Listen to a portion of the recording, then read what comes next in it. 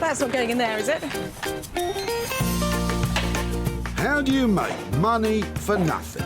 Ooh, that's got lovely legs. The answer could be hiding in over 20 million tonnes of household waste thrown out by us every year. I'm now going to swan off. That's why entrepreneur Sarah Moore wants to get her hands on things before they hit the skip.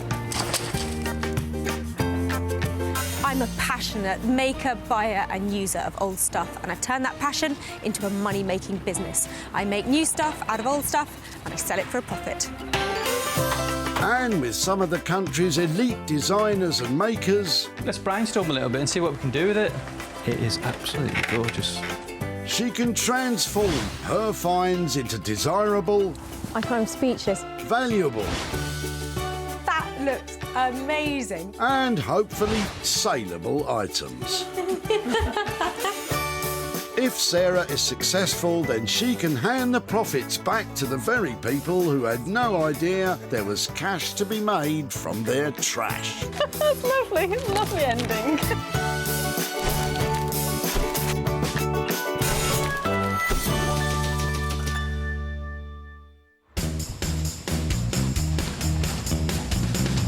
Today, Sarah's at the Woking Community Recycling Centre in Surrey, which receives around 300,000 visitors a year. How exciting. The gates have just opened and the cars are pouring in here, packed with potential. Sarah hopes to uncover 3 items with the potential to be spruced up and sold on for a profit. So was that the shower? But just in case you're thinking about doing a pick and mix at your local tip, don't try it. Sarah had to get special permission to work her magic. Give me your rubbish. I'll make you some money. Just like that. Just like what?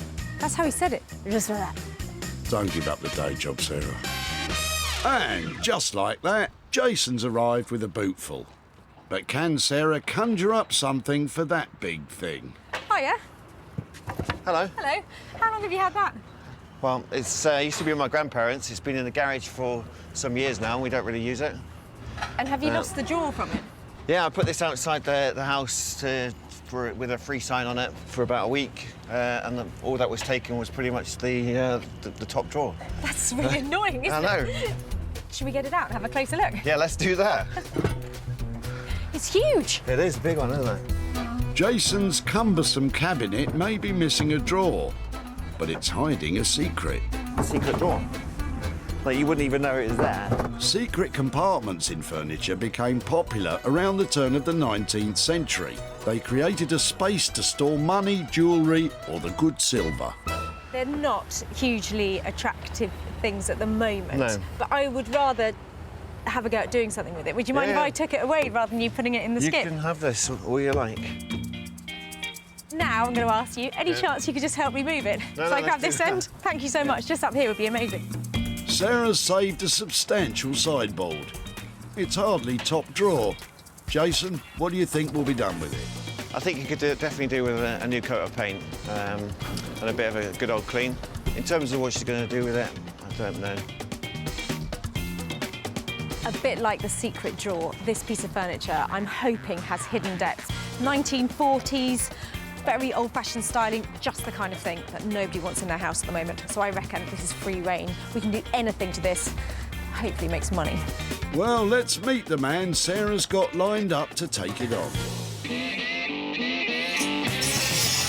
Norman Wilkinson now, woodworking wonder.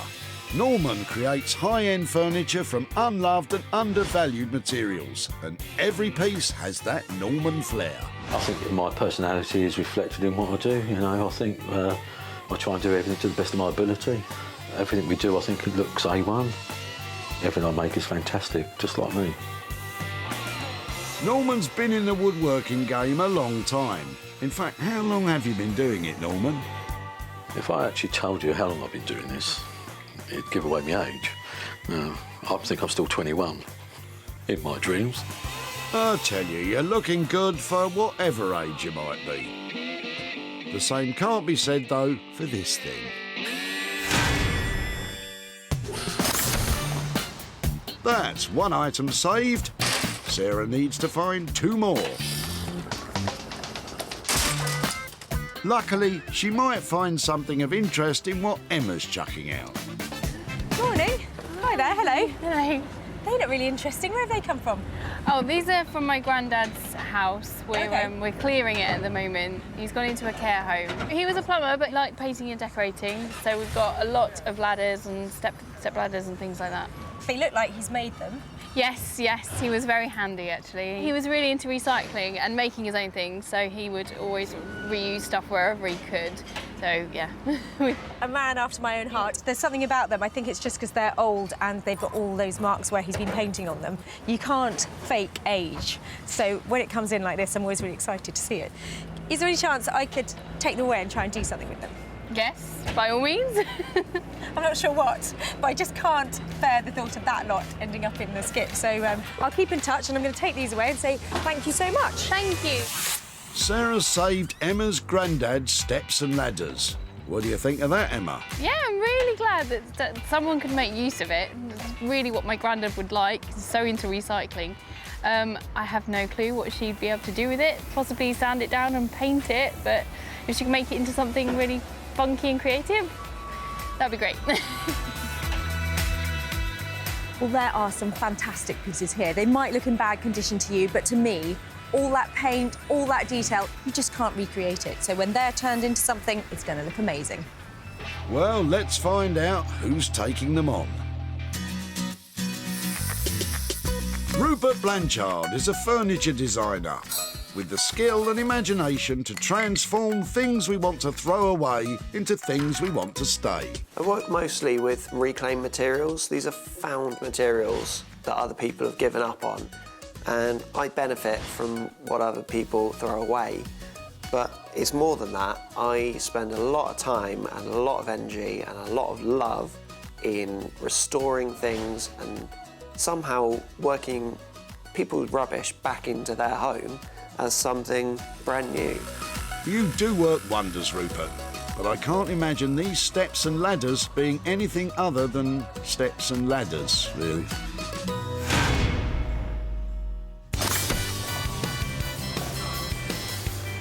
With 2 items tucked away, Sarah needs to find something to work on herself, and she'll be done. Just reflecting on what a wonderful time it's been at the recycling centre. You're not finished yet, Sarah. Perhaps Neil and his daughter Alice will have what you're looking for in the back of their car. What are you using as a dust sheet?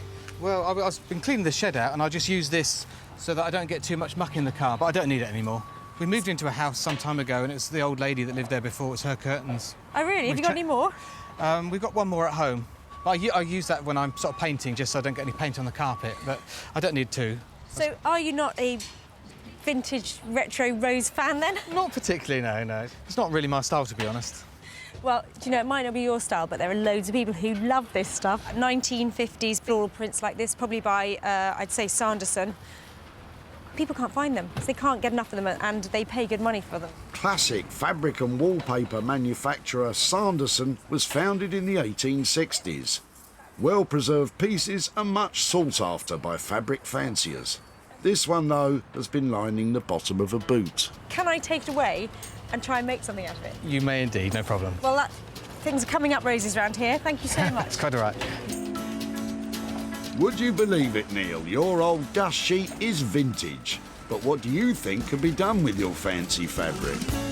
Good luck to her. If she can find some use for it, she'd probably, I don't know, redecorate a chair or redecorate something. I really don't know. It's not really my thing, but I'm sure she can find a good use for it. What's not to love about that? I mean, look, the most beautiful 1950s curtain.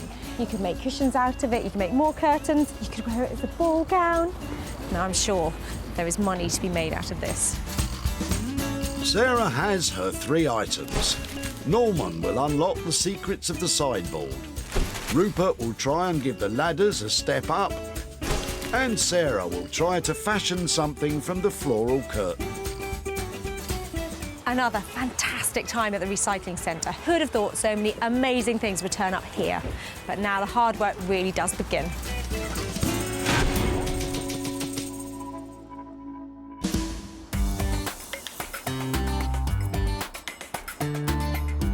For our first stop, we're off to the village of Hellingley in East Sussex.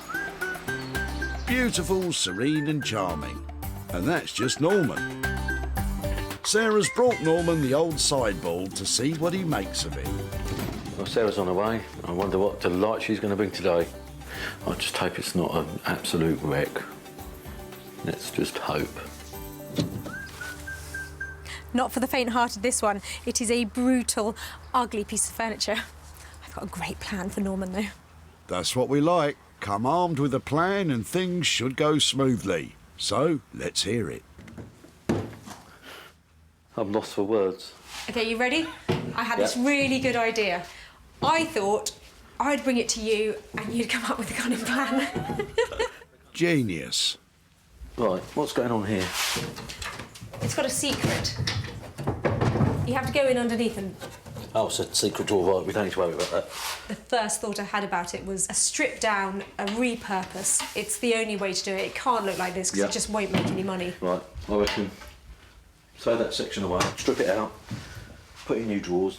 We could then put in a base, so we're making it into a dresser base. OK. We'll put a new top on it, and then we could make a nice dresser rack for it and make it into a dresser for the kitchen. So what do you think then, boss? I'm in. A kitchen dresser. Well, it's better than anything Sarah came up with. We can tidy it up, make it look the business. New drawers and a new top will certainly brighten up the base. We put plate grooves in to get the plates on. But Norman's hoping the addition of a brand new dresser rack to display plates and the like will be the thing that gives it a kitchen-y feel.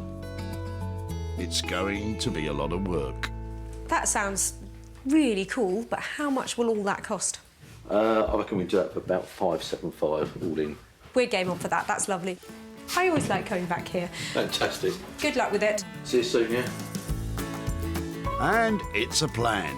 So are you happy with your sideboard, Norman? Sideboard. Well, it's a sideboard.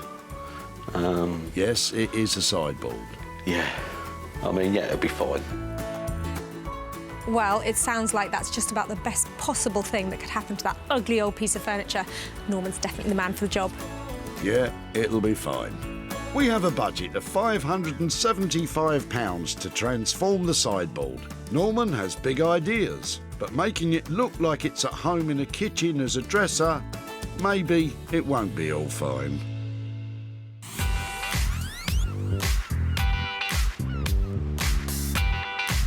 For our next stop, we're off to the seaside town of Margate. Attracting over 1 million visitors a year, this place is all about sun, sea and salvage. So what better place for Sarah to bring her bundle of wooden bits and bobs? I wonder what Rupert will make of them. Sarah's coming over. I'm hoping she's going to bring something that's going to be a bit of a challenge today. I don't want to work on something that, you know, is good as it is. I only like working with real junk, something that everyone's given up on. Rupert, your wish is our command. Well, I bought this super little stack of salvage to Margate, and I hope Rupert's got his thinking cap on because he's going to need some good ideas if that lot is going to be turned into a profit. If you want imagination, you're in the right place. Right, let's get him on the bench then. Would you believe that when I found these, I was absolutely delighted. Right, I'm not sure about that. What have you brought me? Lovely ex-decorator, really good DIY guy, had these and his cut-up ladder, and his family were dropping me off at the tip. I do like these hop-ups. They're nice little things, and I think with a few repairs, they can still go on to, you know, a new life as they are. But maybe just sort of pushing them a bit further. If I turn them into some sort of kitchen steps, library steps, something functional still, something kind of true to the original use. So Rupert's big idea is to turn the steps into steps. Why didn't I think of that? So how many have we got? We've definitely got 3 little step systems going on here. Yeah, there's 3 hop-ups here. I don't see why I can't make at least 3 pieces. I think that sounds like a great solution for all of that lot. Can you put a price on it? If I say 150 for 3 pieces, and then if there's enough material left over, if I can make you something else, would you want that as well? Definitely. You're always going to come up with original plans for the rest of it, so I'm happy to invest. Lovely to see you. Thanks so much. Excellent. See you. Bye. It'll be 3 sets of steps and a mystery item. I can hardly wait. I don't know what I've got really, but I've promised Sarah 3 items, so it's going to be a late night. I think there'll be a very useful set of items. Definitely 3 things there. Am I going to make money though? That's £150 for 3 sets of new step ladders. It's quite a simple plan, so Rupert will really need to make them shine.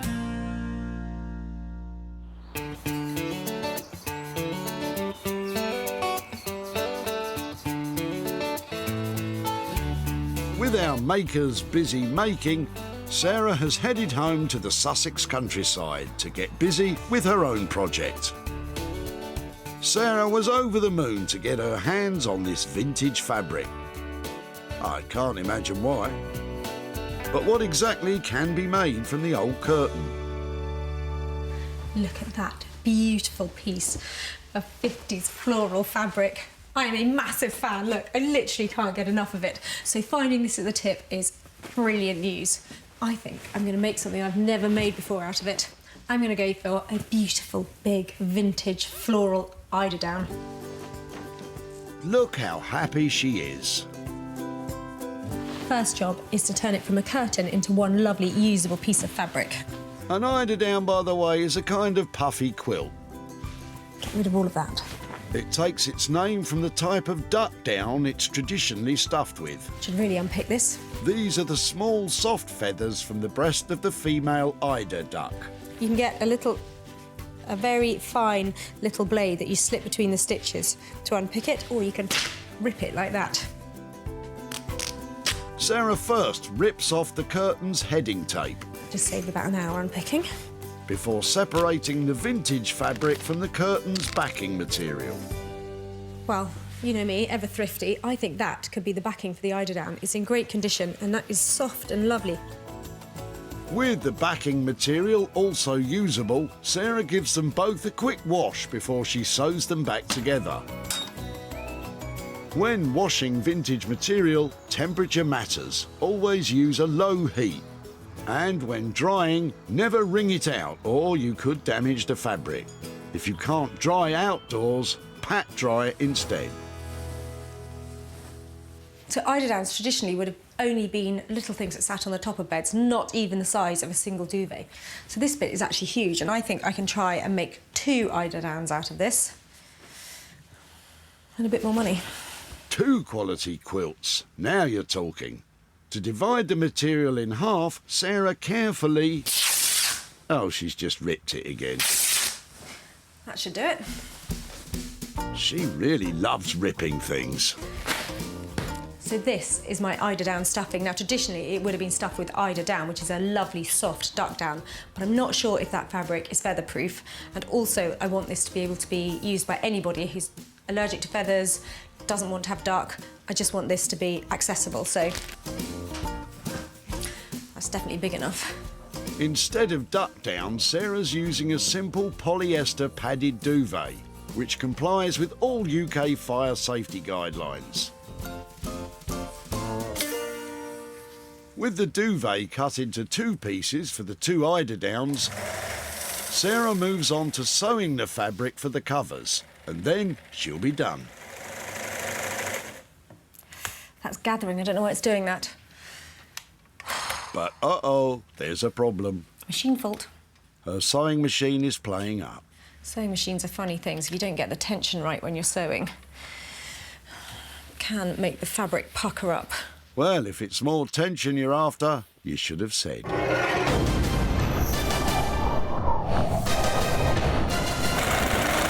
Will Sarah get her sewing machine working? And will the eiderdowns ever get eider done? Stay tuned for more exciting action. Ugh, now that was tense. So far, Sarah's spent just £30 on the stuffing for the 2 eiderdowns. But with her sewing machine on the blink, who knows what we'll end up with. Back we go to Hellingley in East Sussex, where the clunky brown sideboard is about to get the Norman treatment. Sarah's expecting a new kitchen dresser at the end of all this. Norman, what's the plan? The plan is we're going to knock all this apart and then we're going to put 2 big drawers in, so good storage. And then we're going to put a baseboard in here, so you can put baskets and storage under there as well. Then we're going to make a rack for it to put your plates and all your other junk on, so yeah. To store your plates and junk. Charming. So we're going to take the doors off. Norman starts by removing the doors. Because he plans to strip out the middle section to fit new drawers, it means the secret drawer will have to go, which is a shame because it's really cool. You had a little clip there to pull it shut and open, and then you've got like a bed spring here. So, you know, to push it in and out. I've never seen one before with a spring like that, so it's quite fantastic, really. Right, I'm going to take these out. I don't want these. Next, Norman removes all the wooden bits and bobs, which will make room for 2 brand new drawers. Put a rail in there, and then we'll have 2 nice drawers for all your rubbish. For all your rubbish. Charming.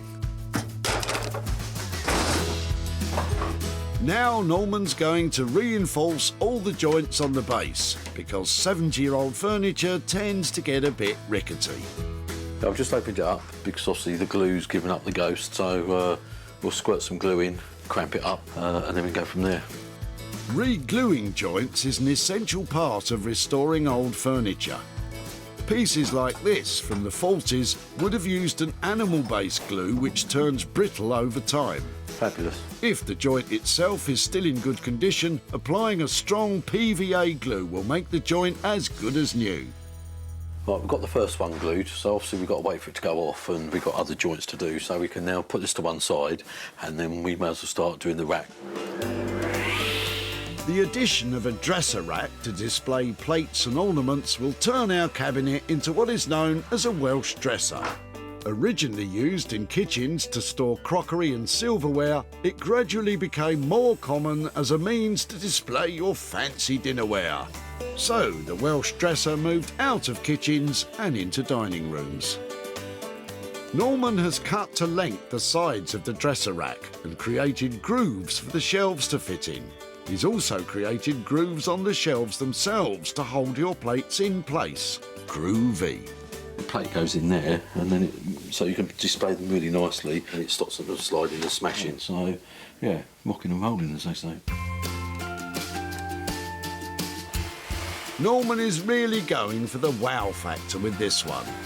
The new rack on top of the base will stand at over 7 feet tall. Beautiful. So to stop it falling over, Norman's making decorative feet. These will sit at the bottom. It's the safest way to save Granny's plates. This thing will be a whopper, and I'm not sure those little feet will be enough to keep the whole thing from falling apart.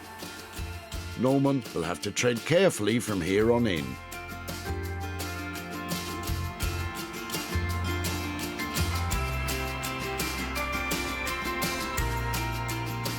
Back in Margate, Rupert's about to begin the transformation of the old step ladders into newer step ladders.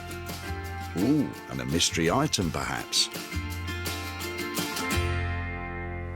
I promised Sarah that I'd make 3 library-type step ladders out of this pile of rickety old wood, and it's going to be quite a challenge.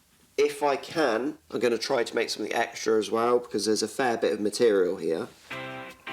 I'd rather not have a bag of firewood left over. I'd rather have something Sarah can find a good new home for.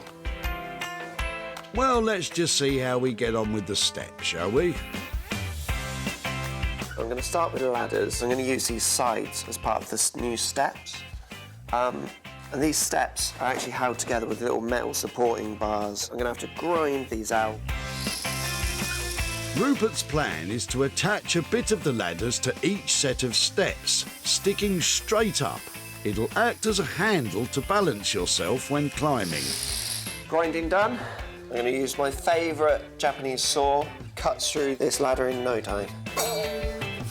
Other than the materials to restore the steps, the handle is the only new element Rupert plans to add. So now I'm going to bring together the side of the ladder that I've cut the steps away from. I'm going to recess it just into the top. I'm going to cut a nice little handle shape at the top, and this will be your secure handle to hold while climbing the ladder. Rupert makes a start on the new handles. He's roughly drawn a shape to cut around, and it certainly is rough. I do want this to look great. I don't want it to look like a botched little homemade thing. This has to be a proper set of library steps, authentic. Library steps are traditionally a dual-use piece of furniture, consisting of a small set of steps that can be folded away into a chair or desk. So, once I cut one side off, I can flip it over and sketch round, and then I've got a perfect mirror image. As there will be no folding feature in Rupert's design, his steps will more accurately just be steps, but decorative statement pieces nonetheless. Yeah, I'm pretty happy with that. That's going to be quite a pleasing shape to hold. I send the edges off. Yeah, it's going to do the job. Putting the handles to one side, Rupert makes a start on the steps. His first job is to remove the bits of wood the previous owner attached to give them another couple of inches of height. But he's struggling. These are really stuck. Cool, blimey. They've just rusted into place and the wood's swollen up and they've got nice and tight. So if I was to use a power screwdriver on these, it would just break the heads right off. So this has definitely got to be done by hand. Come on, Rupert, give it some welly, man. Oh dear. Right, 1 down, 7 to go. God, blimey.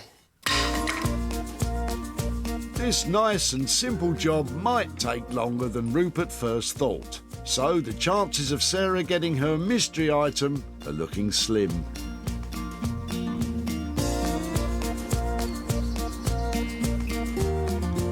Back at Sarah's, it's time to find out how she's been getting on with her eiderdowns.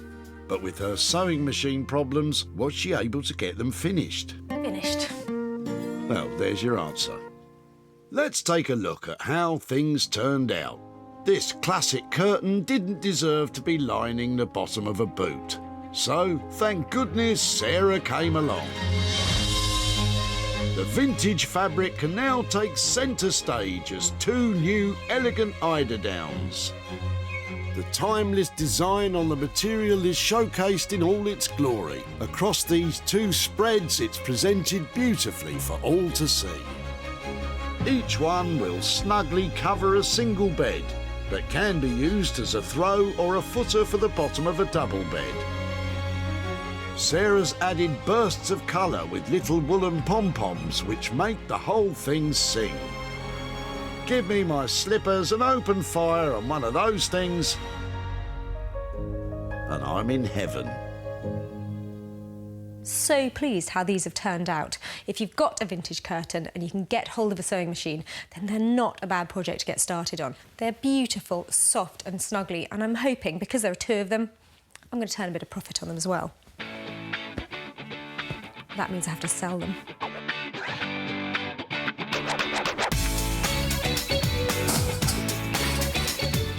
Using as a dust sheet. When Sarah met Neil and his daughter Alice at the tip, she just had to save their curtain. I've been cleaning the shed out and I just use this so that I don't get too much muck in the car. Neil didn't think much of the old thing. We moved into a house some time ago and it's the old lady that lived there before, it's her curtains. He was happy for Sarah to take it away. It's not really my thing, but I'm sure she can find a good use for it. Well, Neil, you were absolutely right.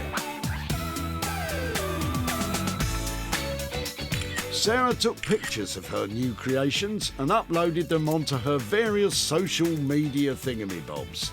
And it didn't take long to find a private buyer who snapped them both up.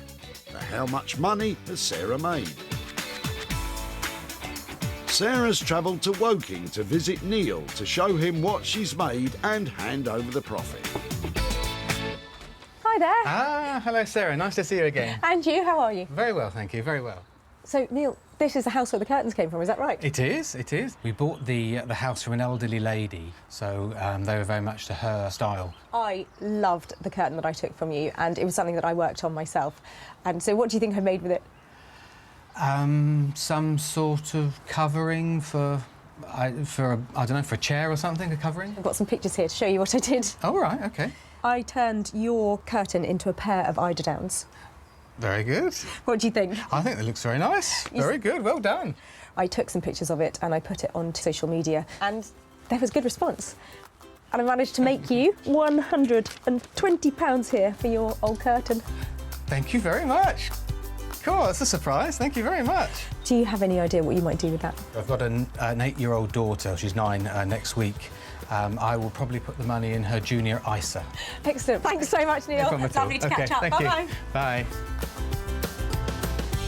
Sarah spent £30 on the stuffing for the eiderdowns. She sold the pair for a cracking £150, meaning Neil has £120 to invest for daughter Alice.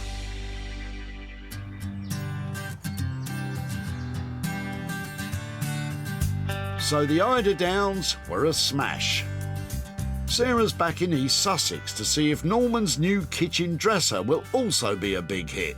Well, it's certainly big. It's pulled together really well. I think we've done the right choice with the drawer arrangement and the doors and everything, and with making the top for it, I think it looks, really quite cool. Well, I'm here to pick up what was a deeply undesirable sideboard.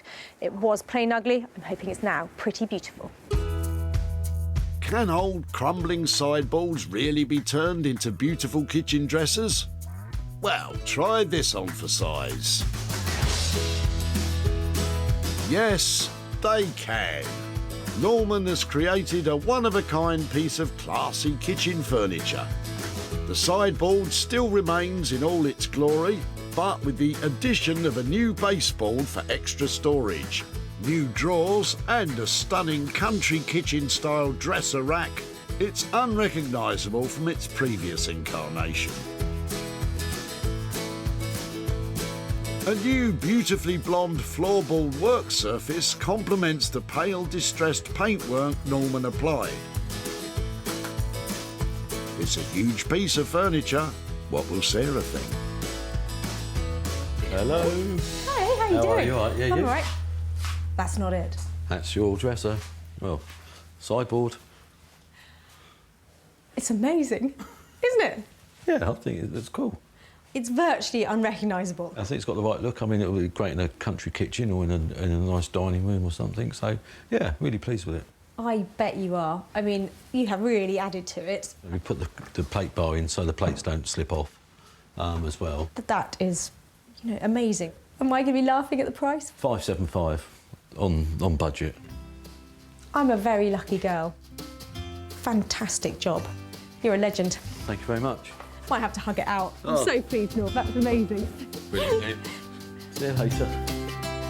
Good job, Norman. You even got a cuddle. I think it's come out really well. Nice big piece, so hopefully she could sell it well and everyone's happy. So, yeah, smashed it. Well, just between you and me, I think Norman might be a bit of a genius. I think you might be right.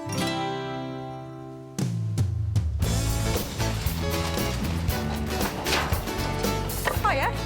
Hello. Hello. Sarah first set eyes on the sideboard sticking out of Jason's boot. It's used to be with my grandparents. It's been in the garage for some years now, and we don't really use it. Jason couldn't give the old thing away. I put this outside the house with a free sign on it, and all that was taken was the top drawer. That didn't stop Sarah, but what was to be done with it? In terms of what she's going to do with it, I don't know. Well, Jason, it's Norman you have to thank for this one, because he created something truly unique. Sarah rushed straight home and posted pictures of the dresser on auction sites, trying to find a buyer. It's a big ticket item, so did she manage to get it sold? Sarah's travelled to Addleston in Surrey to meet up with Jason and show him what happened to his sideboard. Hiya. Hello, Sarah. How are you doing? I'm very well, thank you. Nice to see you. Yeah, and you. Just wondering what you thought when somebody came up to you in the tip and said, "Can I have your rubbish?" Yeah, well, considering I was looking to get rid of it and kind of scrap it anyway, I wasn't too concerned, to be honest. So I took it to a guy called Norman. So I've got some pictures here to show you of what he did to it. So I think probably that's how you remember it. He turned it into that. Oh, wow, amazing. It's like a proper kitchen unit now, isn't it? It's a real dresser. Yeah. It's now a lovely big piece of furniture. Would you give it house room now? Yeah, it's actually amazing what he's done with it. I'm pleased that you like it. It's a big piece of furniture. It's got a high price tag on it, and I haven't managed to sell it yet. Okay. So I'm going to carry on putting it out there and selling it. So as soon as I've made it, I shall be sending that to you, and hopefully that'll go to some good cause. Yeah, without a doubt, I'm pretty sure we'll put that to good use. Fantastic. Thanks, Thank you. Jason. Look forward to it. Bye-bye. Norman's costs for the project were £575, but without a sale, Sarah's facing a potential loss. Though I'm confident with a bit more time, she will be able to sell it, and will be back in touch with Jason with a profit.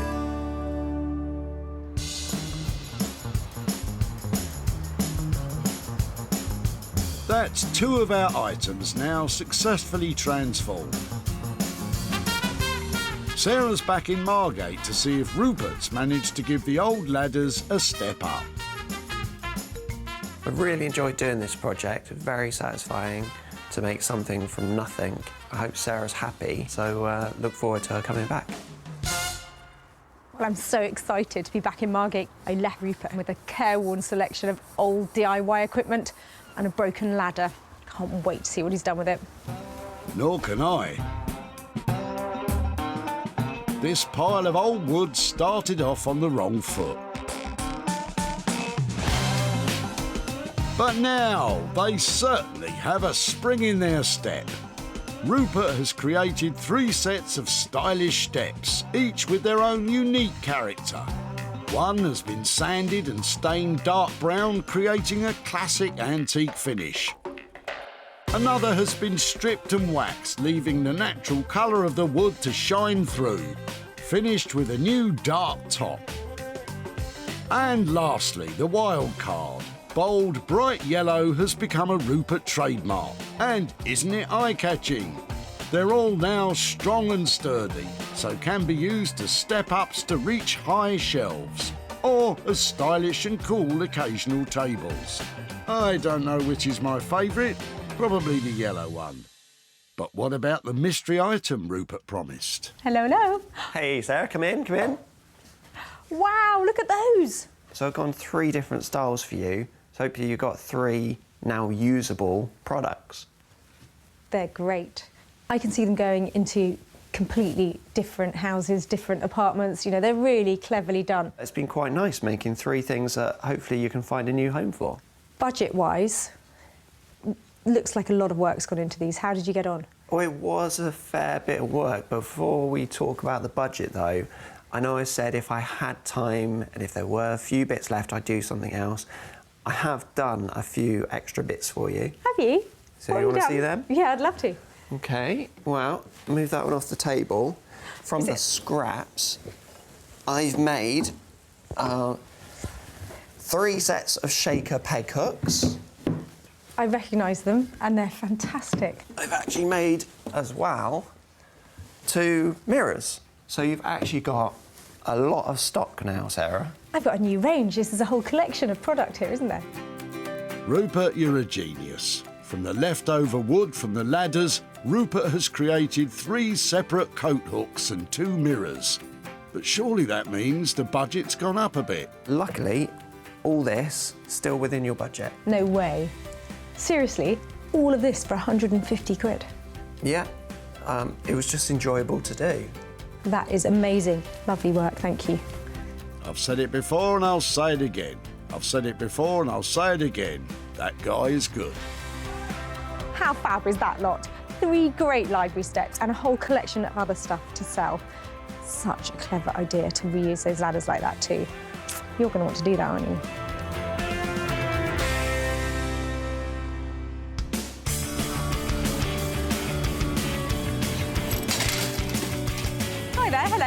When Sarah stopped Emma in her tracks at the tip, she wanted to know more about her steps and ladders. Oh, these are from my granddad's house. We're clearing it at the moment. Sarah loved the handmade look, He was really into recycling and making his own things. A man after my own heart. so took them off, leaving Emma guessing what would become of them. If she could make it into something really funky and creative, that'd be great. Funky and creative.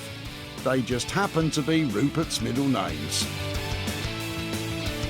Sarah was then on a mission to get every single piece sold. She showcased them at her barn sales, drummed up interest online, and finally got her first sale. 3 of Rupert's pieces were bought by a vintage and antique shop in Falkirk in Scotland. Owners David and Yasmin couldn't be happier. Oh, these are really nice, Dave. I don't know if these are going in the shop or coming home with us. What do you think? So that's 3 down, but did Sarah manage to shift the whole lot?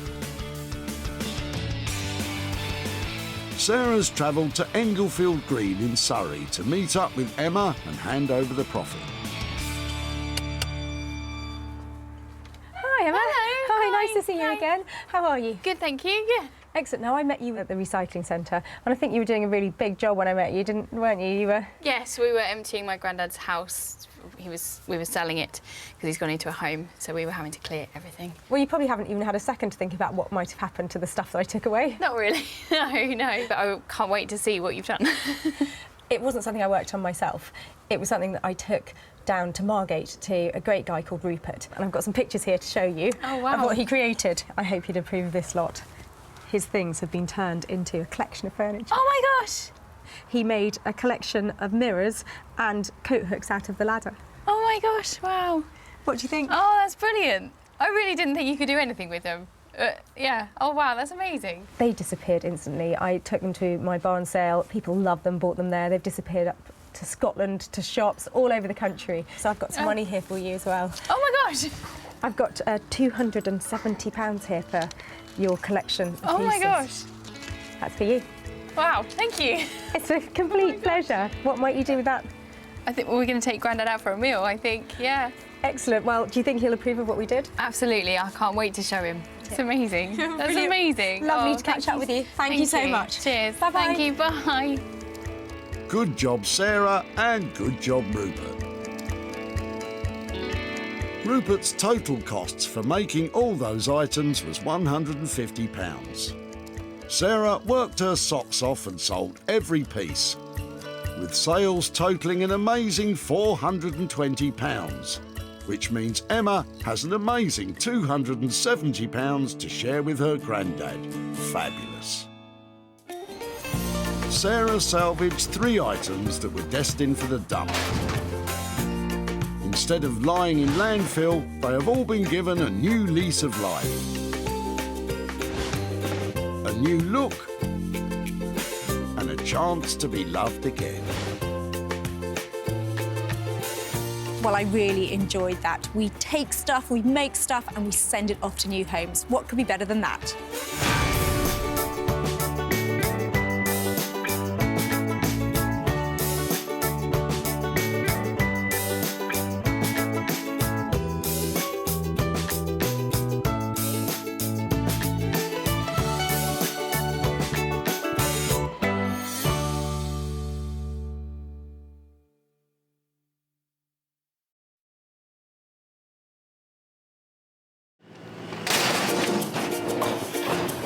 Well, you haven't got anything I can recycle, have you?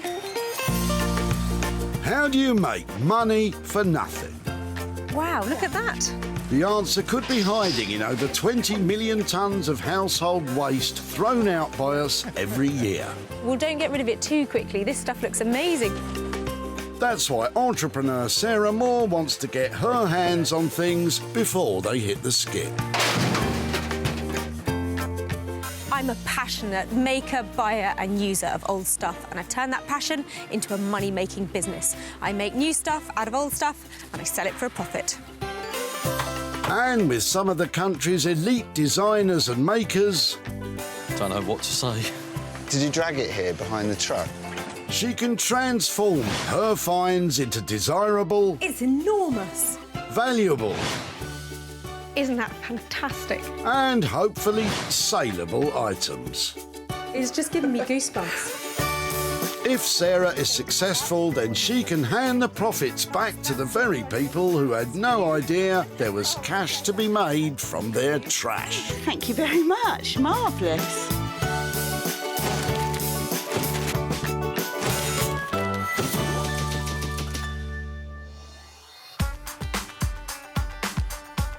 When it comes to recycling, Whitley in Surrey has got it covered, as does our very own Sarah Moore.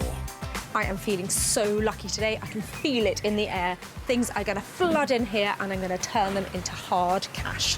Whitley processes over 600 tonnes of household waste each month. And it's where Sarah has come to search for 3 items which she believes can be revived, in the hope of creating a profit for their owners. I think that's brilliant rubbish just turned up over there.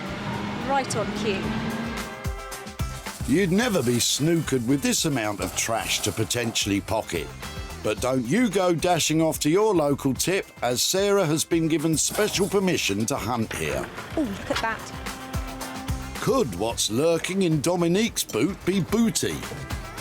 That looks interesting. What is that? I have no idea. Is it yours then or not? It is mine. It's been in the fireplace. Excellent. Cobwebs. Yes. We just don't want it anymore. I wonder what it was. It looks like some sort of hopper, doesn't it? I've no idea what it was used for. It's just always been in the fireplace. I love it. Okay. Have you polished it for years? No, Just no. as it is. So it's obviously made of copper, and it looks like it might have been the kind of thing that was feeding some sort of industrial or farm-related, possibly, yes. you know, or coffee Yes. beans or something like that. Yeah.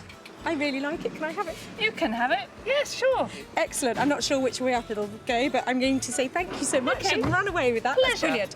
Okay, Okay, thanks. bye-bye. Bye. Though Dominique has no clue as to this little hopper's history, does she have any idea of what Sarah might do with it? I hope she's going to get inspiration from it and make it into something really special.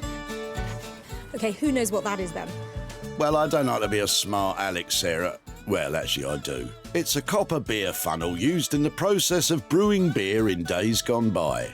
But I do know one thing about it. Metallic trends are still really strong in interiors, and this is a great copper colour. So somebody's going to like it. I just need to find somebody who really likes working with metal. Who will that be? Meet Josh and Ollie, designer makers and best buds. These boys really think outside the box, and the results are always interesting. I think what's probably most exciting about what we do is the fact that we have this workshop and we have like all these different materials that we can work with. So there's just quite a large scope for what we could potentially make. Quite often when I'm at home, I just have like a little idea come into my head, and it's really nice just to then be able to come in. You've got all the tools, all the materials that you need, just to then be like, right, I'm actually going to make this thing. And that's really satisfying. The good news is that Sarah's already had a little idea for the copper hopper, and it will look great as a hat.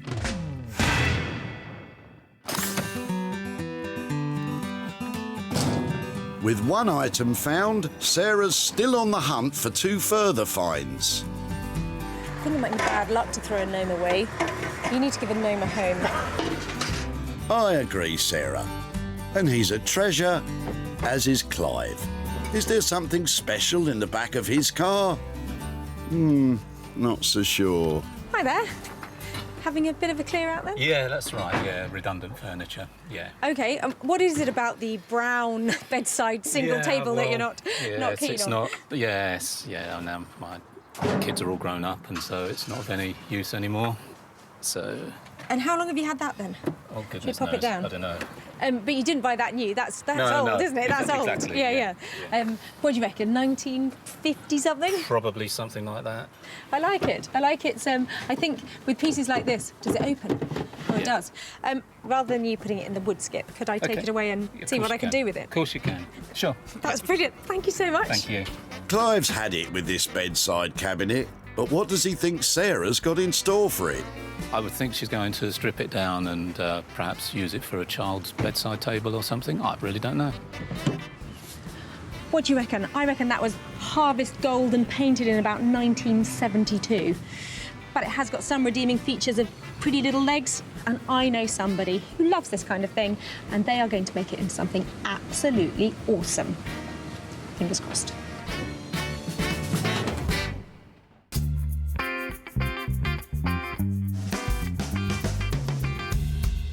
Emma Walker is a furniture restyler.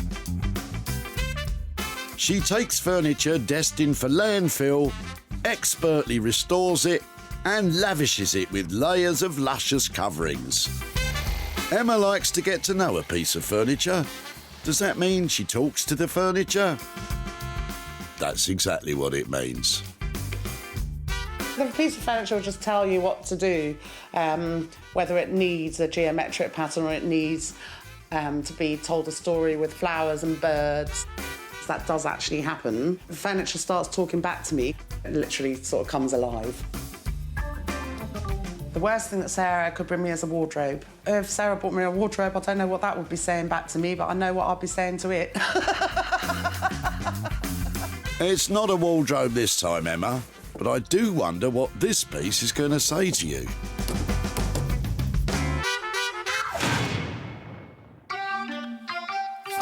Two items taken, leaving Sarah with just one to find. An item which she can work wonders with herself. An item which suits her to a T. This is the one I like.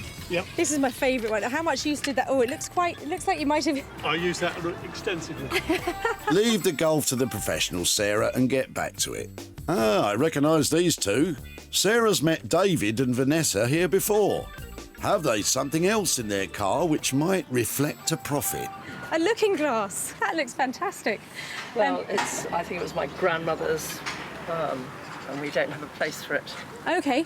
And it's kind of big and heavy, and someone's painted it, which clearly they shouldn't have done. It's really cool. What else have you got? What are you dropping off today? So we've got this, and we've got a sort of pot cupboard over here. Oh, wow. Which must have been in the old days when they had no plumbing, I guess. There's not a lot of use for the washstand anymore, is it? It is a derelict piece of furniture, isn't it? I think people put plant pots in them, do they, or something? Yeah. Or, I don't know. Fantastic. There's something about the pair of them that probably they're both bedroom related. Yes, It I might be guess. nice to keep them together and see if we can put them as one piece or something, but they are all you could hope for turning up at a tip. Good, well, absolutely. Well, I don't want them, so I'm delighted. Let me take that one away first. Right. Well, that's good. Job well done. More space in the shed. And you can never have enough space in a shed. Sarah seems to think these two very disparate objects might be a marriage made in heaven. I can't see how, but she's obviously cleverer than me, and so let's see what she comes up with. I'll be very interested to see the end result. Look at these two. That is a pot stand, and that is a beautiful Victorian mirror. So I'm hoping the pair of them might be able to be married together to make one thing, or perhaps we just concentrate on this lovely mirror and turn that into a profit. Sarah has her 3 sets of items from the tip. Josh and Ollie will work on the copper hopper, Emma will transform the tan bedside table, and Sarah will see what can be done to the washstand and mirror. It's been hard work today, but well worth it. I am so pleased with what's turned up here, and I think there's potential to make lots of money. In the tranquil countryside of West Sussex lies the workshop of Josh and Ollie. Their speciality is creating handcrafted items with a contemporary style. What's not a speciality of theirs is synchronised mallet juggling. But to be fair, what better way to pass the time awaiting the arrival of Sarah? We're looking forward to Sarah turning up here with some weird thing, aren't we? Some random bit of junk. Found in the tip somewhere.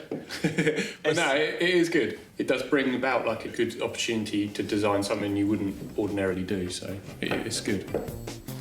It's like a hive of creativity around here. So I bought the boys my copper hopper, whatever it is, and I'm hoping they're going to have some bright ideas about what to turn that into. Look, I told you already, Sarah, it's a copper beer funnel. Oh, hello. Hi, how you doing? Yeah, good. Nice to see you. Are you okay? Yeah, look what I've got. Cool. Very nice. Any immediate thoughts what to do with it?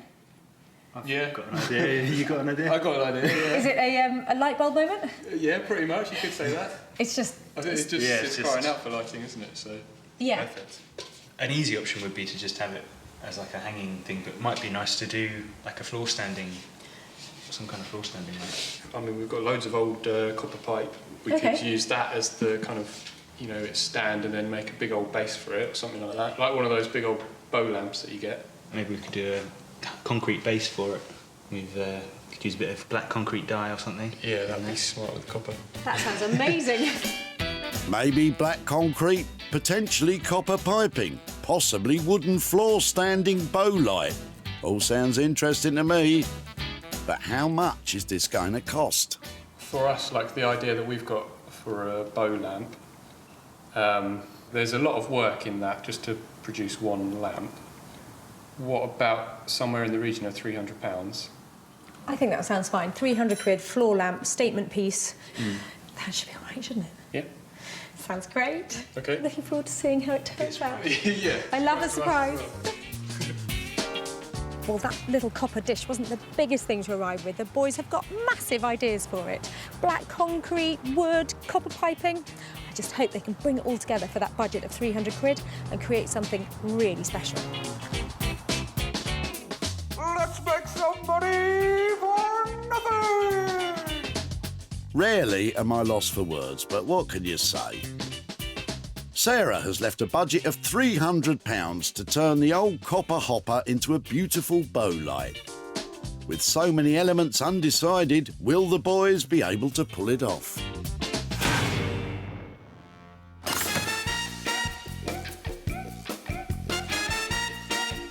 I've got my trousers rolled up and my hanky on my head, as I do like to be beside the seaside. Which is just as well, as Sarah has arrived in Brighton to deliver the tan bedside drawers to Emma.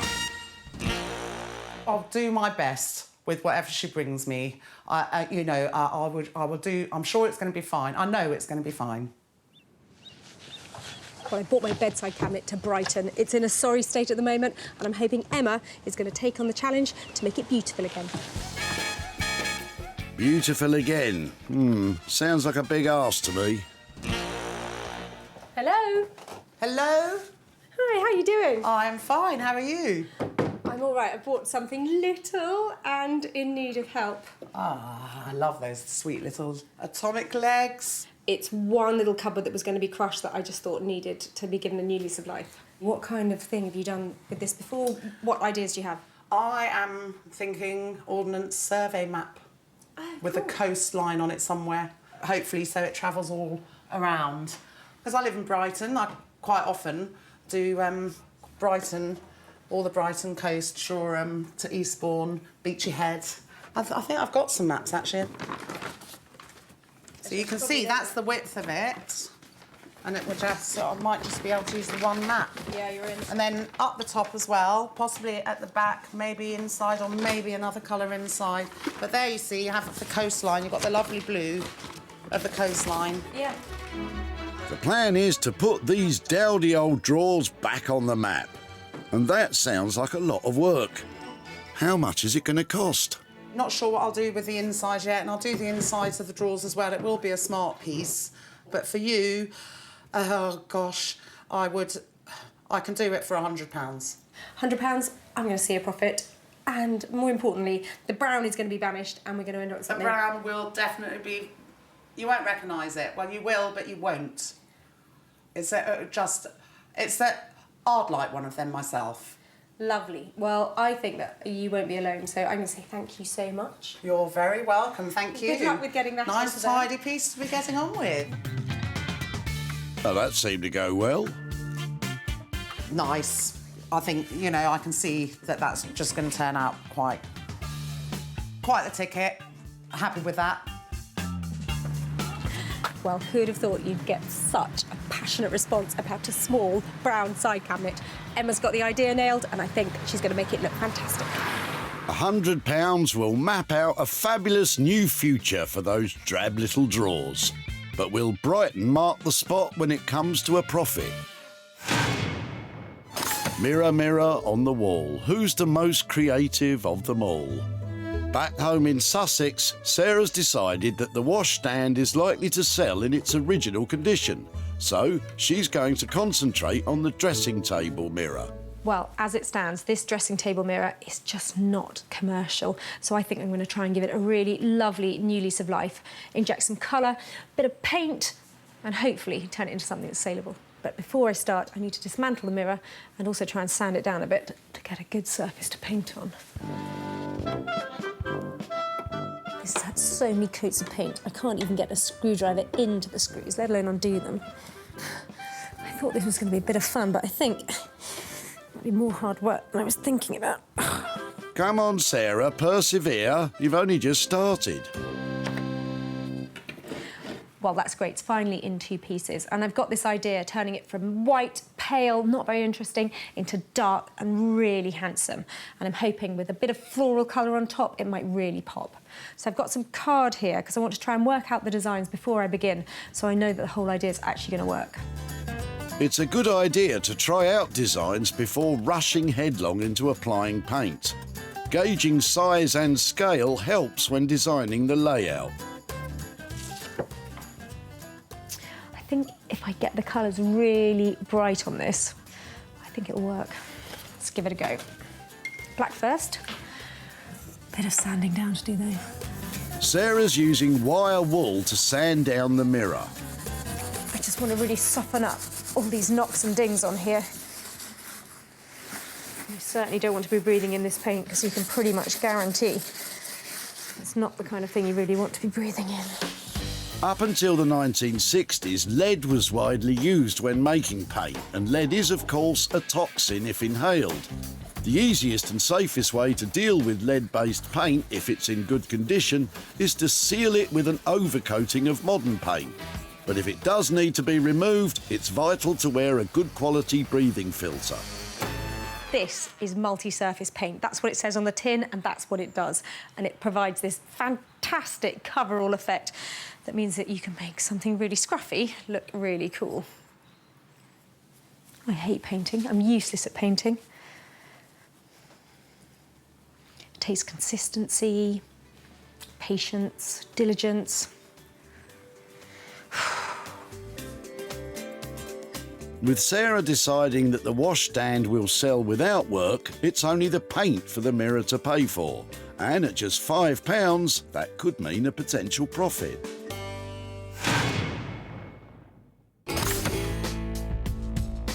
"10 miles away from Sarah in Halnaker, Josh and Ollie have been left with the copper hopper. And the boys are well underway with the design process. Their initial thought was to make the stand of the lamp from salvaged copper pipe, but it looks like there's been a change of heart. It would have been good to use the pipe, but one, it's really difficult to get a clean bend on it, and two, you're really limited with what you've got here, so it might be a bit kind of like chaotic and not very tidy. So I think we're just going to make up a wooden one. All right, shall we clear away those pipes then? Yeah, OK. Copper is no longer to be the showstopper of this lamp design. The boys will now create the stand from wood instead. That's one way of clearing up. All right then, Mildy. Concrete. Let's get these mixed up. Yeah. Better get the old beast. Yeah, getting cracking. The Beast, that's a strange name for what's simply a mains-powered handheld mixer used to mix the concrete for the lamp base. For the lamp to be stable, the boys are creating a polished concrete base. They will colour it black using concrete dye added to the mixture. And yes, probably best to avoid the head banging.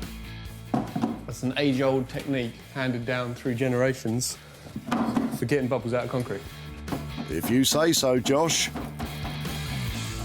With a dustbin being used as the mould, the time the concrete takes to set allows the boys to attack the wooden stand, and they have an ambitious plan. This process is going to be called laminating, so we'll make up loads of strips like this out of our oak, and then we're going to plot out the shape on this board.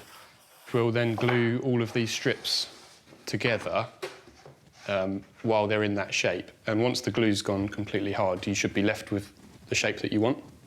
So that's the plan. We've never done this before, so it could go horribly wrong, but should be all right.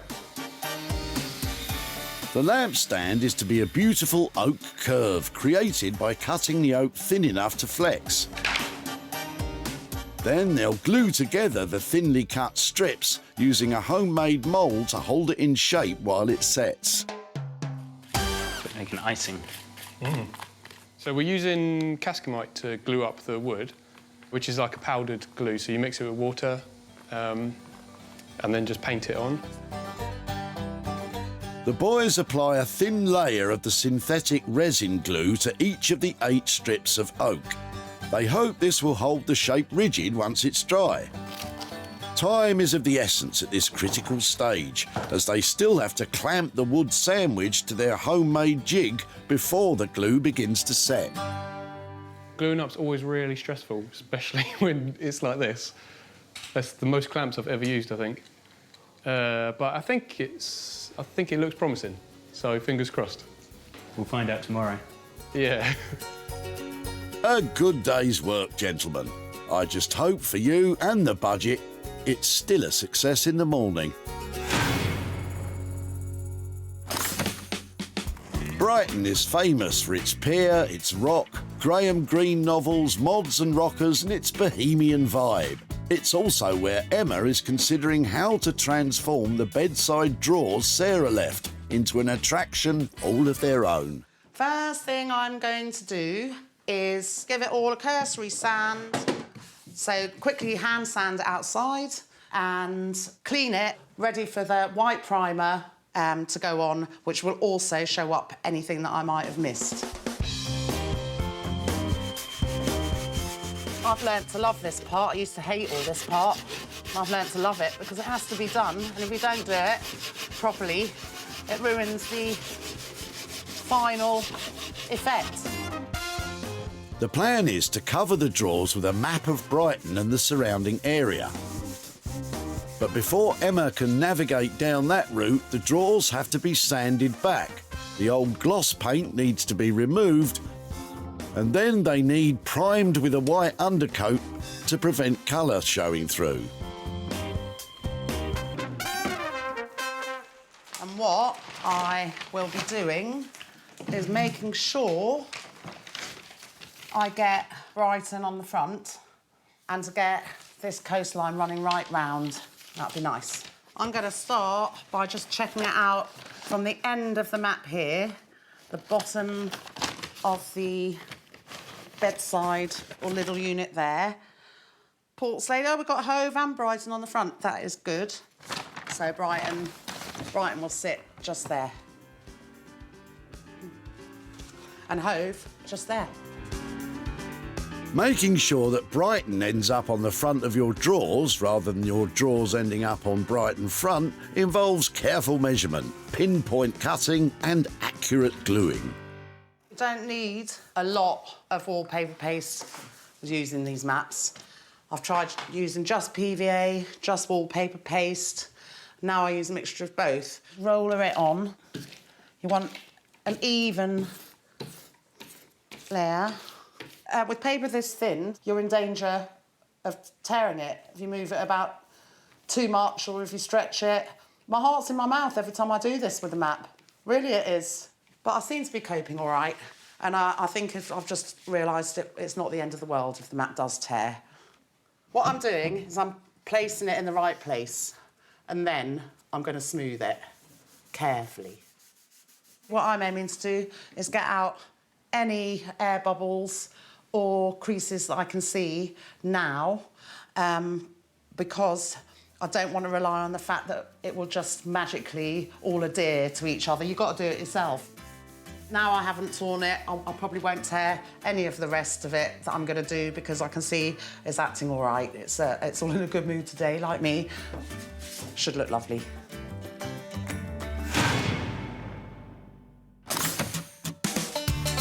In West Sussex, Sarah's back home at Reclamation HQ. She set aside the washstand to sell as is. She's also putting the finishing touches to the mirror, and it's been a painstaking process. This is taking forever. But it's really good fun. I feel like it's coming on, and it's looking quite pretty. But I think it needs just one extra detail. I'm going for gold. You just have to wait for this glue to go a tiny bit tacky and then drop the gold leaf on. Oh, that's beautiful. That's definitely adding value. Look at that. Love gold. Sarah uses Dutch metal, which is actually an imitation gold leaf. Wow, that's changed. When Sarah saved the mirror from the skip in Whitley, it was dull and distressed. Sarah stripped down the mirror to its parts, sanded back the painted surfaces and given it a completely contrasting paint job. She has painstakingly painted each and every leaf and flower by hand, finishing off the look with imitation gold leaf. It certainly does look different, but will it be too radical to reflect a profit? Well, it's certainly a look, isn't it? People are either going to love it or hate it, and I'm hoping there's a few people out there that love it. I think the gold detail really lifts it, and I'm hoping it's going to lift it into profit. Just got to find somebody who loves it. With the transformation complete, all that's required is to let the world have a gander. And what better way than the internet? Who's going to buy this one, then? That's a very good question, Sarah. When Sarah spotted Vanessa at the tip in Whitley, she couldn't have been more pleased. They are all you could hope for turning up at a tip. Good, well, absolutely. Well, I don't want them, so I'm delighted. It was the dressing table mirror which caught Sarah's eye. She's obviously cleverer than me, and so let's see what she comes up with. I'll be very interested to see the end result. Sarah decided it was the mirror that needed a revamp, as the washstand might just sell as it was. Altrincham Market was the final destination for the mirror. Stallholder Gareth snapped it up after it was advertised online. So as people who upcycle ourselves, we can really appreciate the work that's gone into the mirror that Sarah's put in, and because it is such a beautiful piece, we're going to gift it on to my mother-in-law and my partner's mum to say thank you for all the hard work she's done over the years to help us build this business. Hello, boys. Not only did the mirror sell, but the washstand cleaned up too, after Sarah posted pictures of it on Instagram. Sarah's back in Godalming to tell Vanessa what became of her throwaways and to reveal if they've made a profit. Oh, hello, Vanessa. Hi, Sarah. How are you? I'm very well. How are you? Fine, thank you. Fine. Fine. So I said I'd be back in touch when you turned up at the recycling centre with all that stuff that was coming out of the back of your car. Is literally the stuff of my dreams. Tell me about the dressing table mirror and the washstand. I think it must have been my grandmother's, and I think somebody painted it white at some stage. Yep. Maybe my South African mother looks like, but I don't know, but I don't need it. Well, it had lovely age to it. They aren't hugely commercial because we just don't sit at dressing tables as much. No. But they are things that are decorative, so I went down that route. I thought it'd be lovely to make it look as pretty as possible and see where that led. So I've got some pictures to show you what it did with it. Yes. I hope you approve. Your mirror now looks like that. Psychedelic.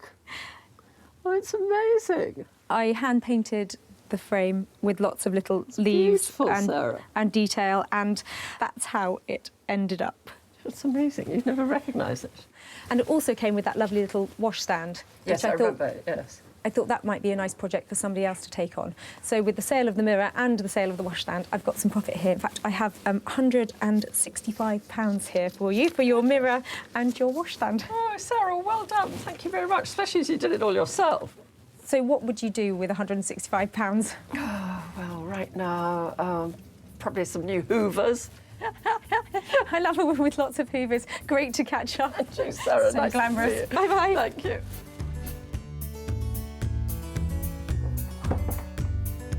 Sarah spent just £5 on materials revamping the mirror, and with the washstand selling without being worked on, £170 was generated in combined sales, leaving Vanessa £165 to put towards a new vacuum cleaner.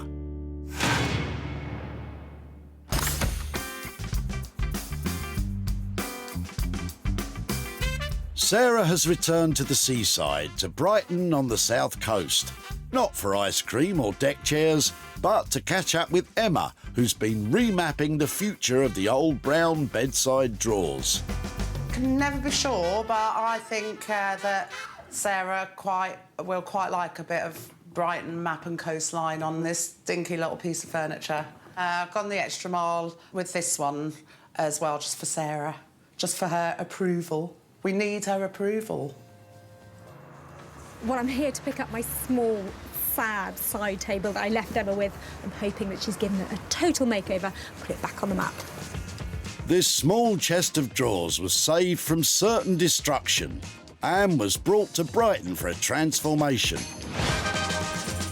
And what a transformation it is! Emma's provided a fresh, contemporary new look by sanding, priming and covering it with a map of the local area. Emma has revived it completely. Adding a glass top for durability, the legs and the interior of the drawers have been painted complementary colours of green, white and red. Let's hope Sarah will appreciate the route Emma has taken. Hi! Hi. Ooh. Let's see it. See the front of it, all the way around. Looks really cool. Yeah, well, it's a really neat shape, this, right on trend, this shaped furniture, and the inset handles here and what have you, all nice and streamlined. It was brown, glossy. I mean, personally, it wasn't my cup of tea at all. Now it looks lovely, and you've managed to get some glass on the top. Yeah, put some glass on the top. Don't often do that, but sort of smartens it up, makes it a more complete piece of furniture as well. Wow. Little pop of colour. That's fantastic. I love that. That's what they say, isn't it? OK. So I think we were hoping for around 100 quid to convert it to make it look, lovely again. How are we doing on that? Well, still 100 for the work, and I used an extra map as well. But if I could put £10 on top for the glass that I didn't factor in, would that be OK? Yeah, that's great. Excellent. That's no problem. Yeah. So 110. We're going to make some money on that, aren't we? I think so, yeah. I think you've done a very good job on it. I hope so. I think, yeah, someone will want this, whether they're in Brighton or not. Yeah. Yeah. People like Brighton, don't they? They've got a soft spot for it.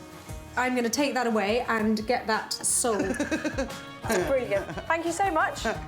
You're I'll be in welcome. touch. It's lovely to see you. And you. Thank you. Bye. Bye.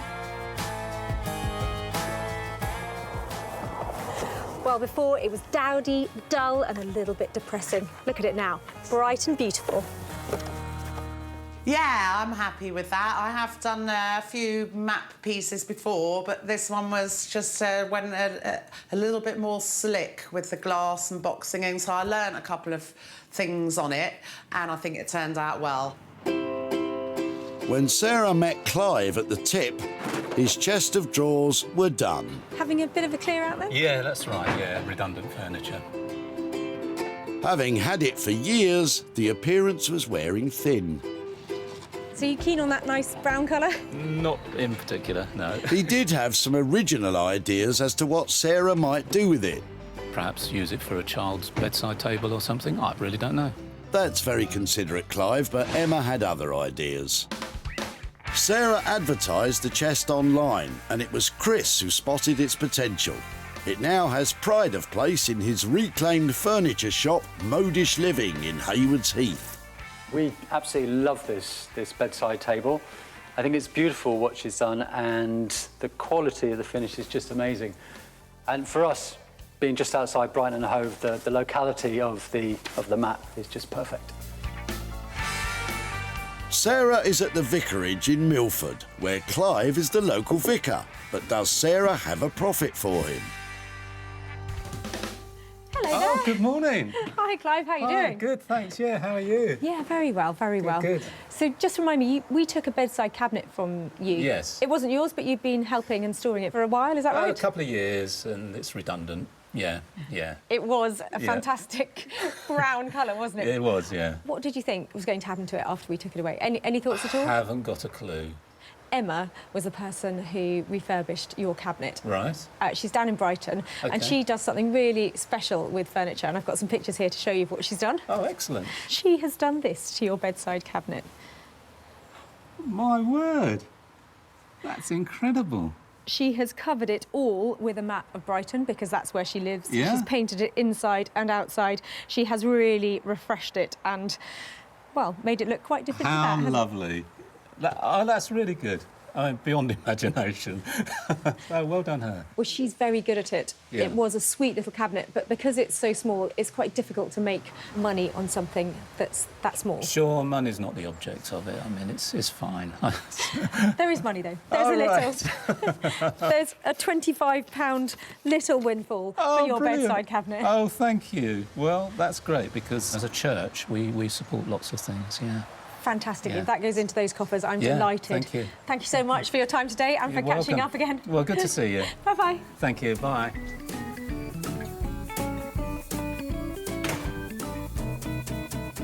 Well, it was lovely to catch up with Clive. I think he was really enthusiastic about the way Emma had rejuvenated that cabinet.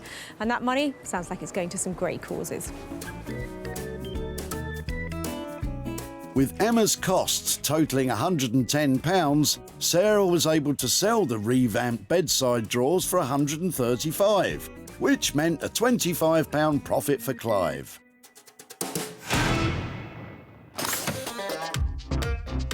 With the old dressing table mirror turning a profit and the revamped drawers off to a new home, Sarah has returned to West Sussex and the workshop of Ollie and Josh to find out what became of the copper hopper. Yeah, it was quite a fun project, this one. We immediately knew we wanted to make a lamp. Yeah, that was obvious, wasn't it? Yeah. Yeah, no, I think Sarah's going to, although she knows it's a lamp, I think she's still going to be surprised as to what we've done with it and how we've actually used these materials. So, yeah, no, I think she will be pleased. Our tip-find flower-holding copper hopper has hopefully undergone a total transformation. I'm hoping Josh and Ollie have given it a style injection and it'll now have a place in the limelight. When Sarah dropped off the copper hopper, it had a certain charm but lacked a purpose. Now it's full of purpose, acting as the shade on a beautiful floor-standing lamp. Lacquered oak strips to create a wooden arc and dyed concrete to make the base, the boys have created the epitome of modern design chic, mixing old and new. Hello. Hello. Hey! Lads, that is a stunner. Isn't that cool? Thank you very much. How does that stay out there like that? Yeah, some really clever planning. That is fantastic. Genius. I thought it'd be really clunky or, you know, not clunky. I thought it might be a struggle to get this into the right kind of scale. We did think about building it out of copper pipes, but we decided it'd be much sleeker if we did something with like a nice oak. Oh, I think it's lovely. How is it? Oh, I bet that. And go on then, give us the reveal. Do you want to do the others? Oh, what? Applaud. Yep, go on then. Oh, okay. That's really quite subtle, isn't it? So has it got... Yeah, it's just one of the nice warm squirrel cage bulbs. It's fantastic. Tell me you're pleased with it. Oh, yeah, definitely. Yeah. How about budget? Because I know lighting you can sell for a good budget, but what did you come out on this one? It was pretty tight on this one, wasn't it? Because it was there was 300 quid left on it. So are we squeaking in on that? Is that all right? Well, yeah. I mean, we'll stick to that. It's very clever. Cool. I love it. I'm so pleased. Good. Thank you. Absolutely fantastic, this design. Cool. Thank you very much. Lovely. I shall see you very soon. See you later. It's another winner from Josh and Ollie. All that's left is for Sarah to find a buyer. It turned out kind of how we wanted it, really, like quite sleek and designery and... Yeah, I'm really pleased with how it went, and Sarah seemed to be equally happy, so it's cool. Well, in different hands, that old copper hopper could have been transformed into a salad bowl or something, but Josh and Ollie have turned it into something cool and contemporary. It's a stunning piece of design. When Sarah caught up with Dominique and her copper hopper, its purpose was unclear. I've no idea what it was used for. It's just always been in the fireplace. A lack of clarity has never stopped Sarah before, and it didn't this time. So if I can have it... I'll be very interested to see what you can do with it. Happy to see it go, Dominique hopes for the best. I hope she's going to get inspiration from it and make it into something really special. Is there anybody there who likes working with metal? Sarah advertised the lamp online, and it was lighting shop owner Matt who bought it. A really great industrial style lamp, especially with a concrete base. Goes in with the rest of our stock. We'll be able to get rid of it pretty quick. Sarah is in Hazelmere in Surrey to catch up with Dominique and show her what became of the copper hopper.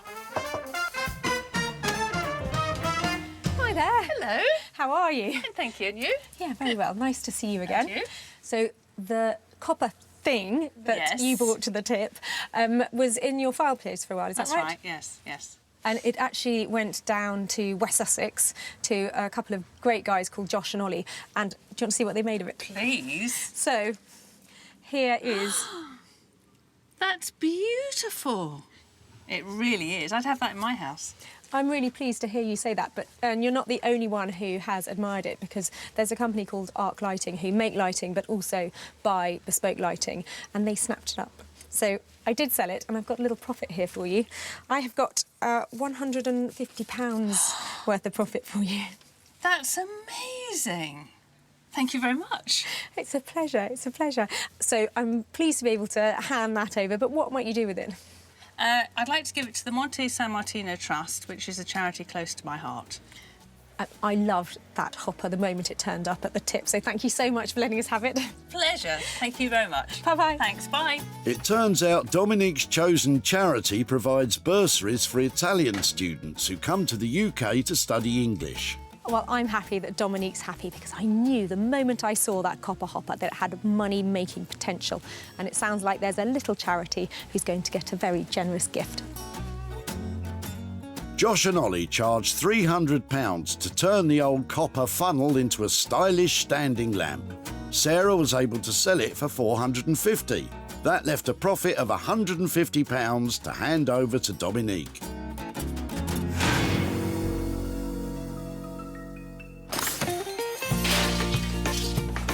Sarah salvaged unwanted items from the Whitley Recycling Centre. Clive's bedside cabinet was remapped by Emma. Dominique's copper hopper was lit up by Josh and Ollie. And Sarah took on Vanessa's mirror and washstand. Well, with the help of my talented friends, we've managed to save stuff from the skips and turn them into stylish, saleable items. And we've handed over some money for nothing too. That's a bonus.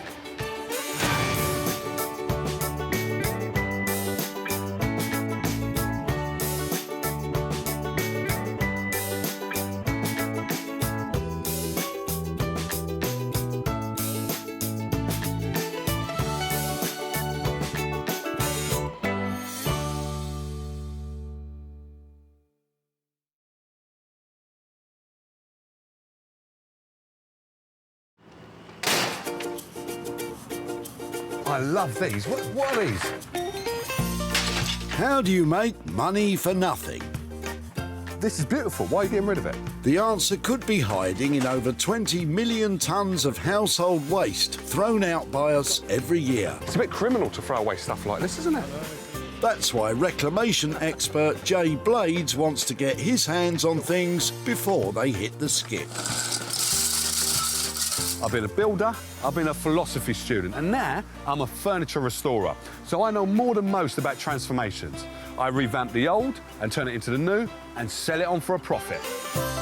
And with some of the country's elite designers and makers... So what do you think? He can transform his finds into desirable... Boom, smashed it. Valuable... It's got real potential. And hopefully saleable items. You've just turned it into a work of art. If Jay is successful, then he can hand the profits back to the very people who had no idea there was cash to be made from their trash. £80? What? Yes.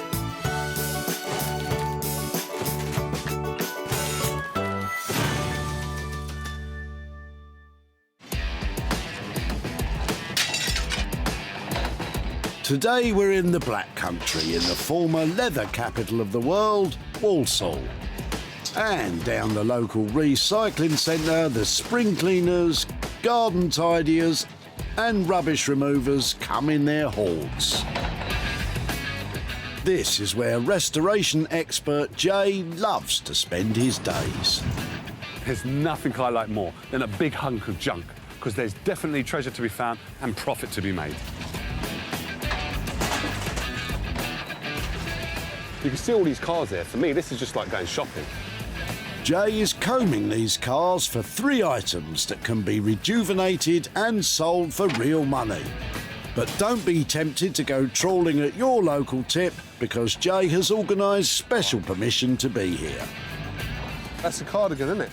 Step away from that cardigan. No, it won't fit me, I don't think. Nicely dodged, Jay.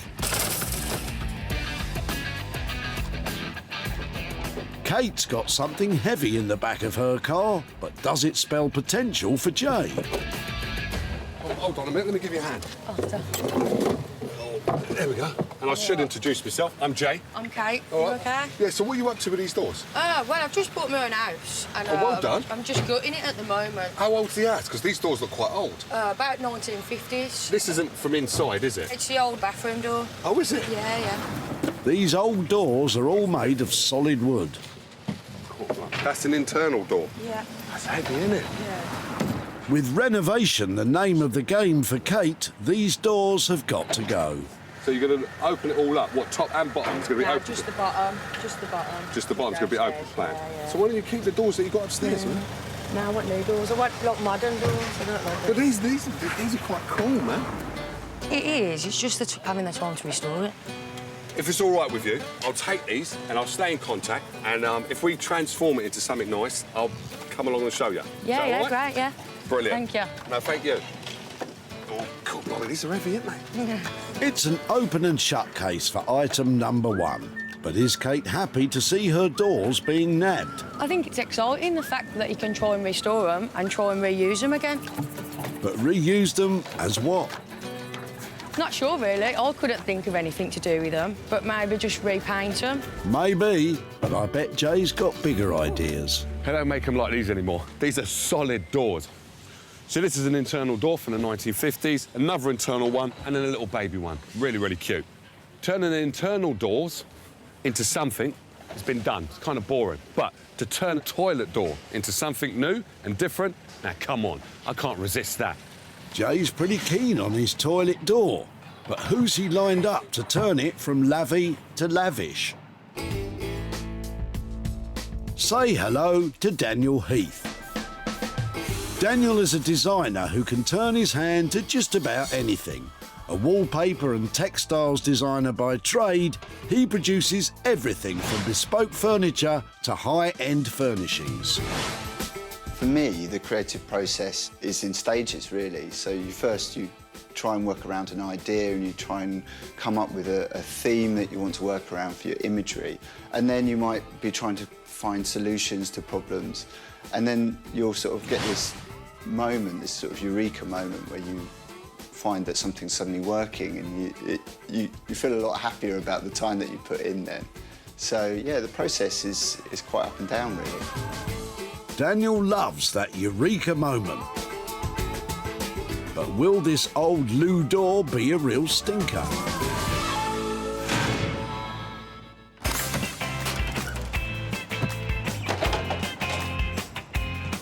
So far, Jay's nabbed 1 item, only 2 to go.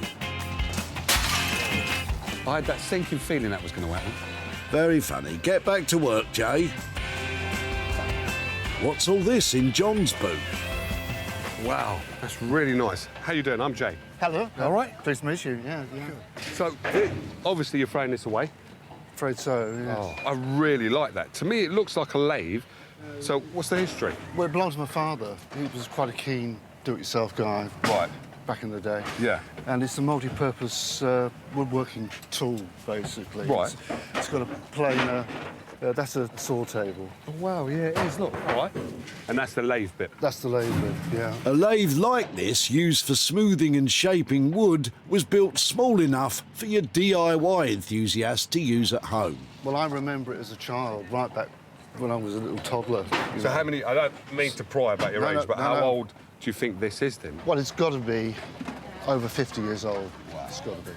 Well, it still looks in good condition. John's dad really looked after his lathe, and that's made it even harder for John to part with this bit of family history. I was feeling really guilty coming down with this because it's still quite good. So you shouldn't feel guilty, because hopefully we should be able to transform this and turn it into something really nice. That is such a better end for this than to end up over there. Over there in the metal bin, in the metal bin. I can go home now a lot happier now than I came down, with the view of throwing it away. That's a weight off John's shoulders. With a little help, Jay's taking away the rather heavy lathe. But does John have any thoughts on what could be done with it? Well, it could be restored to what it was, or possibly the components could be taken off. I'd be really intrigued as to what actually ends up happening to it. Yeah, me too, John. And Jay certainly has lathe love. Everything is in working order. It's been really well looked after. But can you actually turn a profit on it? This reminds me of a programme I used to watch when I was growing up, Metal Mickey. Now, this is definitely Mickey gone wrong. But now it's up to us to turn this family heirloom into a modern-day gem. Well, if you want a modern-day gem, there's only one man for the job. If it's old and rusty, you better believe that Guy Trench has tried to stick a bulb in it. Together with his band of happy helpers, Guy creates one-of-a-kind lighting that is guaranteed to brighten up any home. I enjoy my work so much. Every day is different. I just can't sit still for a second. My mind is always buzzing and I'm looking around everywhere, whether it's a scrapyard, whether it's a skip. Oh, that'll do. Have that out of it. And then clean it up and turn it into something of really great use. Every day I'm creating something. I don't think no banker, no insurance person, no car salesman who's got a better job than I've got. It is a great thrill to turn something for nothing into something. Guy gets a real kick out of his creations, but how will he feel about this old lathe?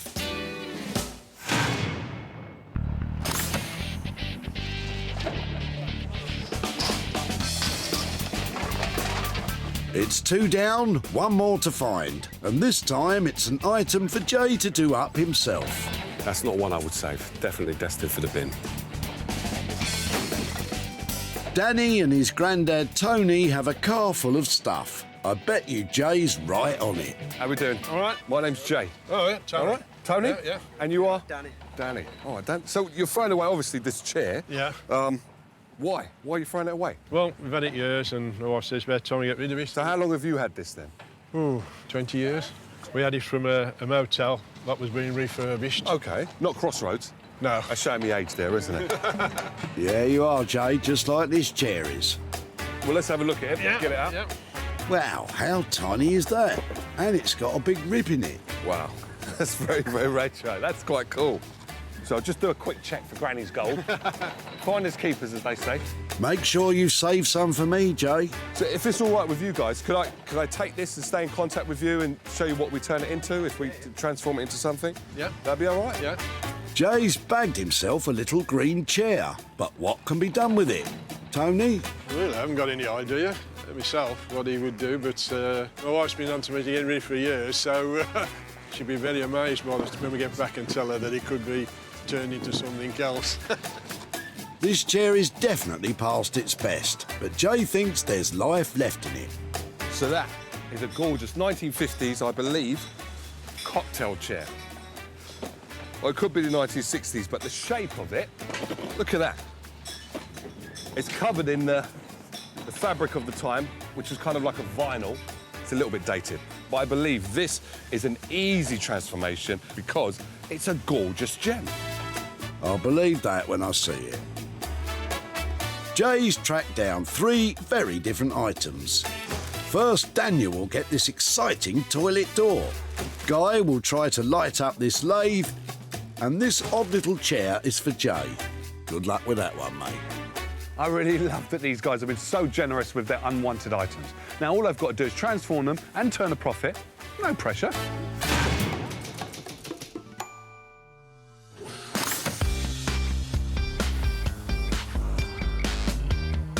In Stratford, East London, Daniel is waiting for Jay to turn up with a weird and wonderful tip find. Jay's on his way over. I hope he can bring me something that I can screen print onto. Be nice if it was something flat, not too much chopping things up and unscrewing things or welding this time. So, let's see. Now, that's a workout. This old toilet door is going to have the transformation of its life. But first things first, Daniel needs to give me a hand with this. Hey, Daniel, how you doing, mate? How you doing? Good. Well, he wanted flat, but a toilet door. Not so sure what he'll think of that. Oh, wow. Cheers, Jay. That's a door, isn't it? No, thank you. It's quite heavy, this is. It's very sturdy, reassuringly heavy, I suppose. Yeah. So this is the side that I believe has all of the character. Yeah, very nice. But that'd be quite hard to print on, do you think? Yeah. It's got this kind of cladding on it, hasn't it? Yeah. Yeah, once that's off, you're going to have the same amount of character, printable, obviously on the blank fronts, but without the brace. And without the toilet roll holder. I quite like that. If we could potentially turn this into a table. Yeah, Keep some of this kind of character here underneath the table. Well, I think, you know, the bracing's quite nice. Hopefully, when I, you know, if I take that bit off the front side, it doesn't then fall to pieces. It will, you know, it'll be braced and it should create quite a nice flat surface for a table. Yeah, so that could work really well. Daniel's going to remove the front panel, sand it down and then screen print his designs onto one side of the door to make a very unusual tabletop. But it's going to take hours, and as we all know, time is money. So how much would all that cost? It is a big piece. It's going to need a good couple of large screens to put the print onto it. Yeah. I think we're talking about 340. 340. I think 340 is good, and if we can, let's try and keep some of the original for me, please. Pretty please. For a dining table, really? Let's just see how that's going to pan out. It's going to look really cool. Look. Shall we just see? See, look, that's a deal. Well, just in case any spillages on the dinner table. That's all right. I've got some tissue here. Yeah. Jay's getting a little bogged down with that toilet roll holder. What does Daniel really think about the toilet door? It's flat. Brilliant. Thanks, Jay. He had some pretty out there suggestions, I'm not going to lie. The only problem that I can see with this is that when I've taken the front piece off, I hope that there's not too many surprises behind there. I'm really pleased that Daniel's accepted the challenge of turning that old toilet door into a cool contemporary table. With his fantastic designs, I know we're going to be serving up a profit. It's £340 for Daniel to create a unique table, as long as it doesn't all fall apart when that front panel's removed.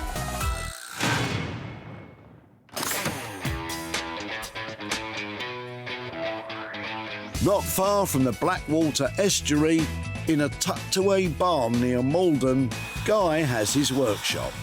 He really loves a bit of rusty old metal. But will he be as keen on this old lathe that Jay saved from being scrapped?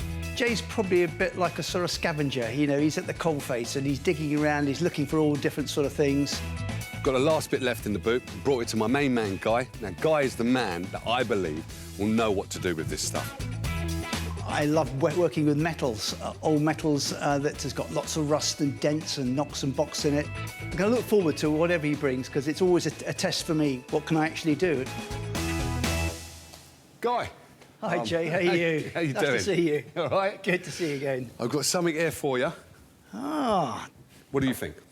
This is a great lathe. Probably a wood. It is a wood-turning lathe. Yeah. I'm thinking light is what I'm thinking, but this is quite a lot to deal with. There's lots of component parts on this that, yeah, we could turn that into a lamp, no problem at all. This is the motor. I think that's got quite a nice look to it. I think we're turning that into a wall light. You know, we've got the bracket at the back here. I can sort of see a light bulb coming out the top here or something off the wall here and up the top. Nice idea, but that motor looks kind of heavy to mount on a wall. And it does weigh a ton, and I think it will pull someone's wall off. We can't have that. No, so I think what we'll do is we'll undo it here, we'll inspect inside, remove the guts. Nobody's ever going to see that as a wall light. No. And we should make it a lot lighter. Guy's going to rip the motor's stuffing out to make it a wall-mountable light. But what about the rest of the lathe? For me, there's something about this that I really, really love. Is it possible that we can use that as the switch? I definitely think so. We could somehow fix this into the bottom here. It looks part of the unit. Yeah. And it looks like you're going to turn it on and off from here. Yeah. But I think for simplicity's sake, we'll just have a little drawstring here, and we can just click it on, click it off. And I think that'll just make it look a bit different, a bit special, and it'll be the only one in the world like this. That's what I like to hear, because that means we can charge more. We can definitely, you can definitely charge more. You've brought me right on to the main question, which is the money one. How much is it going to cost me to have that and that turned into a light? I think £140. I'm happy with that. That's a fair price. Thank you, sir. It's a done deal. But repurposing a lathe isn't going to be easy, even for Guy.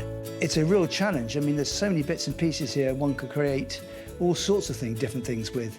But it's just getting the look right. And it's always, that's the challenging bit, is to make it look rather special and that somebody wants to buy. I just love coming down to Guy's workshop. What we're going to produce is something really, really beautiful. What could be better? That's £140 to build a one-off wall light. Sounds like an industrial mishmash to me. Good luck, Guy.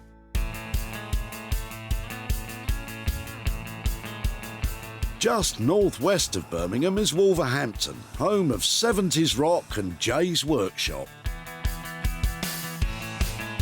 As a captain of colour, he's got to come up with a plan to restyle this plasticky old chair into an appealing pew. How are you going to do that, Jay? This mid-century cocktail chair has definitely seen its heyday, but now, a bit worse for wear. She's come to the right place to get this spruce up, a new dress, and also a lick of paint. Oh, I didn't know chairs were female. This new upholstery dress will come from some of Jay's favourite fabrics, and he loves a bright colour. That colour with that is going to be the main body. So, already you can see that's working. So this, for me, is the deal clincher. And instead of just being a normal button, this is going to be a pom-pom. But then, another element of surprise is what we put on the back. Hang on, did he just say pom-pom? Oh, that's mustard. In Jay speak, mustard means hot. That's hot as in a shocking pink pom-pom sewn into a chair as a button. I definitely need to see this. After sanding down the chair legs, Jay's going to get them painted. Better to be safe than sorry. Put the dust mask on. Very good shape. Jay's plan is to spray one leg shocking pink to go with the pom-pom, and the rest of them he'll paint black. That is out there, Jay. Now that's pretty in pink, isn't it? If you say so, mate. Back in his studio, Jay's finishing painting the rest of the legs. So now, I'm waiting for that to dry. Can crack on with the pom-pom. I've been waiting for this bit. He's actually got a special pom-pom maker. At primary school, didn't we just use a bit of cardboard? So you just wrap it around. Jay winds the wool tightly round the plastic arches on the pom-pom maker. So you really just go for it, wrap it all on. After some intense winding, he just has to snip that wool all the way round. Check out that pom-pom. And he's adding a string. String goes in the middle. Oh, I can hardly wait. And there you have it. It's a pink pom-pom. So, with the pom-pom over there and the pink leg there, that's a pretty popping pink. And to give the chair a professionally upholstered finish, Jay is taking it to his mate Linford. Afternoon, Jay. How we nice to doing? see you again. How You you good? keeping? Where you picked this up from, Jay? Walsall. Walsall. Walsall tip. What's underneath it? Is it webbed? Oh, yeah. Terrible. Yeah. Limford will have to replace all the old padding to meet British fire safety standards. And to meet Jay's cool and trendy standard, he's going to cover the front of the chair with blue material and the back will be floral. And then there's the pom-pom. Enough said. Altogether on upholstery, material and paint, Jay's spending £210. Let's hope this isn't a multicoloured fabric fiasco.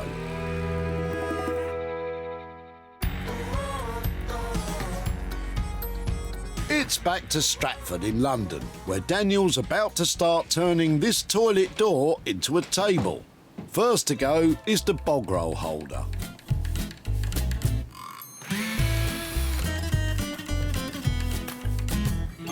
It's been many, many different colours, this door, over the years.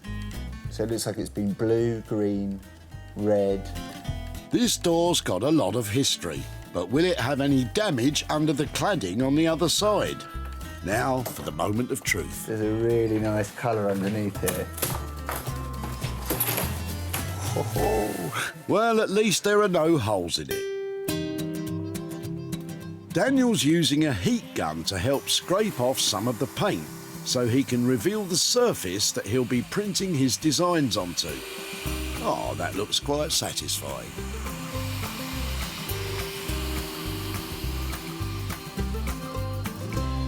I really like this pink. I might use this pink as the base colour. Next thing for me to do is work out a design to go onto this as well. Influenced by a bit of Art Deco architecture, Daniel's going for a geometric design. You know, this is a rough approximation at the moment, but pink is going to be more peachy and dusty. Dusty pink. Lovely, Daniel. Once Daniel's decided on the pattern, he has to make a silk screen of the design and print it onto the wood. I'm really going to get one hit at this. If I misprint it or print it wrong, then I'm going to have to sand the whole thing back again, and I'll lose some of those qualities that I really like in the piece. So, fingers crossed, I'll get it right first time. No pressure. The pressure is most definitely on Daniel, because at this moment this is more dog's dinner than dinner table.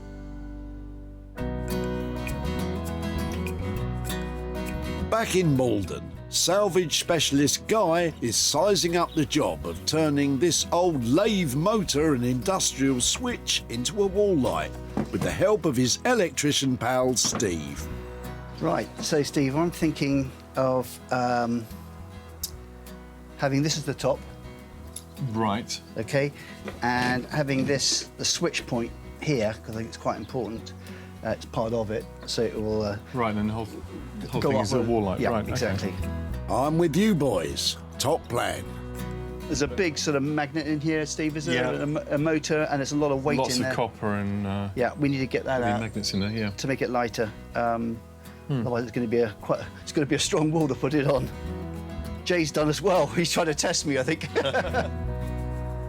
While Steve is off getting the electrical parts together, Guy gets on with the graft, cleaning the metal with wire wool. I don't like taking too much off of the old character. You know, we just want to just shine up some of those little nuts and bolts. So now we're going to use a bit of our colour restorer.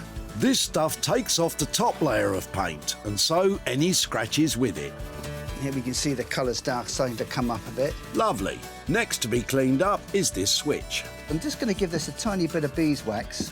This is just going to liven this up a bit. I thought beeswax was a wood polish. Who knew it does a great job on metal? Right, you know, I think that's come up quite well. Sparky Steve's up next to get the guts out of that motor. We can be a little bit more destructive than normal, which is a relief. Yeah, that should do the trick, Steve. Yeah, this is why the motor is so heavy, because it has lots of copper wires. Yeah, we need to extract all that. Right, so it's... Could we turn that into a lamp, Steve? Not today. I think Guy could turn just about anything into a lamp. We're in a couple of bob out of that as well, so no waste at all. For a pile of copper wire like this, he might get a couple of quid down his local scrapyard. Next, the lamp will need a mount to be hung on a wall, and Guy's got an old bit of scaffolding board. Perfect. Let's have a look at that. Oh, do you know, I reckon that's not bad. It still has to be wired up, so Steve has made a special tube with threading to fit the bulb and switch. Impressive work, Steve. So we're just going to use some of this braided flex. As a qualified electrician, Steve will make sure this lamp complies with UK safety standards. That looks like pretty clever work. Just put another little bit of threaded tubing on that end, and that's how we're going to mount the electrical connection for the bulb. While Steve fixes up the wiring, Guy's working on the wood mount. But will this lamp be good taste or industrial waste?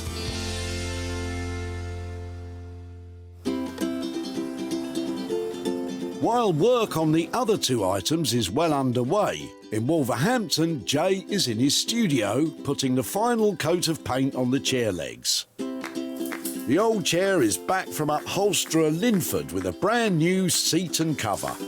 But for perfectionist Jay, the paint finish has to be immaculate.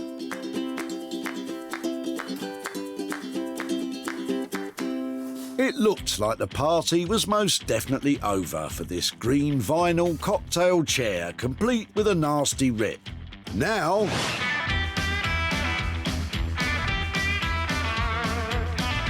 it's been reupholstered in striking modern fabric, tactile blue velvet for the front, and this lush flowery design on the back. And then there's the fabulous legs in black and pink. Signature Jay in every way. Finally, you cannot miss this pom-pom.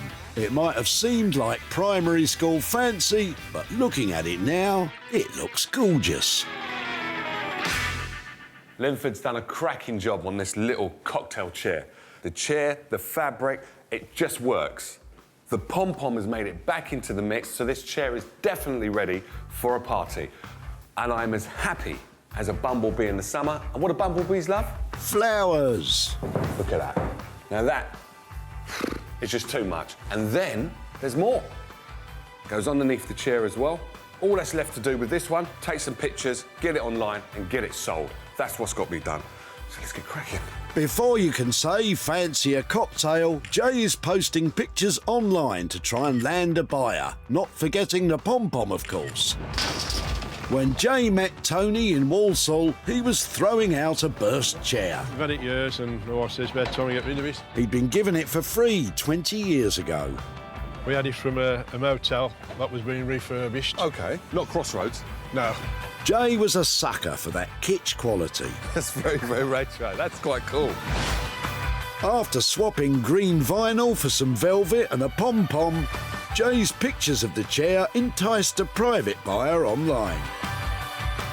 Now Jay's in Birmingham to tell Tony about the transformation of his chair. There he is. Hello, Jay. How are we doing, Tony? You all right? Hi, thanks, yeah. Nice to see you Good on again. you. So, do you remember the chair that we picked up off of you at the Walsall dump? I do, yeah. All right, well, we've managed to transform it. So I've got some pictures to show you. I think it's quite amazing what we've turned it into. So there's your green chair. Brilliant. It's got a lovely blue velvet all over it. And then there, we've got a lovely, lovely little pink pom-pom. That's the whole point of that. It's just to bring a smile and a bit of fun. Yeah. Well, don't show it my wife. She might want it back. Well, she'll have to argue with the buyer who's bought that, because we've managed to sell it, and we've got a bit of a profit. We've got £65 Brilliant. to give to you. Well, right. Thank you very much. Any ideas of what you might do with the money? Well, yeah, I used to have two topiary teddy bears, which I'd nurtured for years. Right, yeah. And they diseased. So that will buy me a couple of bushes, I think, to That you're going to grow and start again. And you're going to make new teddy bears, is that right? I hope so. All right, well, I'll be around to see that. When they're Right. finished, let me know. I will do. All right, Tony. Thanks very much, You Joe. take care now. Yeah, all right? nice to see you again. Likewise. Thank see you you. soon. Bye-bye. Bye. That former little green chair is one of my favourite transformations.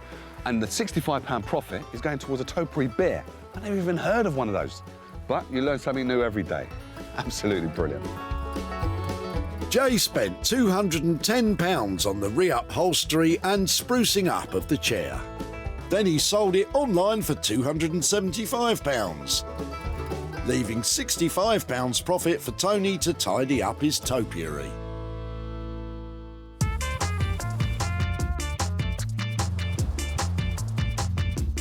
Over in East London, Daniel's in his Stratford studio, where he's been silk screen printing onto an old door.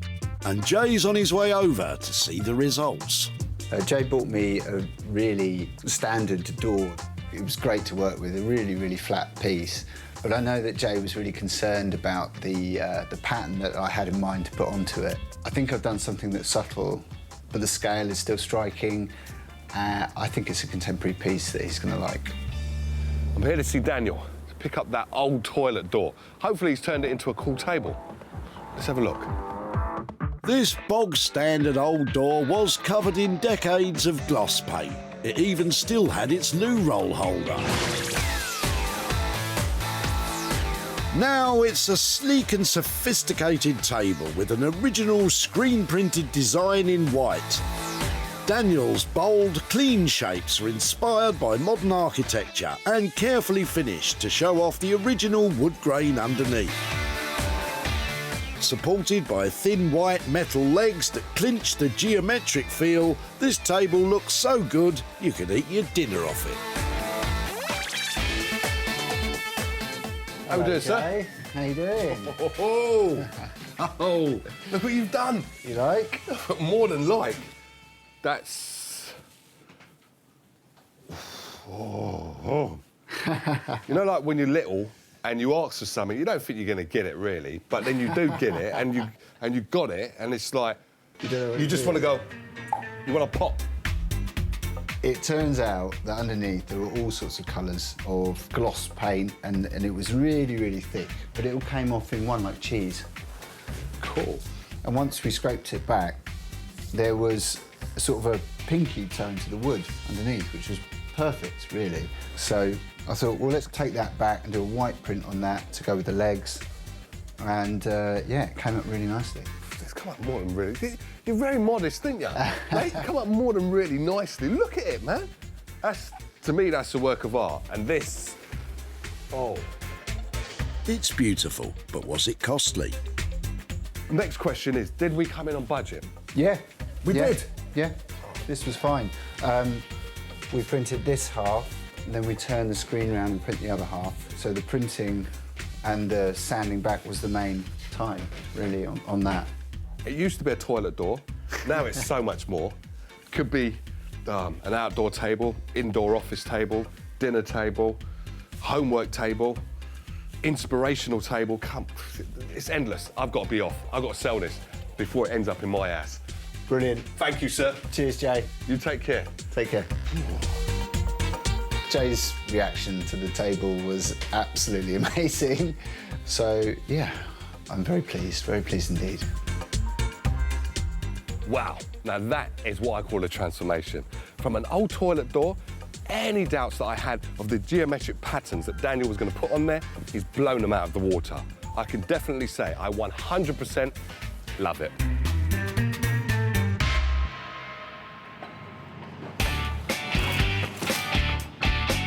Jay spotted Kate at the tip with some heavy wooden doors. Oh, hold on a minute, let me give you a hand. Jay was drawn to one door in particular. It's the old bathroom door. Oh, is it? Yeah, yeah. For Kate, it was out with the old and in with the new. There's a white block modern door. But these are quite cool, man. But she was chuffed they weren't going to waste. I think it's exciting, the fact that you can try and restore them and try and reuse them again. And Jay's done exactly that with Daniel's fabulous screen-printed table. Jay shared pictures of the table online and it sold to Sixth Link, a vintage and retro store in Shropshire. And the owner, River, is pretty impressed. I absolutely love what Daniel's done with this toilet door. I can't believe he's created a fantastic table out of it. I absolutely love the geometric pattern he's created and the layers too. Such a great piece. Jay is in Birmingham to catch up with Kate and to reveal what happened to her old toilet door. Hello, Kate. Oh, Jay, how's things? How you doing? You all right? Right, yeah. Yeah, I'm very good. How's the house coming along? Oh, don't ask. Is it slow? Yeah, well, no, I'm getting there, I'm getting there. You're getting there, Making yeah? progress. Oh, bless you. Well, you remember the doors that you brought Yeah, to the... yeah, I did. How can I forget? And one of them was a toilet door, if I'm not mistaken, but you said it wasn't. No, well, it wasn't, but it was used as a normal door inside the house, but... OK. Yeah. Well, what I've done is I was able to transform it into... Oh, wow. Oh, that looks really effective, doesn't it? Yeah. That looks really good, doesn't it? I'm pleased to tell you that I was able to sell it to a shop in Shropshire, and I have, for you, £50 profit. Oh, thank you. Right? Yeah, right. So any ideas of what you might do with the money? Probably buy another door to replace that one. Well, I might see you again down the recycling centre. Yeah, great. Thanks for that, Jack. All right, you Really take care, yeah? appreciate it, yeah. Bye. See you later. See you later. Daniel spent £340 turning the toilet door into a stylish dining table. Jay sold it for an impressive £390, leaving a £50 profit for Kate. In his workshop, Guy is giving a final polish to his wall light as Jay is on his way to see what's happened to the old red lathe. Well, when I got hold of the lathe, I thought, how can we turn this into a lamp? I decided to do just one part of the lathe. It's a bit off the wall, what I normally do, although it's a wall light. And I think Jay's going to like this when he comes to see it. I'm delighted to be back here at Guy's. See what he's done with that lathe. But knowing him, it's going to be pretty amazing. This once much-loved wood-turning lathe had outlived its usefulness. Now it's a unique wall light with the former lathe motor as the body of the lamp, and this original switch unit has a smart new chain pull to turn on the light. Guys shined up the original metal a bit, but not too much, so the history of this old tool lives on. He's mounted it on a piece of scaffolding board, which he's cleaned up to perfection to give this a gritty and industrial look. And he's topped it all off with a half-circle black shade that's perfect for any man cave. How we doing, Guy? Wow. Oh, come on. What do you think? What do I think? I've got to take my hat off to you, sir. God blimey. This is amazing. Isn't it? And we put this little ticker on here to turn it on and off. No, seriously? Yeah, yeah. I'm telling you, you've blown me away. I'm speechless. I really am. And to get me speechless is quite hard. You can say that again, Jay. Now, It's amazing. We've kept the wheels on here. Yeah. And put a light bulb on top and bump your uncle. It's way past cool. Thank you. Jay is dazzled by Guy's creation, but there's also the unseen work inside the components that make this a working light. Where is the wire? Is it going all the way We've got through the wire here? at the back here, which then comes through. A little bit of engineering went on, but Steve, the electrician, magic chap, always gets it right. To make and sell anything electrical, it must be worked on by a qualified electrician and conform to UK electrical safety regulations. This light is compliant, but is it within the £140 budget? So, how did we do with the budget then? Spot on. Is it? Yeah, spot on. Whoa, well done. And that includes the lamp shade? Shades are always extra. OK. How much? And basically £30. £30, yeah. You've done a brilliant transformation here. Thank you. Thank you very much, DJ. I hope you said it well. I will do. I will do, definitely. Bye-bye. And I haven't seen so much excitement out of somebody for a long time. You really genuinely thought it was brilliant. So that's lovely. He's only gone and done it again, hasn't he? It takes a certain skill to get components together in just the right way to go way past cool. I'm lost for words, but I know one thing. I'm loving it.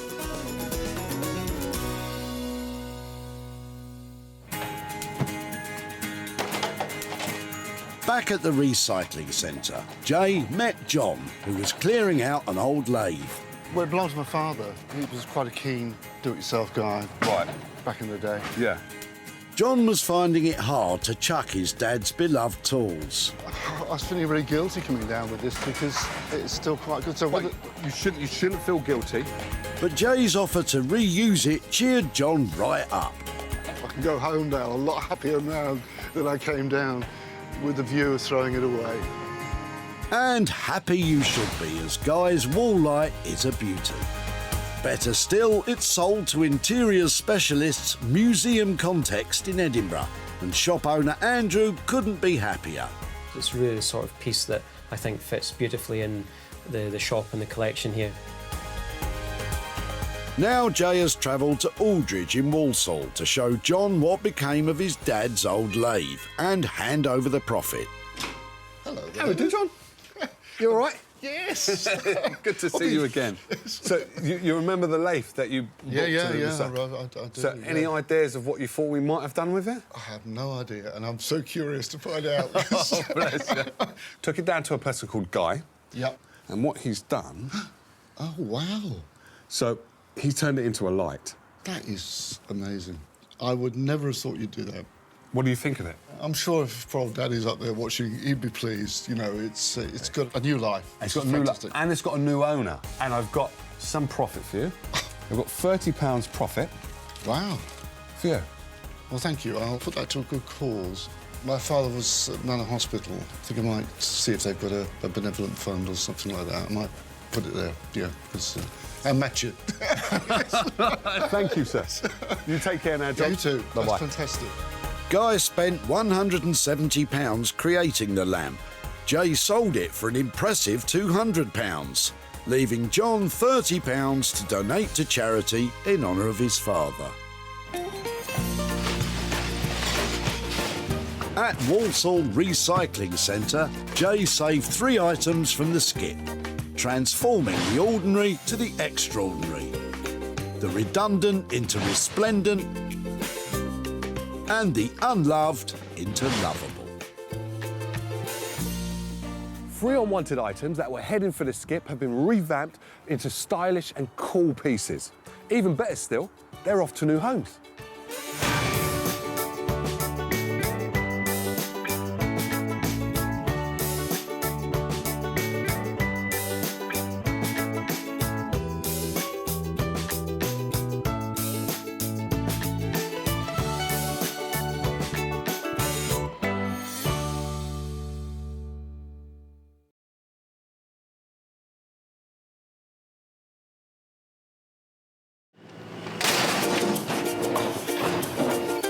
Out the whole 3-piece suite, are you? How do you make money for nothing? What have you been smashing up? The answer could be hiding in over 20 million tonnes of household waste thrown out by us every year. Can I have them? You're welcome to them. They're only going in the skip. That's why entrepreneur Sarah Moore wants to get her hands on things before they hit the skip. I'm a passionate maker, buyer and user of old stuff, and I've turned that passion into a money-making business. I make new stuff out of old stuff and I sell it for a profit. And with some of the country's elite designers and makers... I think we can really be quite playful with this. I could make several mankinis out of this, couldn't I? She can transform her finds into desirable... Oh, that's such a relief. Valuable... Oh, it looks all shiny. and hopefully saleable items. I love them. You are a gem. If Sarah is successful, then she can hand the profits back to the very people who had no idea there was cash to be made from their trash. Really can't believe that. That's amazing.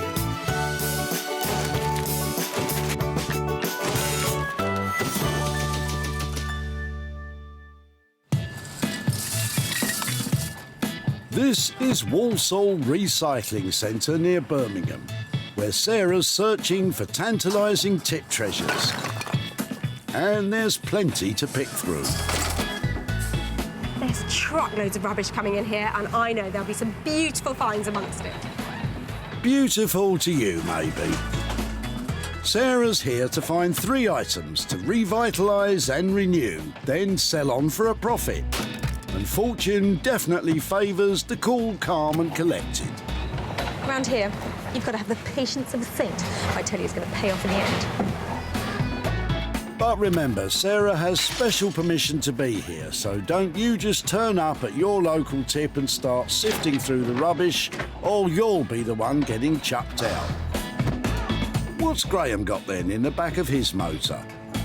Wow, I love your legs. Oh, hi. Hello there. Hello. Hi, I'm Sarah. Hi there. How are you Graham. doing? Fine, thank you. I was talking about your furniture legs. But, OK. What is that part of? It's part of a desk with drawers to both sides and front. Wow, So- it looks fantastic. Is it all there? Is it broken or is No, it? it's all here. It's just that we're moving house and we need to have a sort out. Really? Things have to go. Well, it looks amazing. I'd love to see it out. Would it be OK to get hold of this bit? Sure. Yeah, So that's the bottom of it, is it? that's the main part.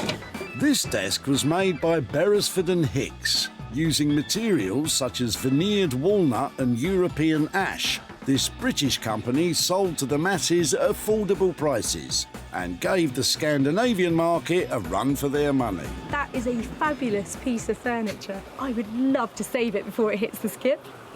I wouldn't be against that at all if you can do something worthwhile with it. I shall take it away in several bits and try and put it back together and make it into something fabulous again. Really lovely, thank you. First catch of the day then, a desk. And Graham, for one, sees the potential.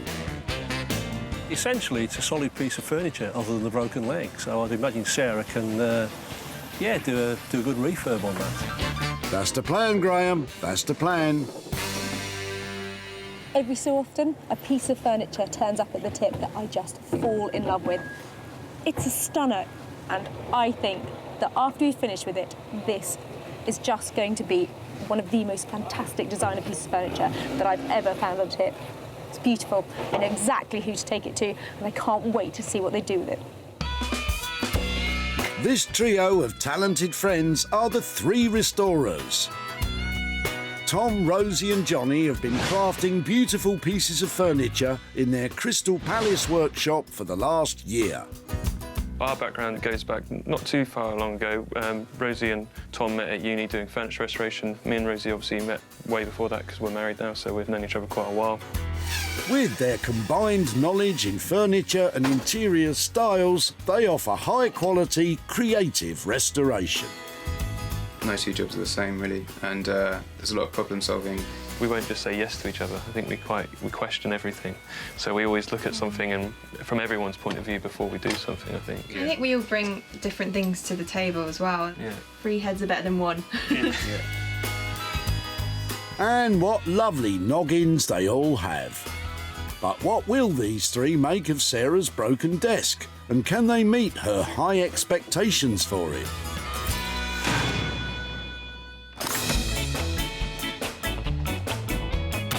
Back at the tip, it's not always a success in this rummaging business. You're not going to like it. Is it rubbish? No, you're right. Come back with something more exciting, please. It's just not good enough. Yeah, how dare you come to the tip with, something rubbish. Maybe there will be a morsel more to Sarah's taste in Maldwin's motor. Hello. Hello. You having a clear out? Yes, I am. I like the look of these. What are they? My teak legs from a Norwegian sofa. What do you know? More legs turning up at the tip. These ones are quite nice, actually. What have you done with the rest of it, then? I carved it into relief carvings and things like that. Really? Yeah. I'm really rather taken by your legs. Well, there we go. They're a fine pair, I have to say. Well, I would love to try and save them from going in the skip, so see if I can make something out of them. Would it be OK to take them away? By all means, yes. So I'm going to say thank you so much, and I'll be in touch. OK, thank you. Sarah walks away with 4 teak legs. I'm stumped as to what she'll do with them. Maldwin, what about you, mate? She could make another stool or something, I suppose, or a small chair, a baby's chair. Good thinking, but whatever it becomes, folks will have to go gaga over it. Well, they might not be very big and they might be broken, but actually, these have got heaps of potential because they've just got style. There's something about them. I don't know if it's their mid-century charm, but there's money to be made out of these little beauties. And there's a whole list of people who I think would like to get their hands on them. And at the top of that list are Lorna and Clinton, the junk gypsies. This pair are truly on board the eco-locomotive, steaming down the tracks to a greener future. Combining Lorna's upholstery skills and Clinton's design talents, they deliver quality handmade furniture with that steampunk feel that's very on-trend. Using salvage material gives you an opportunity to not just be cleaner and greener, but it gives you a chance to preserve pieces of history. We're like yin and yang. Like, I love all the soft, fluffy, warm, clean side of it, and Clinton. I just love the rust and the dirt and the grime. But actually, the collaboration of the two, Yeah. that's what makes our small company work. We work well together, We do, don't mate. we, love? And what better to give them a run for their money than a pair of old legs?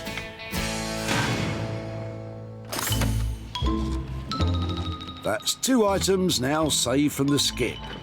But where's Sarah? Ah, having a rest, are you?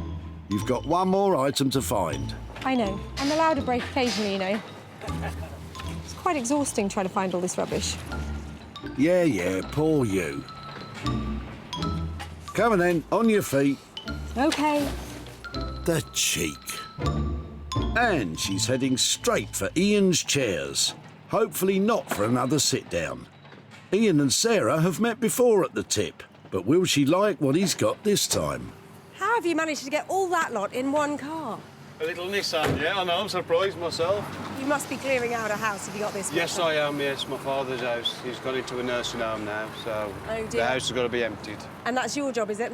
I got the short straw, yes. He has got a really, like, 1970s kind of purple and green thing going on. Trapped in the 70s, most definitely. Oh, wow, I like that. That's used every day up until he went in the nursing home. I love it. And does that one work as well? It should do, yes. Oh, look at that. I like the chairs. Can I just have a look at these green ones? Yes, yes. Wow. There's Look a- at that. I'm loving it already. Can I take them away? Yes, certainly. I'd rather see them used than thrown away. Brilliant. Well, you've made my day. Thank you. Welcome. It's easy to forget how emotional a trip to the tip can be, often making it harder to have that much-needed clear-out. I'm really sad to see them go because I've got a lot of memories of my dad around them. So, yeah, it'd be nice to see something done special with these rather than throw them in that skip over there. Don't worry, Ian, you can trust Sarah to look after them. What a fantastically retro set of table and chairs. 3 chairs, a very useful table. These will fit into the smallest flat or the biggest house. And I think these are going to look enchanting. That's all 3 items collected. Johnny, Tom and Rosie have the desk to make over. The teak legs are off to Lorna and Clinton, leaving Sarah to work on the table and 3 chairs. Well, I've run the gauntlet at the recycling centre today, and now I'm going to make haste with my waste because I think the money-making marathon is just about to begin.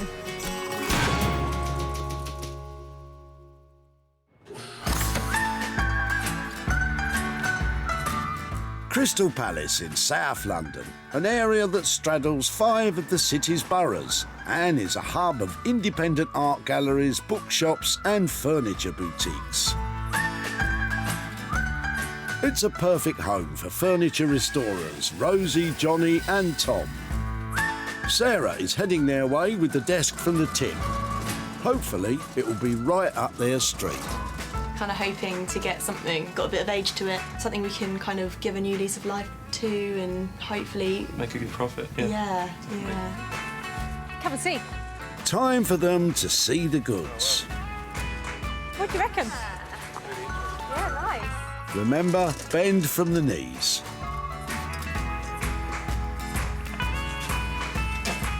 So what do you think?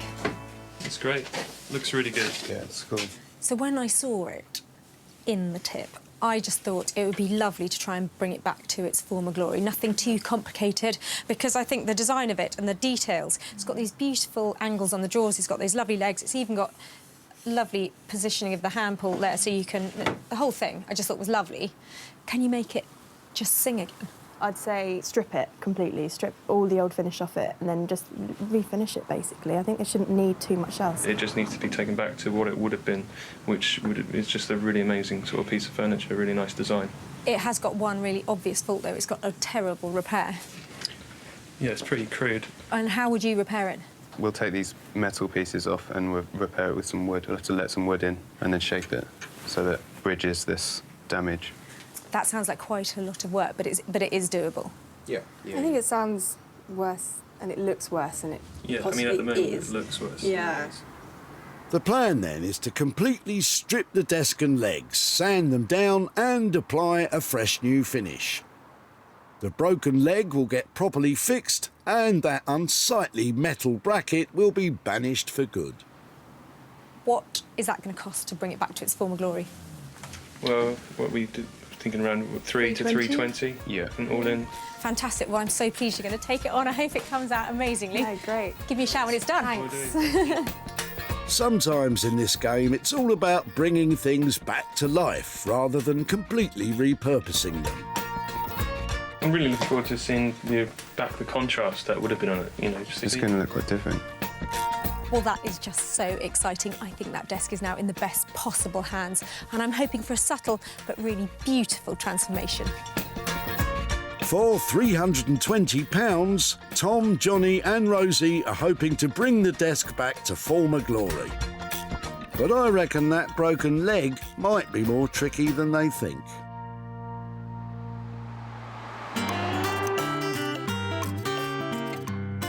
Over to Dodford, a tiny hamlet in Worcestershire.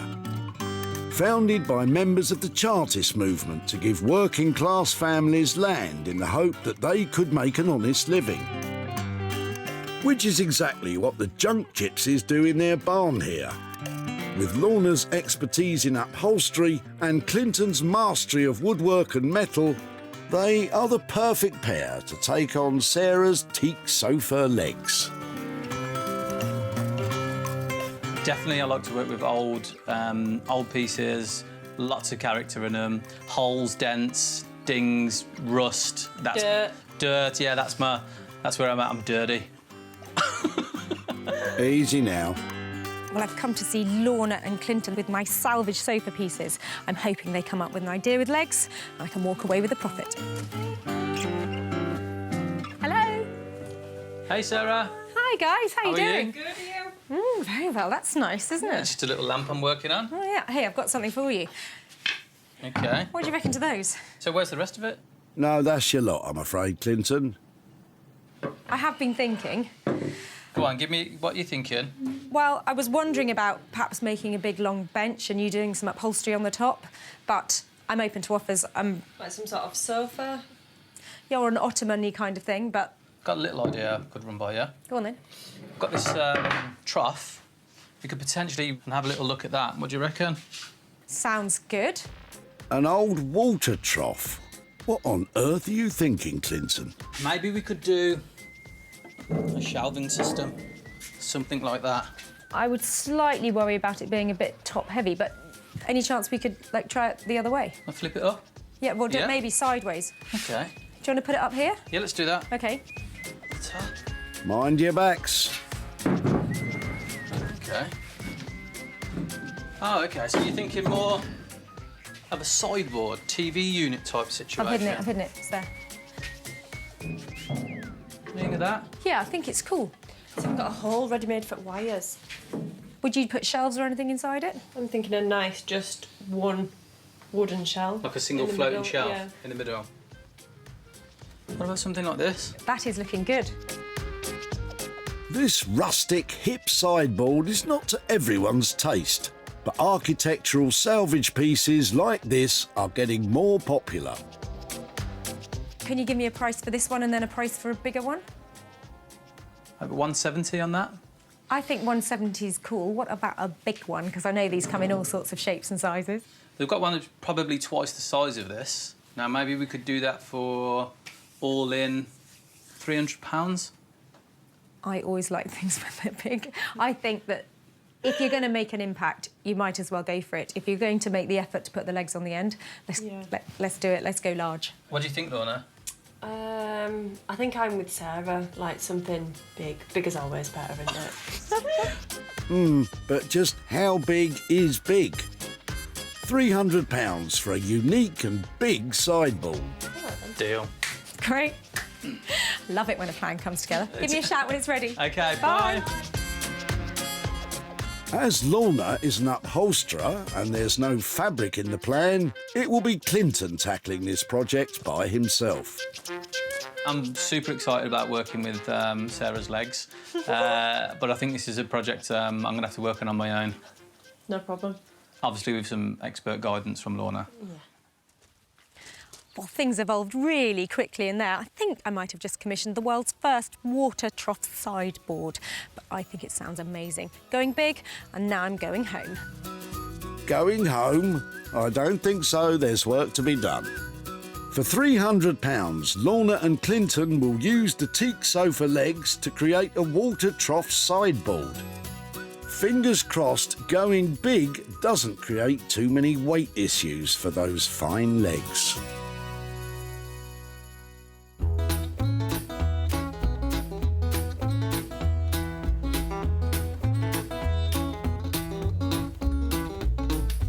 Sarah's back home in Sussex, where she's about to start work on the yellow Formica covered table and 3 chairs that she rescued from the tip. The more I look at this, the more I like it. And it's because I like it that I think I'm just going to do a subtle transformation on this. I don't want to cut it in half. I'm not looking to make a bench out of the chairs. But what I'd like to do is clean it up, paint it up, and luxe it up a little bit. Better get scrubbing then, Sarah. She's using cream cleaner on the old Formica. Formica laminate, to be precise, is a heat-resistant, wipe-clean plastic coating commonly used for tabletops and work surfaces.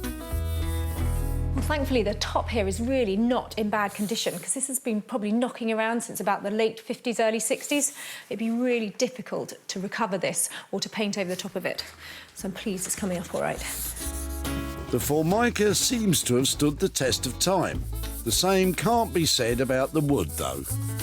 I really want a crisp, lovely edge to this table, but I can't tell if it's going to get any better than that. Sarah's going to paint the woodwork, and it's always best to make sure as much dust and dirt is removed before you get your paintbrush out. Looking good, Sarah. There's one thing that's bothering me, though. There are 3 chairs here, and it looks to me like one's missing. So I think I'm going to take one away and just concentrate on having a lovely table and a pair of chairs. Okie dokie.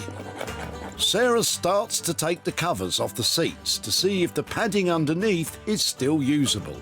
I'm just going to use my spare chair seat to find out exactly what is going on under here, to see if it's worth covering these or starting again. They could have used anything as padding back then. What's the verdict? Old-fashioned, I think material-based stuffing, like a cotton.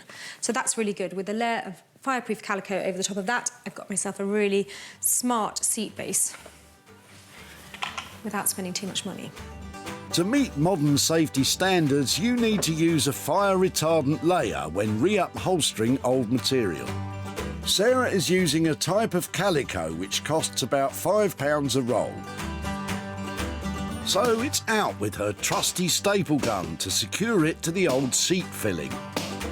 And then a few quick trims and hey presto, it's ready for a new velvet seat cover, which Sarah still has to make.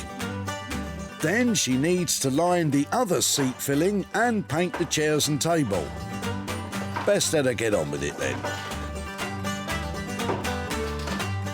Sarah spent just £20 on the fire-retardant material and the new seat covers that she's still to make.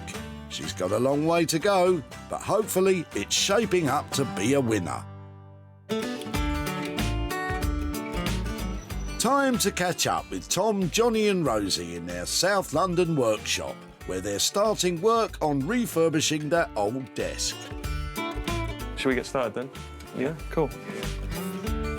Tom will strip the unit ready for a new finish. Rosie will do the same to the legs. and Johnny is taking the old metal bracket off the broken leg and will be repairing that properly. Just going to examine the extent of how sort of bad the break is. It's definitely fixable. It's just it's not the best break we're hoping for because it looks like it's been broken once or twice before. So there's quite a lot of wood missing. It doesn't really hold when you put it back in place. But with some clamping and a jig made up, we can get it back together. First, Johnny needs to clean off any old glue, and he's using hot water.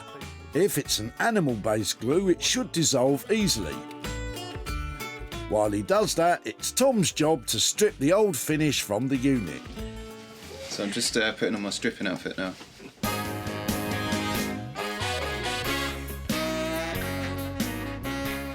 This desk isn't a Chippendale just yet, but I reckon Tom's got what it takes to shake his stuff. Take it all off, Tom. So I'm just coating up the top here with this stripper, which will dissolve the old finish and make it kind of bubble up and lift out of the grain of the wood. Stripping the unit bare should get rid of surface scratches, and Rosie is also giving the legs the full monty. We've decided to do this just because all the marks and stuff, we just thought touching them in won't look good. So we'd better just to redo them, and it will kind of match the whole like newly restored look of the whole piece. Paint's coming off really nicely, so it's not too hard a task.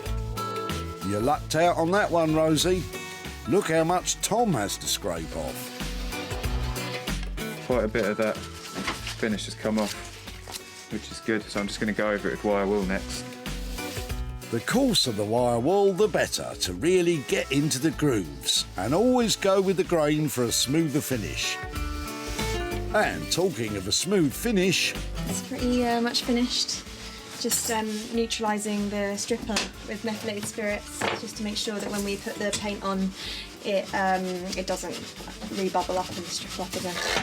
Oh yeah, it's looking good. Johnny is now working on the fix for the broken leg. He's made oak splints to apply pressure to each end of the leg to create a smooth joint. So the idea, in theory, is that when we get this leg cleaned up, then we can stick a clamp on the bottom here and up here and get the right pressure in the right places with the best possible chance of going back sort of neatly.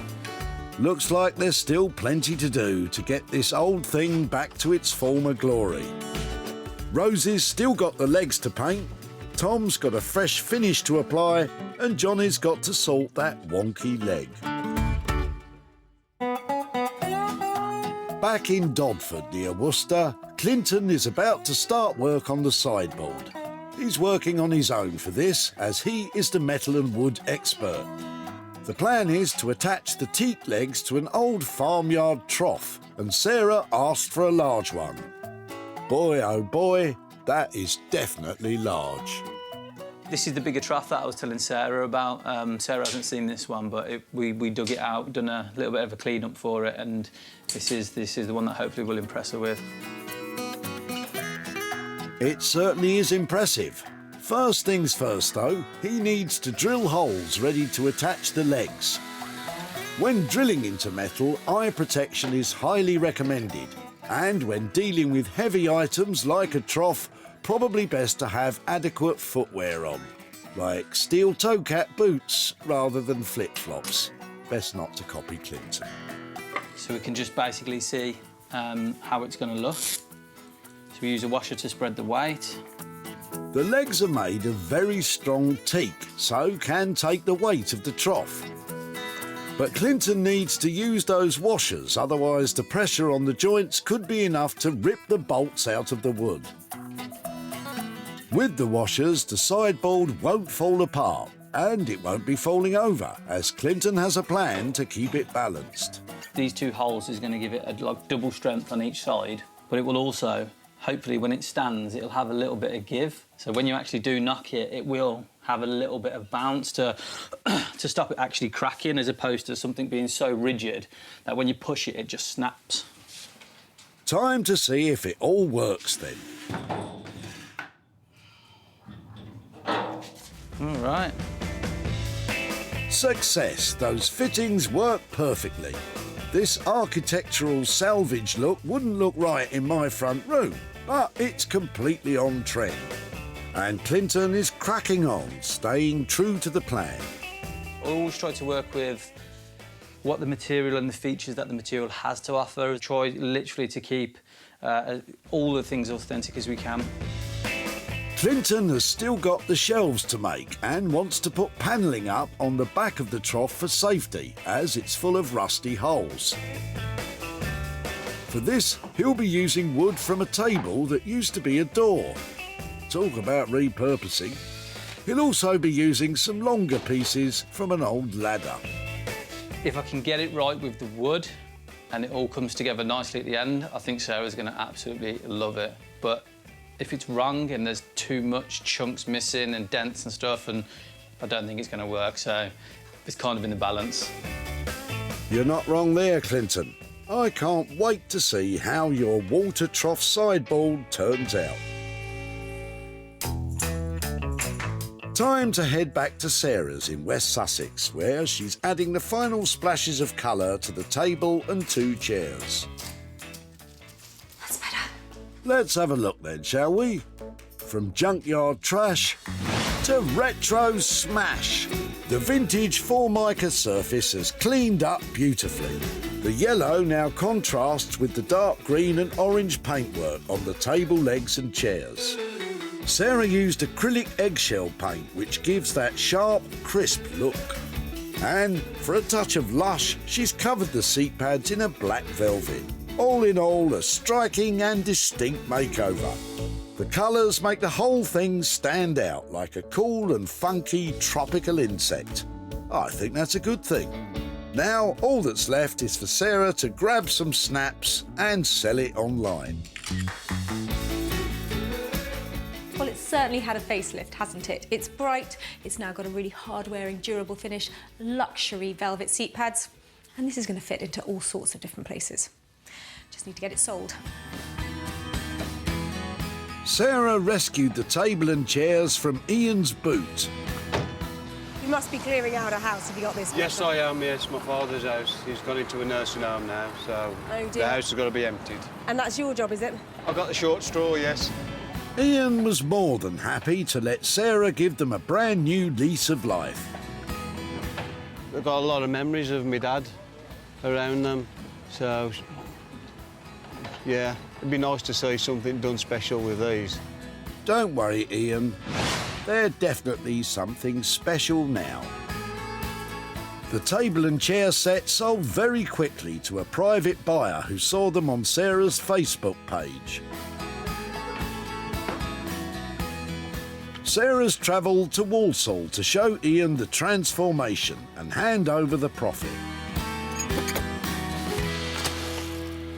Oh, hello there. Right. Nice to see you again. Right. How are you doing? All right, thank you very much.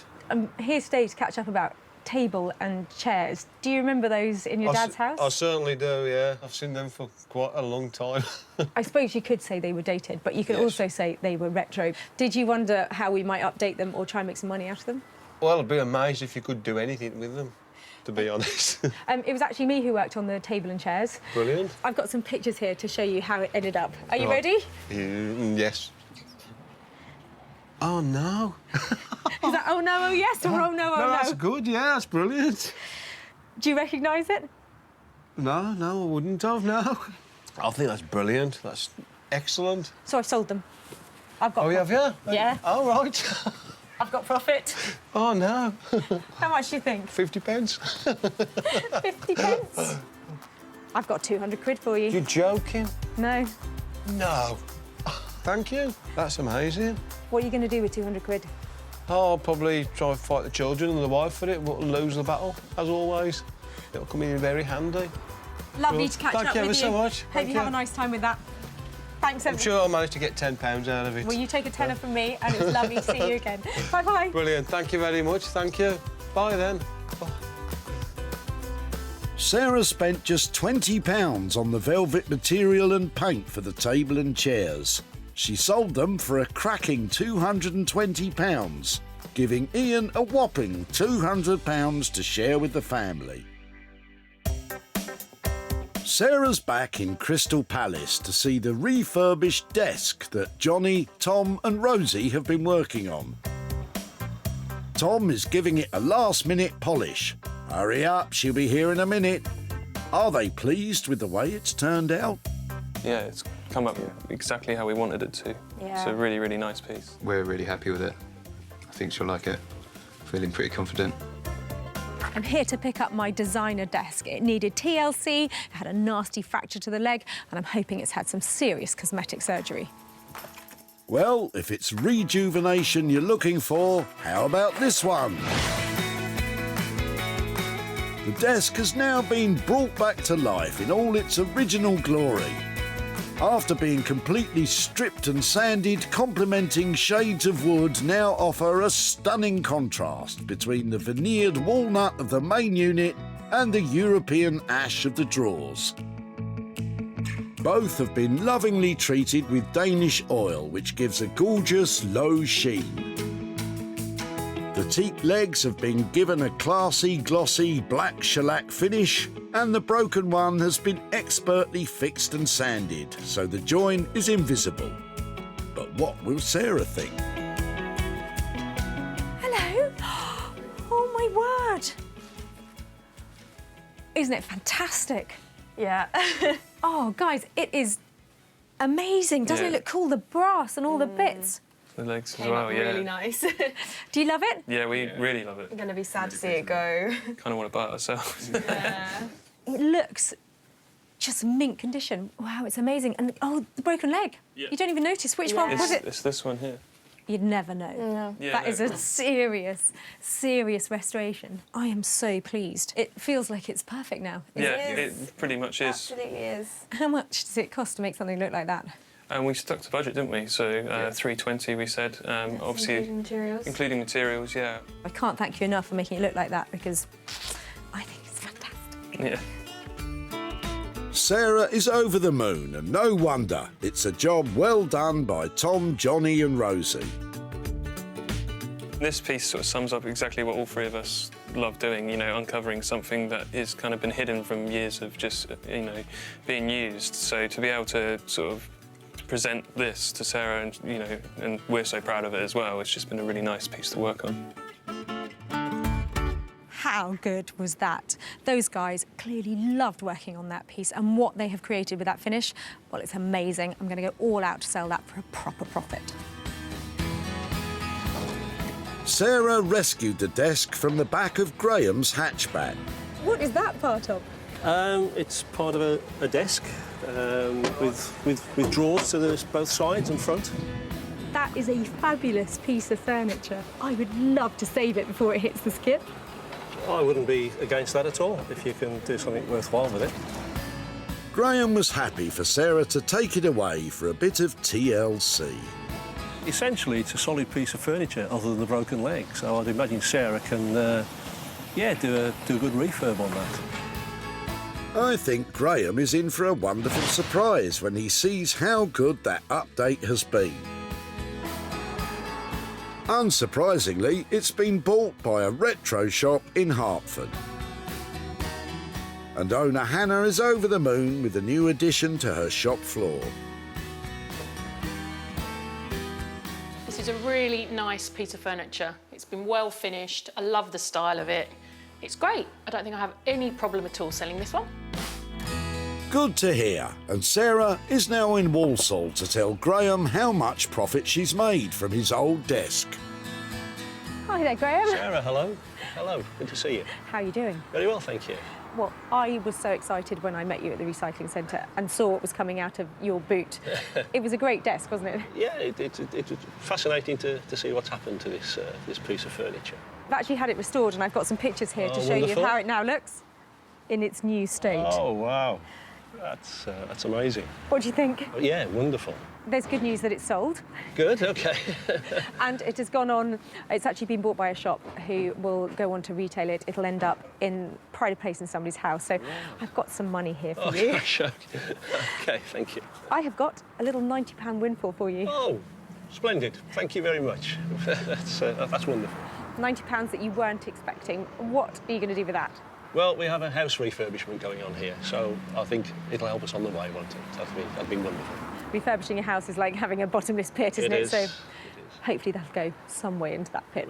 It'll help, thank you. Lovely, thank you so much. I know you were very busy when I met you at the recycling centre, so I appreciate that too. Lovely to have caught up, Graham. Thanks for your Bye-bye. efforts. Thank you. Bye-bye. The desk cost £320 to renovate. The retro shop bought it for £410. That's a healthy profit of £90 for Graham to spend on his house refurbishment. Sarah is in Dodford in Worcester to see how the old farmyard water trough has been transformed into a sideboard. Clinton did all the work, but Lorna's joined him for the big reveal. Really excited about Sarah seeing the finished article. A little bit nervous. Yeah, quite nervous. Obviously, it's not to everyone's taste, agricultural salvage, but I really like the simplicity of it, so I hope that she just buys into that type of feel. So You'll find out soon enough, Clinton. Well, I dropped off a little pair of sofa legs to Lorna and Clinton, and I'm back to see if the plan has come off, because they promised big, they promised brilliant, and I'm just hoping they pulled it off. Let's take a look, shall we? Once a pair of unwanted teak sofa legs, but now a bespoke sideboard. It's a striking, bold design. The rough metal perfectly complements the smooth teak legs. And the trough's rust has been celebrated rather than hidden away. Finishing off the desirable rustic look are the reclaimed wooden shelf and back panelling. This kind of architectural salvage furniture is massively popular. And Clinton hopes it will make a striking centrepiece to any hip living room or cool watering hole.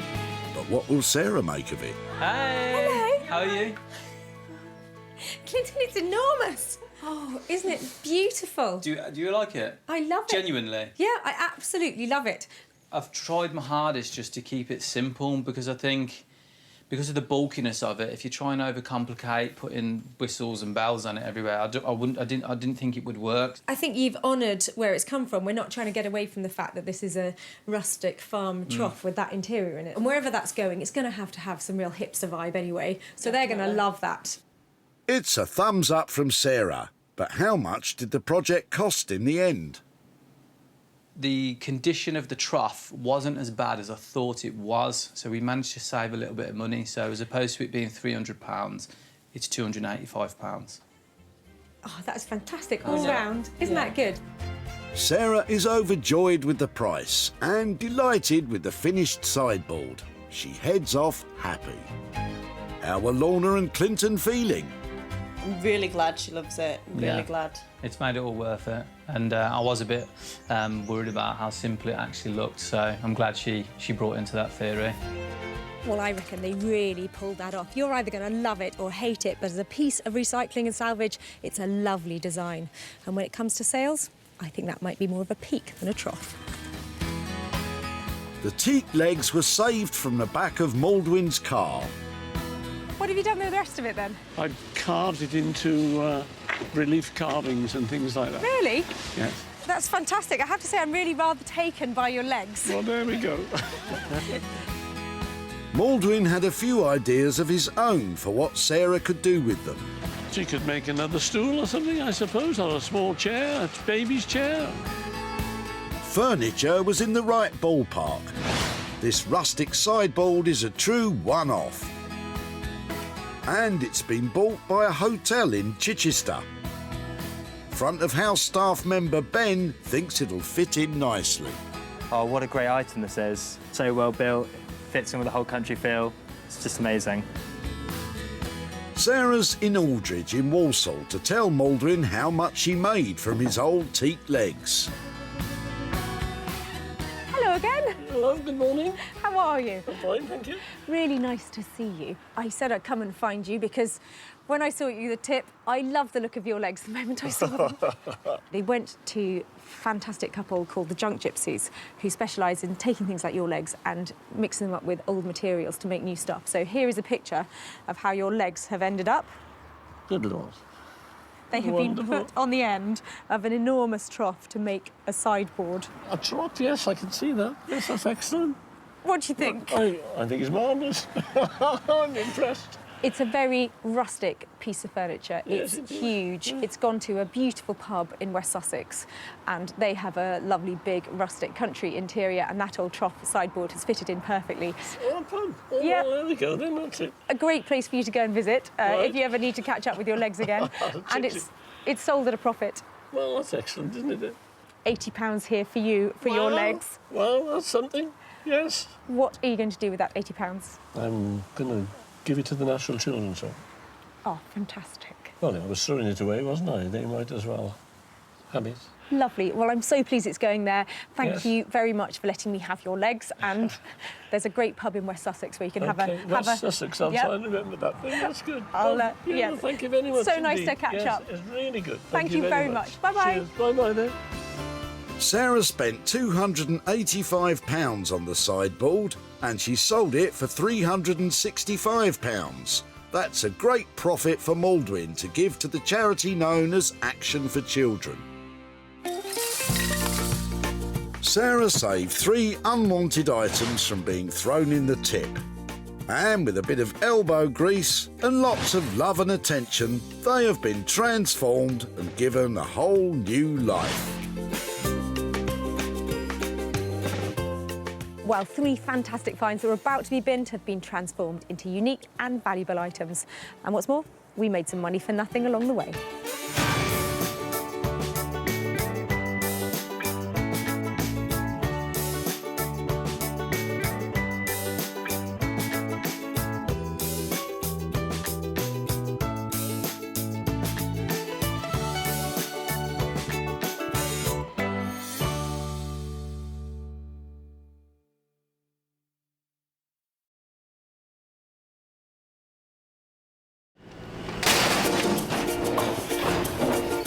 Out the whole 3-piece suite, are you? How do you make money for nothing? What have you been smashing up? The answer could be hiding in over 20 million tonnes of household waste thrown out by us every year. Can I have them? You're welcome to them. They're only going in the skip. That's why entrepreneur Sarah Moore wants to get her hands on things before they hit the skip. I'm a passionate maker, buyer and user of old stuff, and I've turned that passion into a money-making business. I make new stuff out of old stuff and I sell it for a profit. And with some of the country's elite designers and makers, I think we can really be quite playful with this. I could make several mankinis out of this, couldn't I? she can transform her finds into desirable, That's such a relief. valuable, Oh, it looks all shiny. and hopefully saleable items. I love them. You are a gem. If Sarah is successful, then she can hand the profits back to the very people who had no idea there was cash to be made from their trash. Really can't believe that. That's amazing.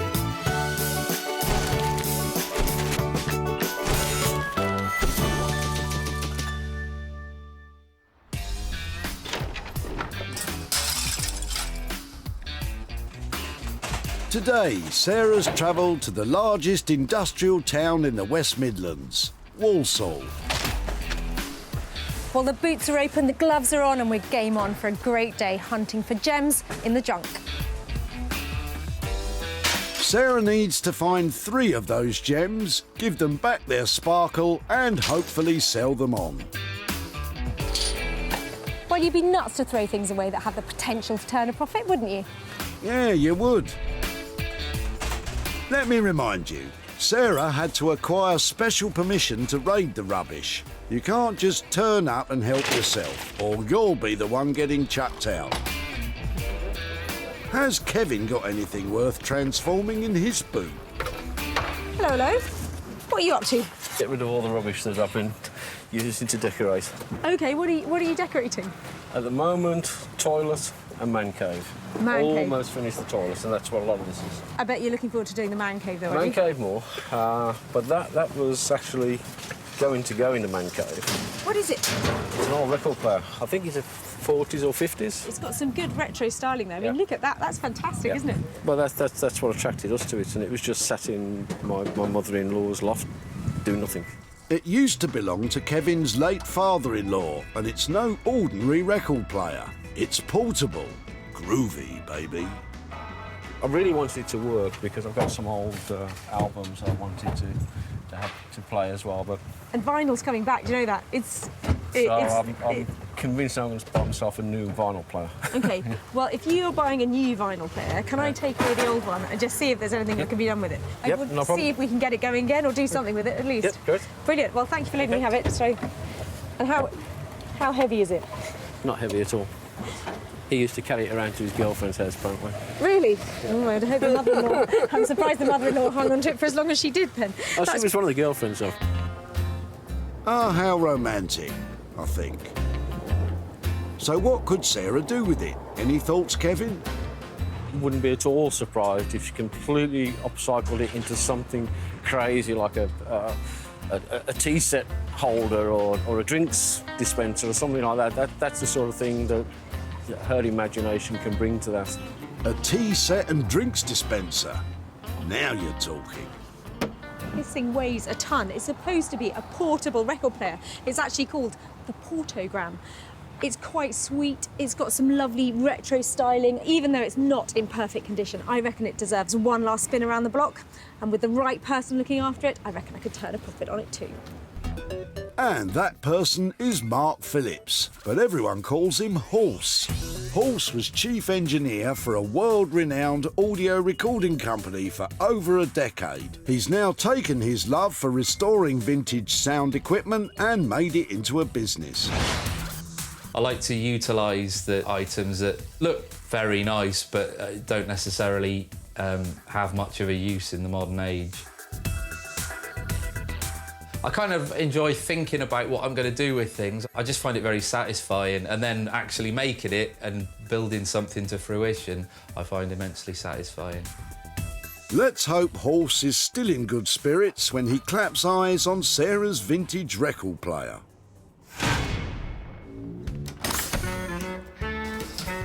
That's one item down. Sarah just has to find two more. Actually, where is Sarah? Oh. Ooh, lots of interesting things in there. Better go and find my own. Well, you might not be waiting long once you've had a look through the beauties coming out of Neil's boot. Hello.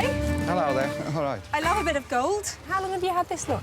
A friend of mine, his father passed on, and he had to move out of his house. Well, he gave me the rest of the stuff. Yeah, because this has got a real vintage look about it, hasn't it? Neil's friends are helping him move house, and sadly, there's no space for this lot, which is good news for Sarah. What's that? That's a singer-sewing machine. Is it? Don't seem so surprised. Sewing tables became very popular in the late 1800s. I'll have to show you how to set it up. Oh, yeah, go on then. Designed to have the appearance of an ordinary piece of furniture, they would commonly have an extending drop leaf to create extra space, and all your sewing bits and bobs would be hidden inside. I don't like throwing things away, but I've got to move. Oh, well, do you know something? Today's your lucky day because I don't like throwing things away either. No. But this is in beautiful condition, so I would love to see if I can do something with that, if that's all right. Yeah, no problem. That's item 2 sewn up. Any thoughts on its future, Neil? My end's all right. How's yours? That's it. Hopefully she'll be able to restore it or turn it into something else, something more productive now. Listen to that. Such a sweet little machine. It's in very good order. The cabinet has seen a bit of wear and tear, but altogether, it's quite a cool thing. I think that its sewing days may be over. It's got a few bits missing. It hasn't got any of its spools or anything like that. But there has to be something we can do to give this a new lease of life. I've got a few ideas, in fact. And Sarah's got just a man to help her stitch out a plan. Norman Wilkinson has been in the furniture trade for over 25 years. He's a self-taught craftsman and a self-confessed cheeky chappie. I think my personality is reflected in what I do. You know, I think I try and do everything to the best of my ability. Everything we do, I think it looks A1. Everything I make is fantastic, just like me. He specialises in handmade, bespoke British furniture, and he's got bags of experience. If I actually told you how long I've been doing this, it'd give away my age. No, I think I'm still 21, in my dreams. He likes a joke, but the joke may be on him when he sees that sewing machine.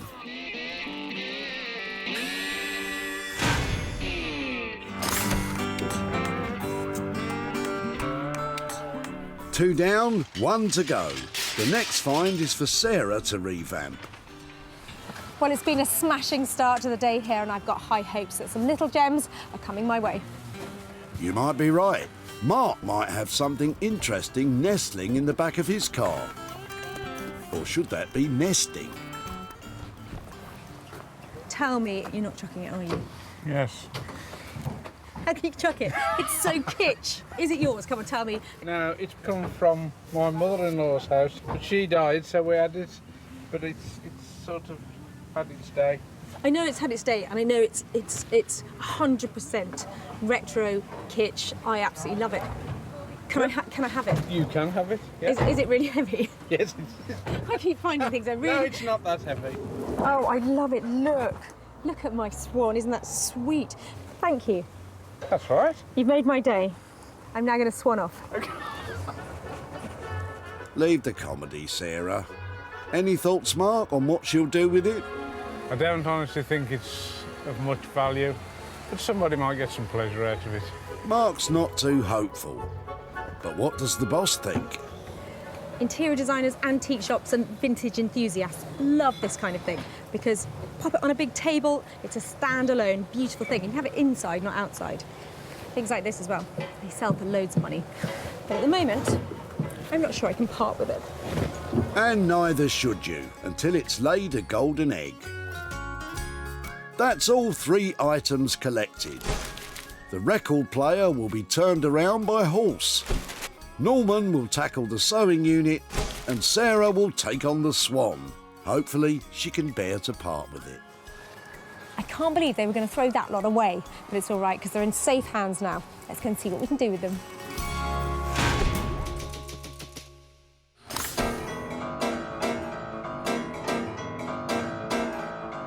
Sarah is off to Stockport, Greater Manchester, famous for one of the British Isles' earliest mechanised silk factories, dating back to 1732.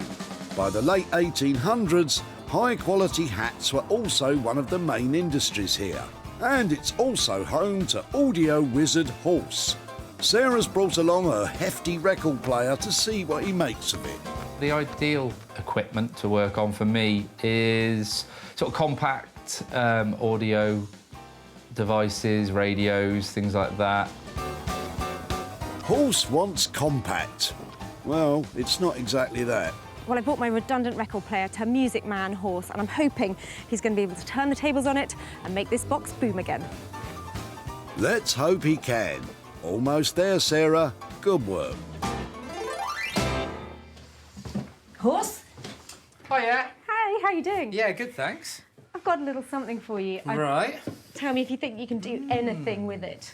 Right. Do you restore things like this? Yeah, sometimes. If it works, it'd be nice to get that spinning at least, because then you're at least making something of the function of the record player. One of my main concerns would be, is it in any way working? I've got a little test device that I can plug it into that makes it non-lethal. Now, this is very important, so pay attention, please. You should never plug in old electrics and hope for the best. Horse is using a light bulb limiter which will stop any fuses blowing and stop anyone getting any nasty shocks. So, does the record player actually work? Well, sounds. You can hear it running, yeah. That's a good sign. But does the turntable spin? Not quite though, is it? The reason it's not spinning this is because this is a heavy platter, that's an old piece of rubber, and it's not getting enough traction against the inside of the platters. So a good oiling and that should all work. I quite like the idea of trying to see if it could be more like a party box. It'd be easier to sell it if there's something about it, if it's got like lights, action. Can I leave it with you to just have a tinker with it? Yeah, definitely, yeah. By party box, Sarah means a completely renovated audio system that can play music from modern gadgets like your smartphone or tablets. And she wants some lights on it for a bit of razzmatazz. Can you give me a ballpark figure for potentially updating it? I don't know, probably around £300. OK, well, if you can make it all singing, all dancing, really making it rock, that would be amazing. Brilliant. Yeah, well, I'll give it my best shot. I know you will, you always do. Thanks so much. Horse is charged with bringing this old record player bang up to date as a party box. But just how much of a challenge is this? With this one, I'm really going to have to get my thinking cap on with regard to how to utilise the turntable and kind of possibly putting some kind of light on it. But it's always fun to try and think of creative solutions for things like that. This is going to be interesting. Well, I feel like I've left Horse with a few hurdles there, but I think he's really going to make that box absolutely pack a party punch. I'm not completely convinced. For £300, Horse will turn this old record player into a modern tech party box. We hope.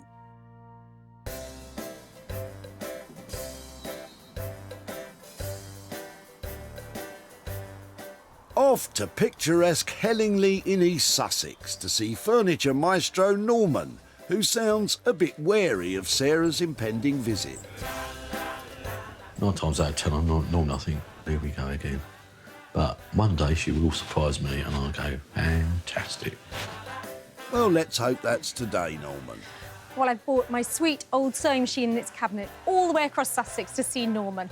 I'm hoping he's going to transform this singer for a song, turn it into something lovely, and make me turn a profit. I reckon there's a way to go before that happens. Norman, look at this. Do you know what it is? Do I know what it is? Let me show you, let me show you, let me show you. I mean, I know it looks ordinary, but look at this. It's... Paul? Paul? Ah! Open. It's a singer sewing machine. Look. This is in really good condition, isn't it? You know, they're normally quite battered up. What have you got in mind? I did have a plan. I quite like the look of these side panels. When the door's shut, you get quite a cool silhouette from them. And I was thinking maybe they could be turned into the sides of a little chest of drawers. A chest of drawers will be silly. Go on then, what's your idea? I know you're going to have a better one than I, because frankly, I'm struggling. Why don't we try and turn it into maybe a little desk? Throw that top away, put that onto there. Right. And then we have that as a door, obviously. But then when they come to want to use it as a desk, we pull the door open. We have the treadles singer sewing machine bit here. And if we use that part of it, we could try and make that into a stool. We can put a drawer in here and the bit on the door they can use for pens and everything. So, yeah. What Norman's going to do is take off the old sewing machine and turn the cabinet into a fold-away child's homework desk and stool. It's a space saver because it will all be storable within the original cabinet's form. What kind of price are you thinking of for converting that? I reckon it's going to cost around the £250 mark. Make it all singing and dancing. You know, it's singing and dancing. Oh dear, it's another joke. Go on then, have a go. 250 quid. Beautiful, saleable, small piece of furniture, suitable for children. 2 bits of furniture. 2 bits of furniture. I think it's going to be lovely. Give me a shout, Mr. Arnold. Fantastic, Thanks. I will. OK, See you soon. All the best. It sounds like Norman has finally been won over by the sewing machine. Happier now? I think what we've come up with is, I think, quite a good idea. So, yeah, turn it into hopefully something that will be saleable. Well, Norman's talking a big game for a small piece of furniture, so this one's all on Norman, and I hope he can pull it off. Sarah's spending £250 to turn the sewing machine unit into a kid's fold-away desk and stool. Could it be a risky endeavour, or has Norman got it all sewn up?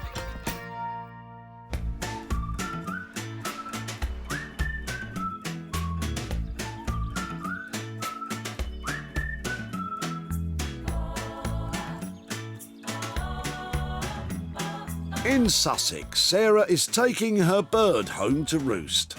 The terracotta swan is a decorative outdoor planter. These were extremely popular in the 60s when elaborate garden furniture was all the rage. Sarah thinks this may have hidden value, so it won't require any sort of makeover. Is she quackers, or might this really take flight? Well, it looks like I'm either going to be on a wild goose chase here, or I'm going to be swanning off with a profit. I think it's profit because I love this swan. To find out if she's right, she needs to research online. Sarah is checking auction sites to see what she can find out about its potential value. There are lots of vintage planters coming up that are swan shape, but none of them are made out of terracotta, and I'm not sure if that's a good thing or a bad thing, because normally that means you can get a good idea of what the price will be, but nobody is selling one of these, not historically, not now, not in America. So he's rare, but I don't know if he's actually desirable. But I am going to keep looking because I need to get some context for this. I really like it. I think it's got decorative appeal, but it'd be really good to have a set price that I can work on for sales. Sarah eventually found a rough guide price of around £50. If she wants to make more than that, she's got to make this bird presentable. Then post pictures of it on social media. Can Sarah's flower arranging help net some interest? Well, I'm not a natural florist, but it's certainly looking a bit more saleable, so I'm going to take it outside, take some pictures of it against the flint wall. Come on, Swanee. After a few snaps and a few uploads, all she can do is wait and see what happens. Sarah hasn't spent a penny so far. If she does manage to bag a buyer, it'll be all profit.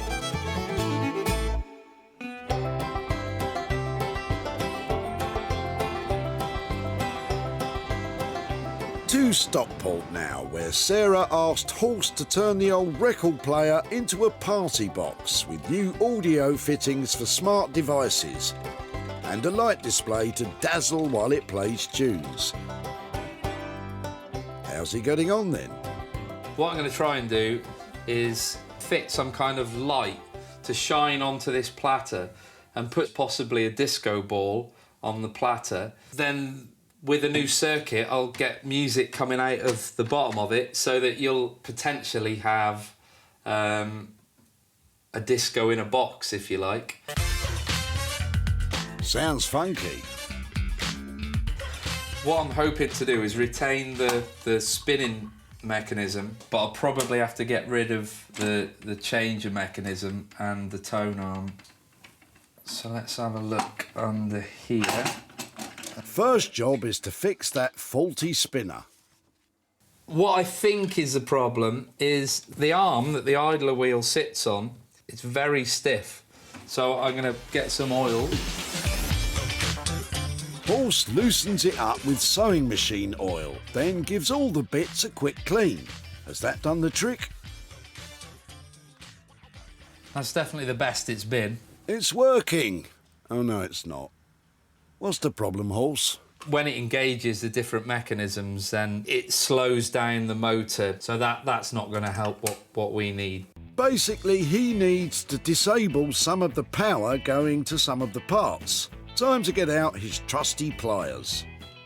I need part of it to work and part of it to not work, and it's just trying to get the part I need to work to keep working and the part not that I don't need to work to stop working. I think what he means is, if you twiddle this bit, take that bit off, and cut that bit, it might work. Let's try it. Ooh! We are at peak disco ball spinning speed. I don't know what peak disco ball spinning speed is, but it sure sounds fun. And for the pièce de résistance... This is half a mirror ball I made earlier. Looks like R2-D2 ready for a night on the town. Could this get any more fun? This is a little disco light. Yes, it can. By shining that onto there, you can get some nice effects. Let's just enjoy this for a moment. Ah, bliss. Let's hope this party box will be playing music soon. Otherwise, it's just half a revolving disco ball in a box.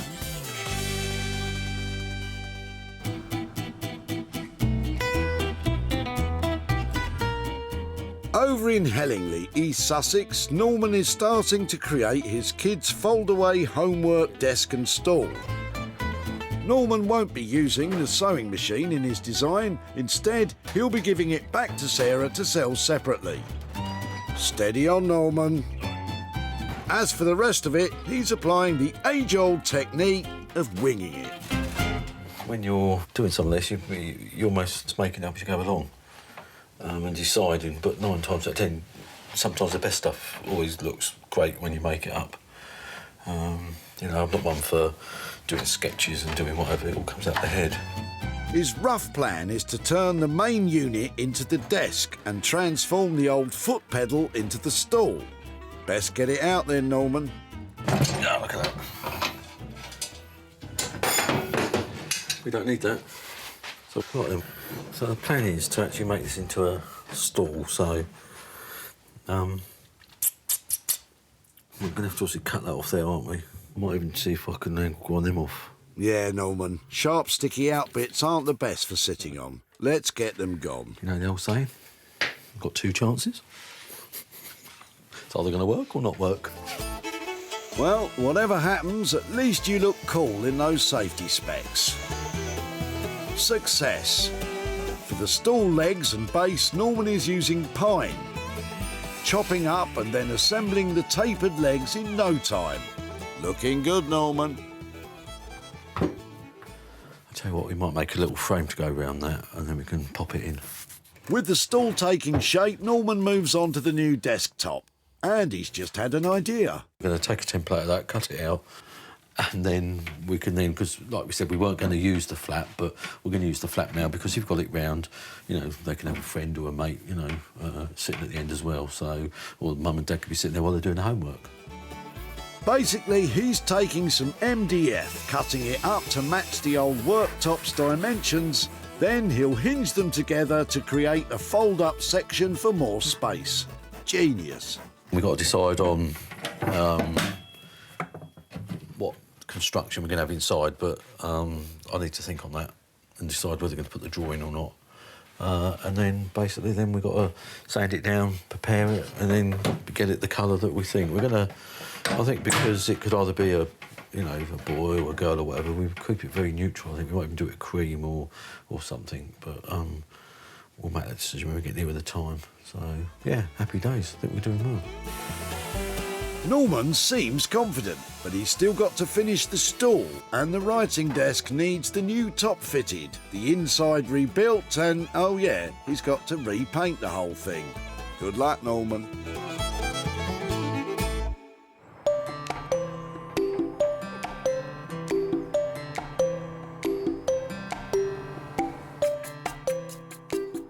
In West Sussex, Sarah has headed to Billingshurst to find a new home for her terracotta swan planter. After posting pictures of the bird online, she's had a lot of fanciers, including a vintage and retro boutique. But can Sarah strike a deal with the shop owner? Hi, Julia. Oh, hi. Oh, look at that. What do you think? Oh, gosh, it's beautiful. I absolutely love that. Well, I know you saw the picture on my page, but yeah, is it bigger than you thought it was going to be? I think it is, yes. I had no concept, really, of what it was going to be like in the flesh. It's absolutely amazing. I thought it was lovely the moment I saw it. It actually divides opinion because kitsch swans are not everybody's cup of tea. But do you think it's saleable? Oh, definitely, and I think full of foliage or, I don't know, you could fill it with other things as well. It would look absolutely stunning in the shop window or in the middle of a table, even. Sounds like the perfect place for Sarah's swan to nest, and she strikes a deal with a delighted Julia. I'm always amazed what people throw away. When I go to the tip, I see fantastic stuff being chucked in, so to throw this away seems a crime, so I'm really pleased that it's been rescued and I've got it. Sarah found the terracotta swan in the back of Mark's motor. Is it yours? Come on, tell me. No, it's come from my mother-in-law's house, but she died, so we had it. But it's sort of had its day. Sarah thought otherwise and happily flew away with the bird. I don't honestly think it's of much value, but somebody might get some pleasure out of it. And that's just what's happened. Now Julia's bought it. But how much profit was made? Sarah's in Aldridge to catch up with Mark and let him know what became of his old swan planter. Hello, Mark. Hi there, how are you doing? I'm all right, you? Yeah, very well, thank you. Nice to see you again. And you? Now, I've been really looking forward to coming to find you. Right. Because I think when I saw you chucking out I think it was your mother-in-law's swan at the tip, wasn't it? It was, Yeah. yes, yes. I think you said I'd find out that it was worth probably not very much. I did. Have you been laughing about it since I took it away? Well, I was expecting you to come and bring me a cheque for 500,000 or something, you know. I wish. It wasn't, it turned out a Ming swan or anything very exciting like that.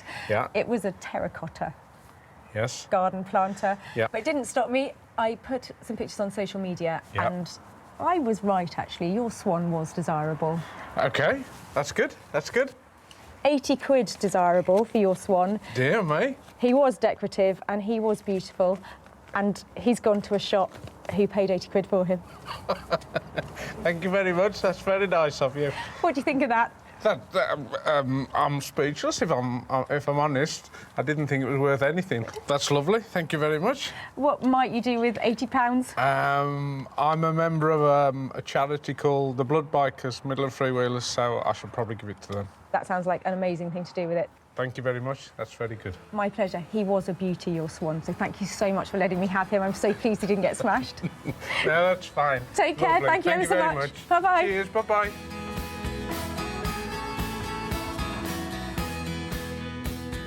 Sarah didn't spend anything on the terracotta swan. She sold it for a whopping £80, meaning every penny could be passed on to Mark. Good work, Sarah.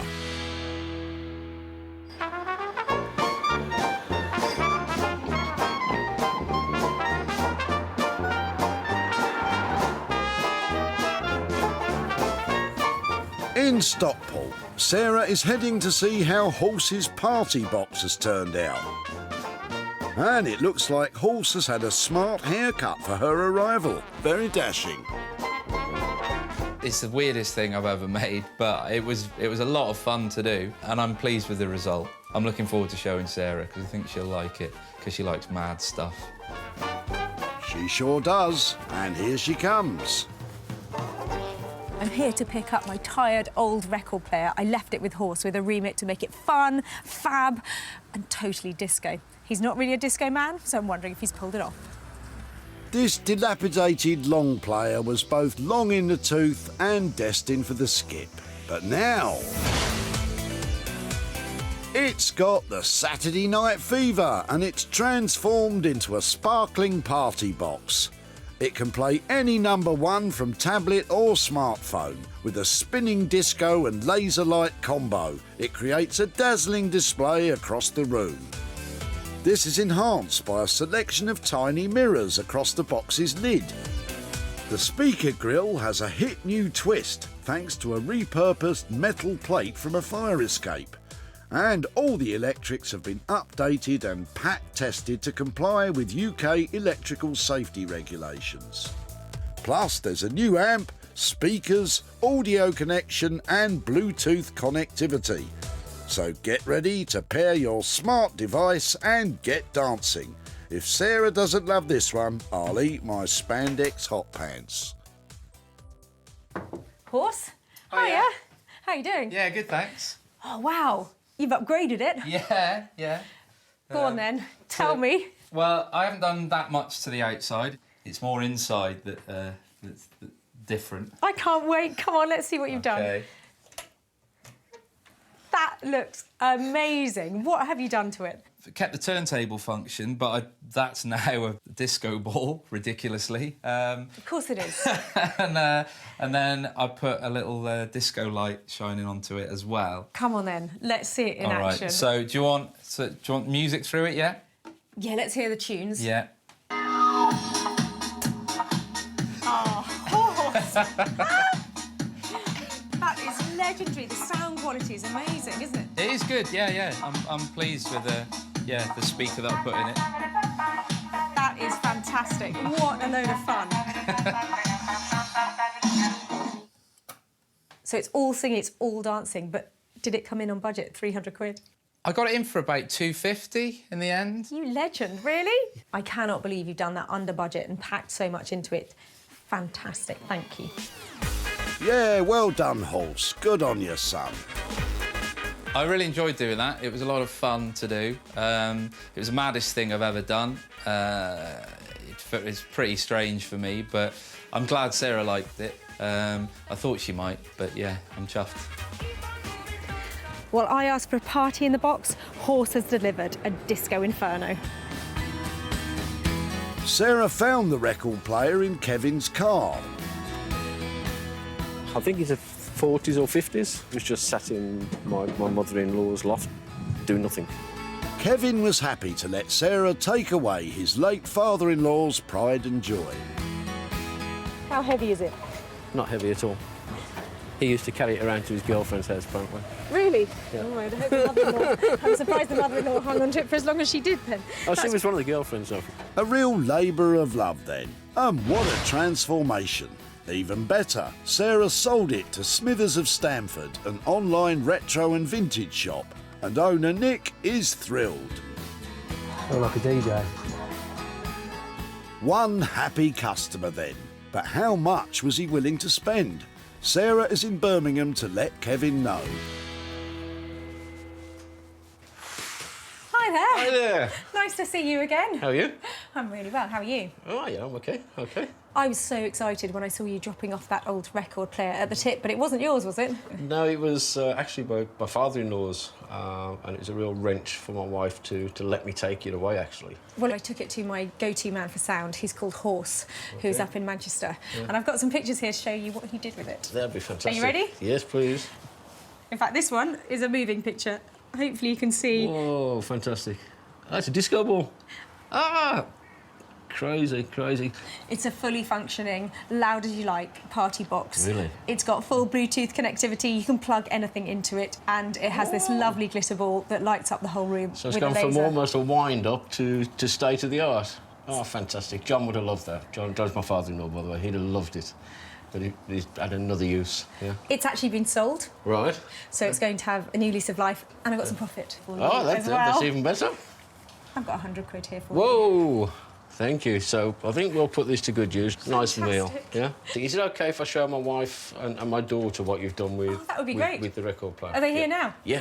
Lovely, yeah, do. Ryan, Isabel, come and have a look. Hello there. Hiya. Hi, so it was your dad's player, was it? It was, yeah. Oh, fantastic. Hi there, hello, I'm Sarah. Hiya. Do you want to see what it does now? Yeah. Are you ready for this? Have a look at this. It's unbelievable.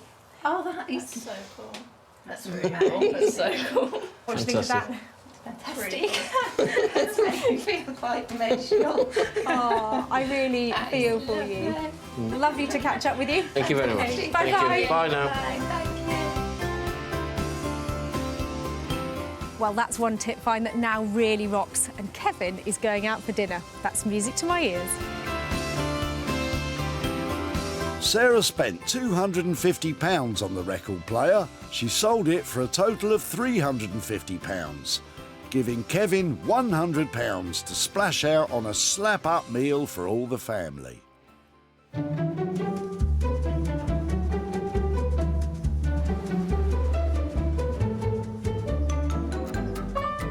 Time to head back to Hellingley in East Sussex to see how Norman has transformed a Singer sewing machine unit into a desk for Sarah.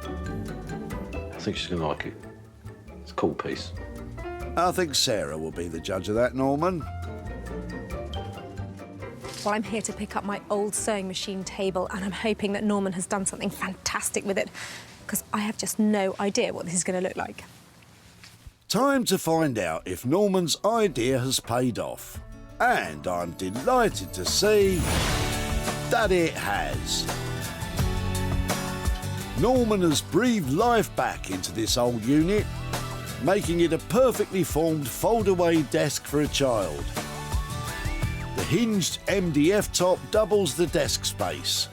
And inside, he's built an extra bit of storage for paper or books. The new stool is delightful, cleverly using the sewing machine foot pedal inside a bespoke frame. The whole lot has been painted with regular wood paint and sealed with a wax polish. It's modern, fresh and perfect for a little one to sit and do their sums at.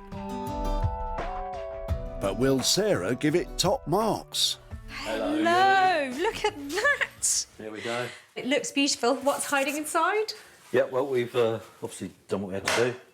Got the pencil thing there. Put your pencils in. That goes over to the flaps. Love the choice of colour. The grey is really good. And the stool, beautiful. Can I try it? Yeah. Is it comfortable? Yeah, you should take your weights. Yeah, that's really neat. Yeah, and then also if kids are doing it, the mums and dads can sit there saying while they're doing the homework as well, if they've got to help them out or Yeah, because you whatever. can tuck in that side as well, can't you? Tuck in that side as well, yeah. So it's got the versatility of everything. Brilliant. Well, I think that's what we're trying to create now, isn't it? Pieces of furniture like this, if they're flexible, they can go into so many different spaces. Yeah, really sweet. And then when you're finished, it just packs away really neat and tidy. And then you can still have it as a piece of furniture and do what you want with it. How did you get on with the budget? 250 quid was left on that one, yeah, and we're bang on it. Yeah, Great. really happy with it and everything. Brilliant. Well, thank you so much for doing that. Fantastic. A really good makeover. Brilliant. A top-notch homework desk, delivered on budget. Top of the class, Norman. Well, I think Sarah was pleased with that. She likes the colour, she likes what we did, nice little stool, so done it on budget, so happy days for everyone, and hopefully she'll make lots of money. If she doesn't, I'll tell her off. Well, that is a sweet little transformation. That's gone from sad sewing table to very saleable item. Sarah found the sewing machine unit in the back of Neil's car. He was happy to see it saved. I don't like throwing things away, but I've got to move. Oh, well, do you know something? Today's your lucky day because I don't like throwing things away either. No. And Neil had a few ideas of what Sarah might do with it. Hopefully she'll be able to restore it or turn it into something else, something more productive now. Which is exactly what she's done. And more than that, Sarah sold it to a sewing club in Kent. And creative director Angela is thrilled with her purchase. It's beautiful, it's lovely, it's going to look really good in my studio, very versatile. Sarah's back in Walsall to tell Neil the good news about the cabinet. But did she manage to sell the sewing machine too? Hello, Neil. Hiya. Nice to see you again. Lovely, thank you. So you were on the move when I last saw you and ending up here? Yes, that's right. Have you settled in? Yeah, it's lovely, yeah. Excellent. Now, I was a bit surprised to see a sewing machine coming out of the back of the car. What were you doing with that? It was a friend's relative when it was down in the skip, so You had to save I it. rescued it, but obviously I haven't got enough room here. It was a sweet little sewing machine, and I didn't want to do anything with that because it was still in working order and in really good condition. So I actually took the sewing machine out, but the rest of it, the lovely case that it came in, went all the way to East Sussex and to a lovely guy called Norman, who has made it into something really special. So I've got some pictures here to show you. This is how it ended up. He has transformed it. Oh, the treadle's there as well. He's made the whole unit into a desk that opens up, and he used the treadle from the sewing machine to make the top of the stool. Oh, that's lovely. What do you think about that? Yeah, the treadle's really impressive. Yeah. The sewing machine has gone on to a new home, and so has the old table. In fact, I've got, just hold on to that for me, I've got 19p there. Oh, lovely. And 70 quid to go with it. Oh, that's brilliant, thank you. That's for you. Yeah, lovely. What might you do with that? Well, my son's girlfriend's just gone into labour today. Oh, really? So, yeah, it just found me, actually. Oh, brilliant. Congratulations. That's lovely, yes, Thank you so much for letting us have your sewing machine table, and that's great news. Yeah, Lovely it to is, catch yeah, up with it's you. lovely, yeah. Thanks ever so much. Thank you very much. Bye-bye. OK, then, bye. Well, I would say that is fortuitous timing. Great news that Neil's about to be a grandpa, and money to be spent there. Norman came in on budget at £250. Sarah sold the sewing machine on eBay for £25.19p. The desk sold for £295, making a total of £320.19. So Neil has £70.19 to spend on his new grandchild. Sarah saved 3 unwanted items from being thrown in the tip. And with a bit of elbow grease and lots of love and attention, they've been completely transformed into fantastic, desirable objects. I diverted items that were about to hit the skip, and with the help of Horse and Norman, have transformed them into truly special items, and they're going to take pride of place in their new homes.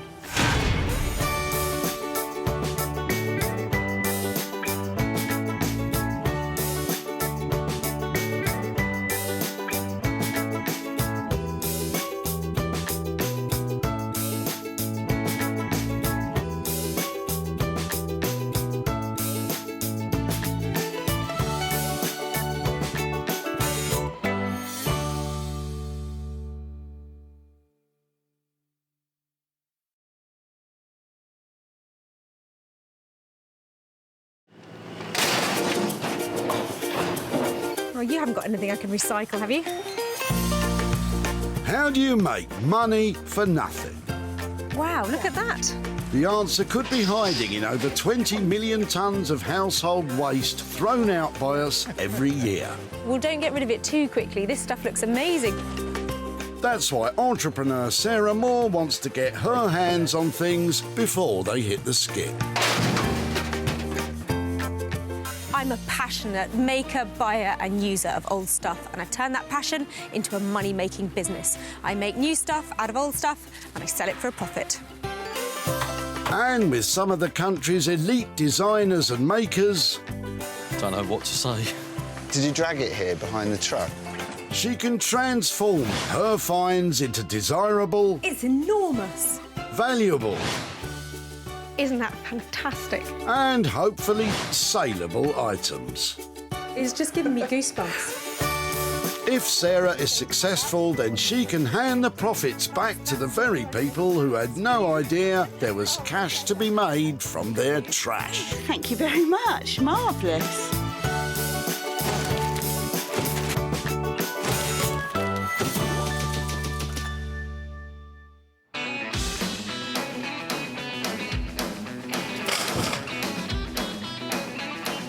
It's a beautiful day for throwing out your rubbish in Whitley in Surrey. The local recycling centre here is buzzing with bin bags. And wherever there's a skip, there's Sarah. You might like going out shopping. Maybe you go to the cinema. You might even go to an art gallery. But for me, if I want a really great day out, I come to the recycling centre. It's fantastic. Whatever floats your boat, Sarah. If you're thinking of raiding your local tip, don't. Sarah has special permission to be here. She must find 3 items she can do up and turn into dosh. I think I could really clean up round here. You'll have your work cut out in this place. Perhaps Colin will brighten your day. Hello. Hello. Sorry to disturb you when you look busy. Busy? I like the look of that. Yes, an old artist studio easel. Is it yours? It is mine, yes. Do you paint? I do, yes. Yeah, funny that. Oh, fantastic. But I've got a later version, Okay. as you might say, and this one's just standing in the garage, in the way, as all things in the garage are. So have you had it long? Was this yours from you? It wasn't mine from you. It was from a previous garage clearance, in fact. Artist Colin's old easel has been well used, but is it sturdy enough to be used again? There. It's just a lovely vintage version of what I see coming out of shops today. So I think it's really attractive, and definitely there's some potential to give it a new lease of life. That's one fold-away find for Magpie Moore, and she's looking pretty chirpy. Excellent. Get the thing going. Well, I will There we say are. that is a lovely thing for me to find here, and thank you so much for letting me have it. Bye-bye then. But what will Sarah do with it? Any ideas, Colin? I can imagine it being, when it's clean and nice and oiled or whatever, making quite a nice lamp, perhaps, out of it. A lamp, not bad. So what is the master plan? I'd like to paint you a picture about exactly what I'm going to do with this. I have no idea, but I do know it's beautiful, it's handmade, it's beach, it's got some great vintage quality, and that normally means there's money to be made out of it. For Sarah, there's one designer with the vision to transform this easel. Say hello to Daniel Heath. Daniel is a designer maker who can turn his hand to almost anything. A wallpaper and textiles designer by trade, he produces everything from bespoke furniture to high-end furnishings.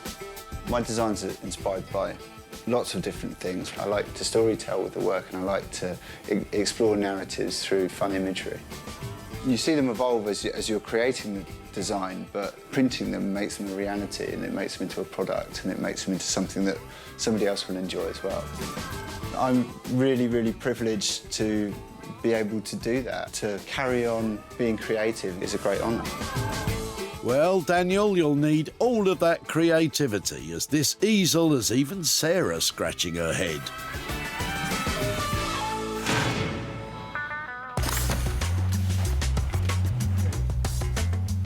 One item down, two still to find. Although Sarah seems to have given up on the searching and has gone straight for the money. No fivers. What? All yours, you can recycle that. I need fivers. Get your head back in the game, as Anthony could have item 2 waiting for you. Oh, wow, that looks old and lovely. Hi there, It is. hey. Hello, hello.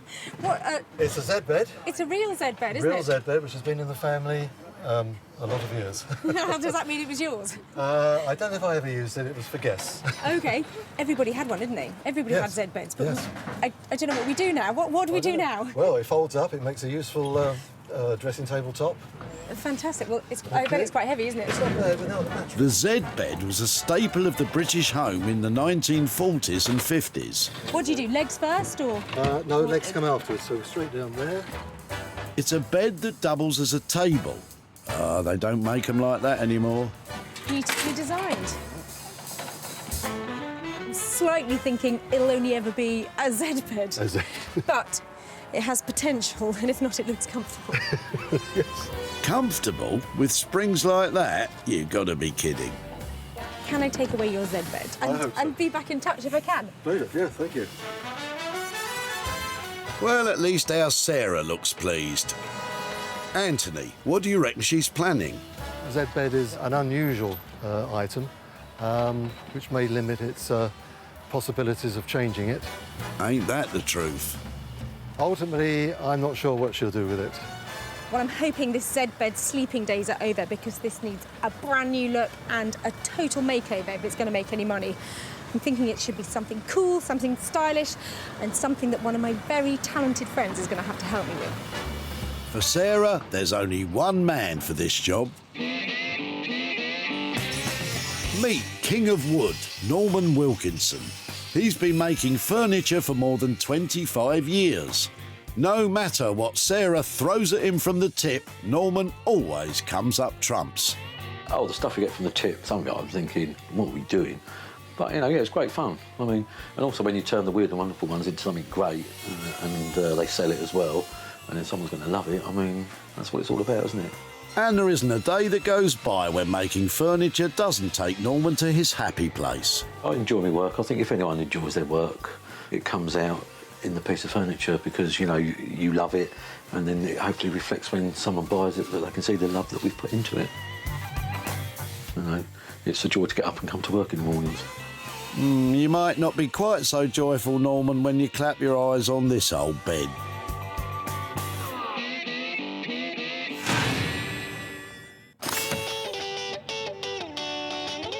Two down, one to go. This time, it's something Sarah can work on herself. Sort of tempting, aren't they? You never know what's going to be in one of those boots, do you? No, you never know. But Alex's boot has potential loot. That looks like a sweet chair. It is a great chair. Had it long? It's my old. I have had about 7 years. my pride and joy. And you've fallen out of love with it? Yeah, and unfortunately the springs have broken, which makes it not particularly comfortable anymore. And I tried to get somebody to repair it. Right. But unfortunately it was too much money to repair. Cheaper to buy a new one. Well, I'm really glad that you couldn't find anybody because I'm looking for stuff like this. And you have a footstool as well that goes with it. Lovely footstool that goes with it. If it'd be okay to take both those things away, shall I come and find you to show you what I've done with it? Yes, that would be great. I'd actually like that, thank you. Fantastic. Nice one, Sarah. Alex, what do you think Sarah's got planned for your saggy seated combo? I'm sure she's going to upcycle it and give it a new, lovely home. That's the plan. Well, it might not be vintage, it might not even be antique, but it is definitely cute. It's got a style all of its own, and it is absolutely ripe for an update. Update? I think you might mean overhaul. Sarah's tracked down all 3 items. Daniel will be pondering on this artist's easel. Norman will be right out of his comfort zone with a 1940s Z bed. And Sarah will be earning her stripes fixing up a burst armchair and footstool. Well, I am loving the items that I found at the recycling centre today, but I'm going to love them even more when they turn a profit.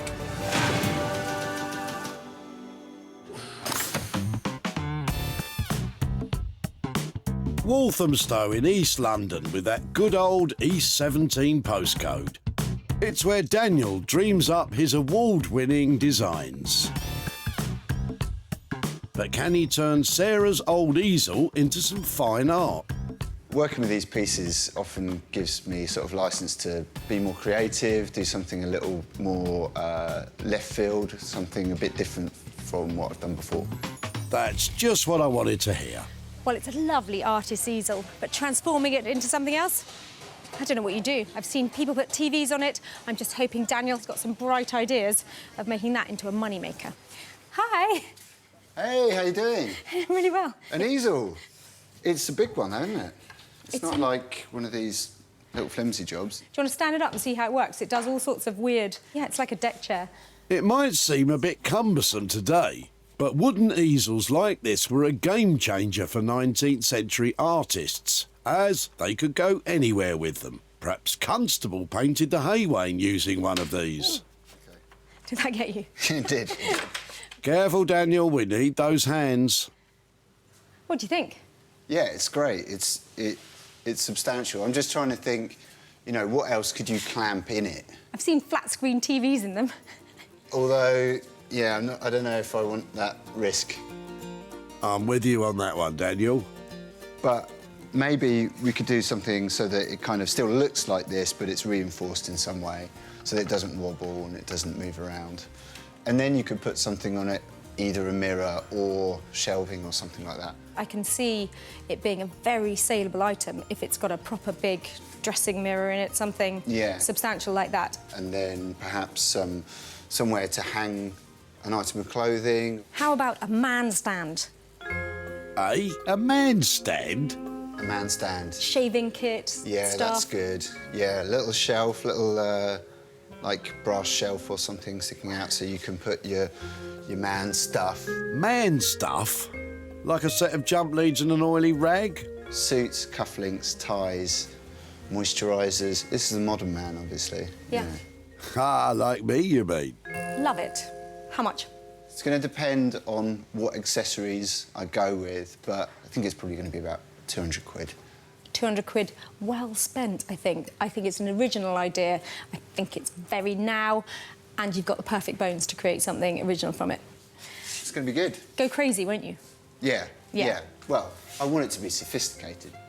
I'm going to leave you with all of those lovely thoughts. Okay. Call me when it's ready. Cheers, Sarah. It's an easel, so it's going to be nice to make it into something else. And, yeah, I think getting all the accessories and bits, it's going to make it into something fun for someone's home. You said it, Dan. I can't wait to see this man stand. It's a great idea. Maybe a little bit of a niche market. I think Dan's going to make it fantastic. At £200 for labour and materials, this easel will be reborn. But will it bring in the bucks?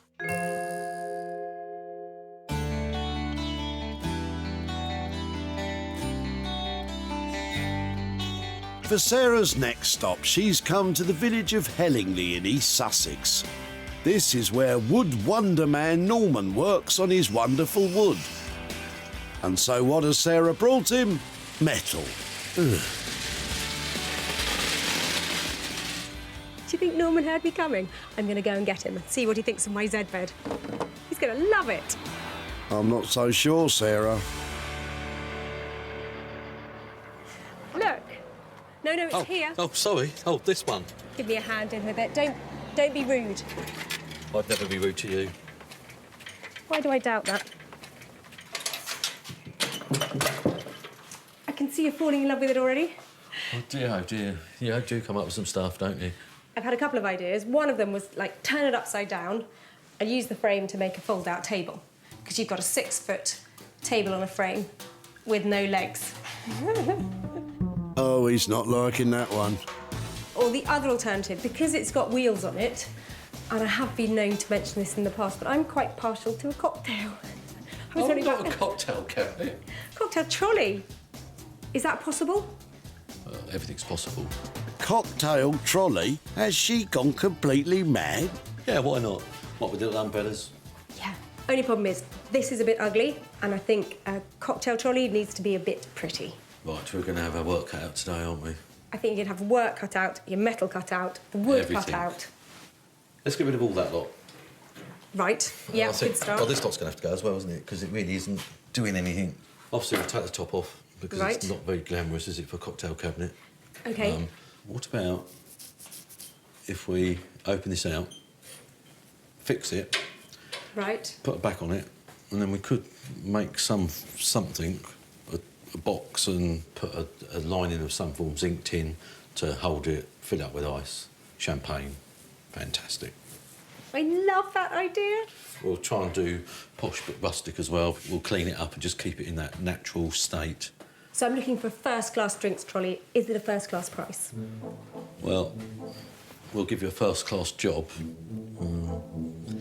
We'll try and do it for $4.25.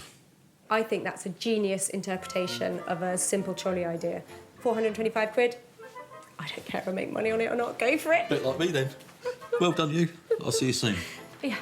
Cocktails, dear. Yes. Looks like even the thought of champagne has made Sarah giddy, as she's agreed to really splash out. Every so often, you have to take a risk on something. £425 on a Z bed. I think that drinks trolley is going to be amazing. We're going to have to use some imagination to get it to where we need to.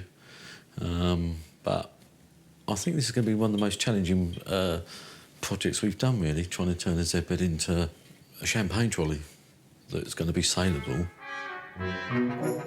It's a risky £425 to reinvent the Z bed, but if anyone can make it saleable, it's Norman.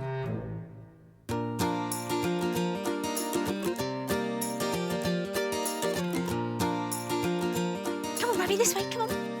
Coming in?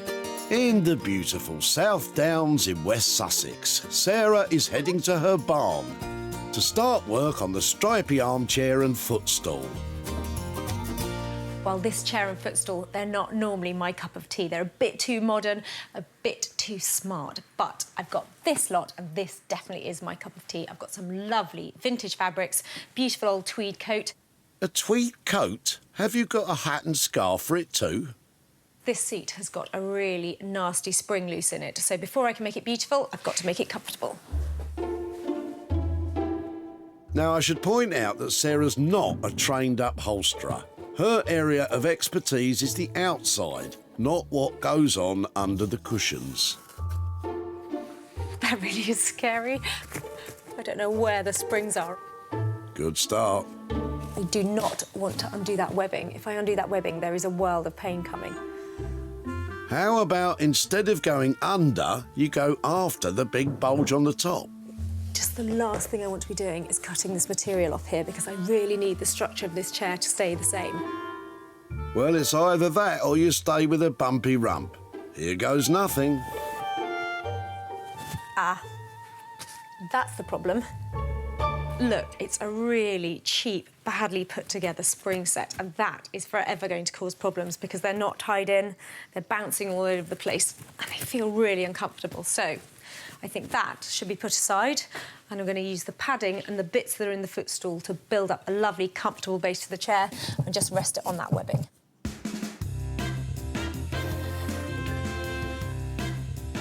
Using the foam from the footstool makes for a really cosy, comfortable seat. But if it's longevity you're looking for, you can replace the springs with a new spring set for around £15.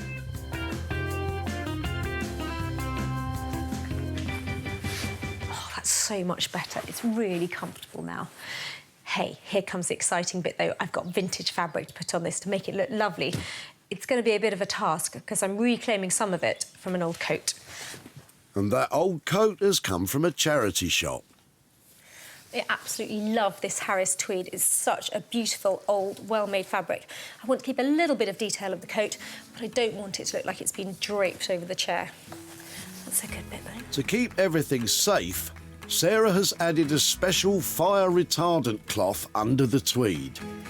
Just using the edge of the seam of the front of the coat here to provide a really neat edge. Sarah has positioned the fabric of the coat so that the buttonholes are down the side of each arm. Clever. Definitely want to make a feature out of these things, otherwise they're going to look like they're just holes in the fabric. And I've actually got the pocket here, which I'm going to leave in. Maybe you can put the remote control in there. A pocket in an armchair. That is out there, Sarah. I think this might actually work. Sarah spent £50 in fabric for the chair. If she somehow makes this thing desirable, she could stand to make a fair bit of profit.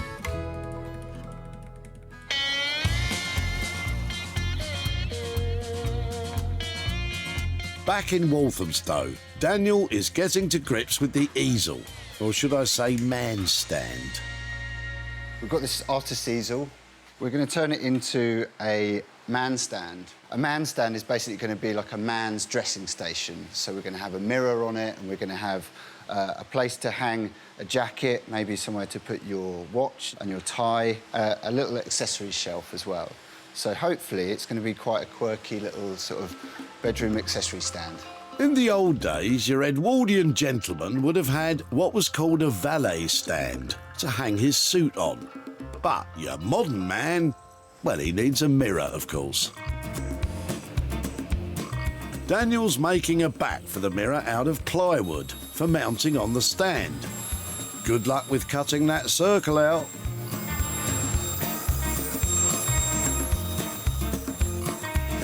I have to get it roughly into a circle, and then I'm going to use a massive disc sander to bring it to a nice smooth edge all around the sides. Ah, so that's how you make neat circles out of plywood. Daniel's got some serious machinery in his workshop. I'd love a go on his sander.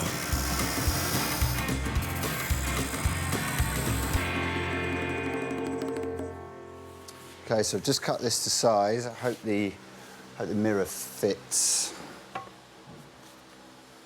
Ah, spot on. This is going to go up on the easel here, somewhere. I imagine we might try and make it off-centre, or maybe central. Not entirely sure yet. While Daniel reflects on that, he's got to clean up that easel. Great, are we going back to the big sander? Oh, just a small sander this time, but good for doing fine detail. To get into all the corners means dismantling the whole thing.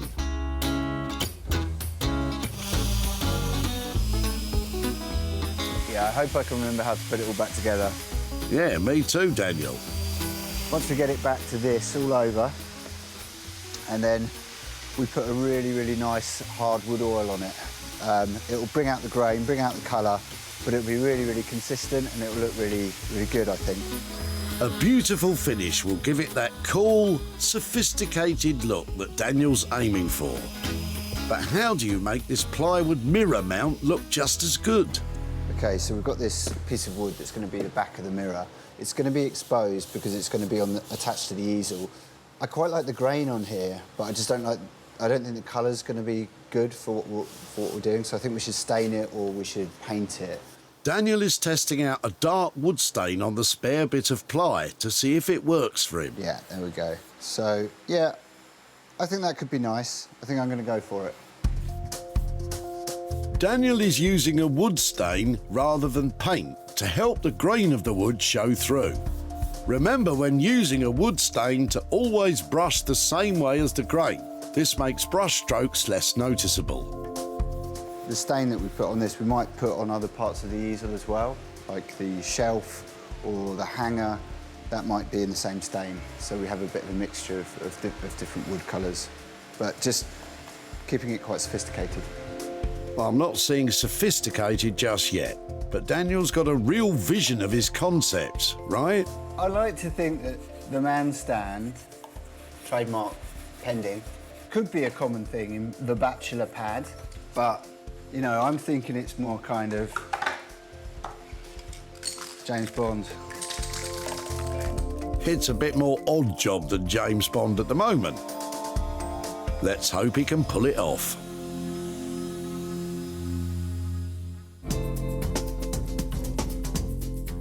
Back in Hellingly, Norman is getting to grips with the reality of the Z-bed, becoming some sort of drinks trolley.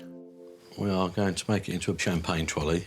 We're going to use oak, and let's see where we go. So I have plans in my head, but this is going to be one that I think I'm going to be making up as I go along.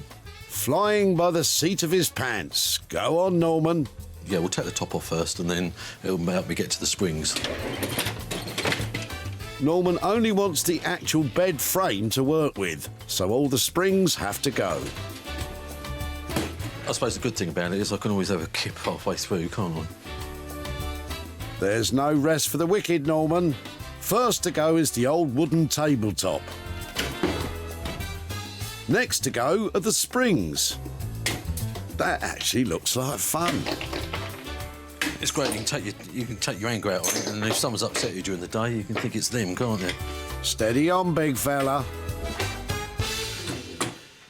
Right, that bit this is going to be the first bit of the structure, so we're going to obviously use that for the top.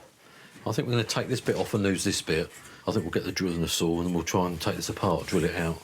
This bed is around 70 years old, so the only way to get it apart is with brute force.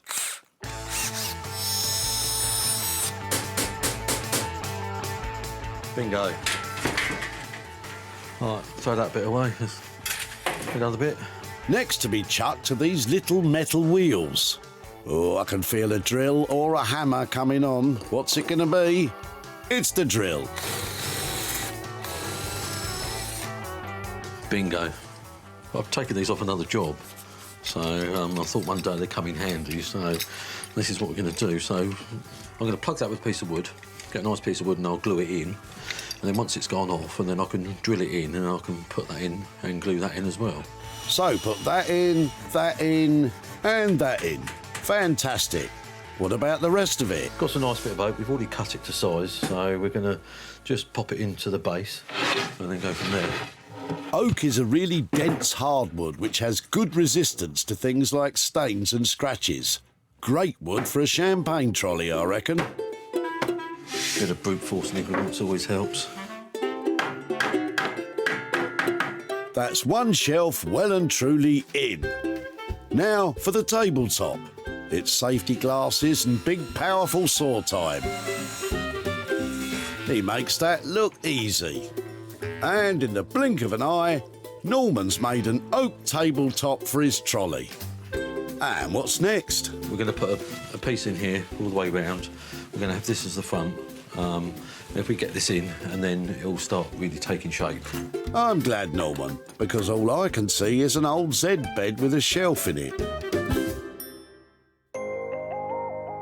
With our makers busy overhauling the first 2 tip finds, we're going back to West Sussex to see how Sarah's getting on with her armchair. I've got as much of the coat on as possible. It's covered a fair bit. I'm going to do the arms and the inside in this lovely houndstooth.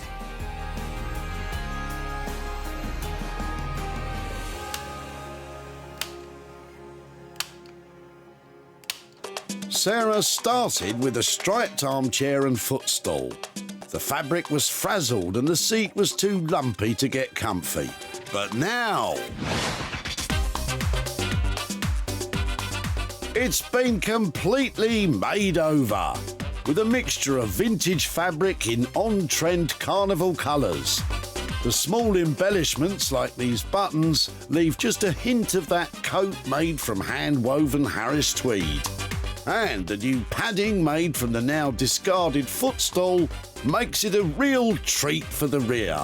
It's compliant with all UK fire safety regulations, and I have to say, I had my doubts about this one, but now I absolutely love it. Time to grab the old pipe and slippers. I've popped a little bit of floral into the seat. I've used absolutely as much of that old coat as possible, and I'm really pleased with its lovely tweed feeling. Hope it'll find a nice new home. Let's find out. It was at Whitley Recycling Centre that Sarah spotted Alex. That looks like a sweet chair. It is a great chair. Alex had spent 7 years with his trusted chair and footstool. My pride and joy. But he was reluctantly saying goodbye. The springs have broken, but unfortunately it was too much money to repair. Alex was chuffed that Sarah wanted to transform his saggy seated combo. I'm sure she's going to upcycle it and give it a new lovely home. 2 became 1 as Sarah used the footstool to help revamp the chair. She shared pictures of it online, and it wasn't long before it was snapped up by a private buyer. But is there a profit for Alex? Well, unfortunately, I haven't been able to catch up with Alex to talk about his old striped armchair, but I'm really pleased to say that I've got quite a bit of profit to send his way. In fact, I've got £170 here, and that's going straight to him. Sarah spent only £50 on materials for the chair, and she sold it for £220, leaving a healthy profit of £170 for Alex. Well done, Sarah.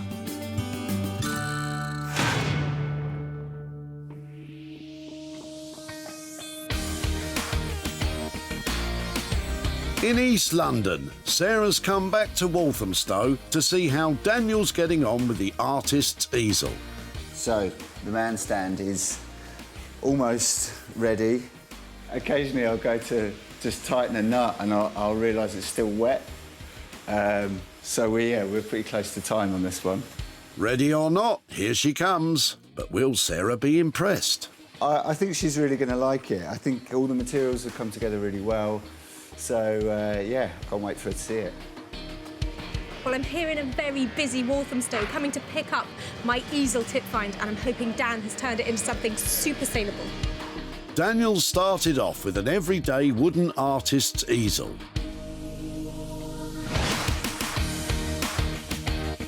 Now it's a dressing stand for the modern man. Daniel has sanded and oiled the original wood, added a useful shelf, and there's even a coat hanger at the back.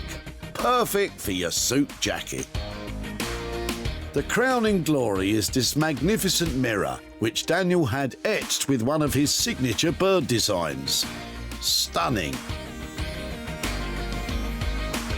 This might be repurposing as art, but will this hipster furniture stand up to Sarah's expectations? Hey, Dan. Hey, Sarah, how you doing? I'm really well, how are you? Good to see you. Dan, it's a fantastic thing. The man stand is here, yeah. Wow, it's really neat. And is that the vintage mirror you've got?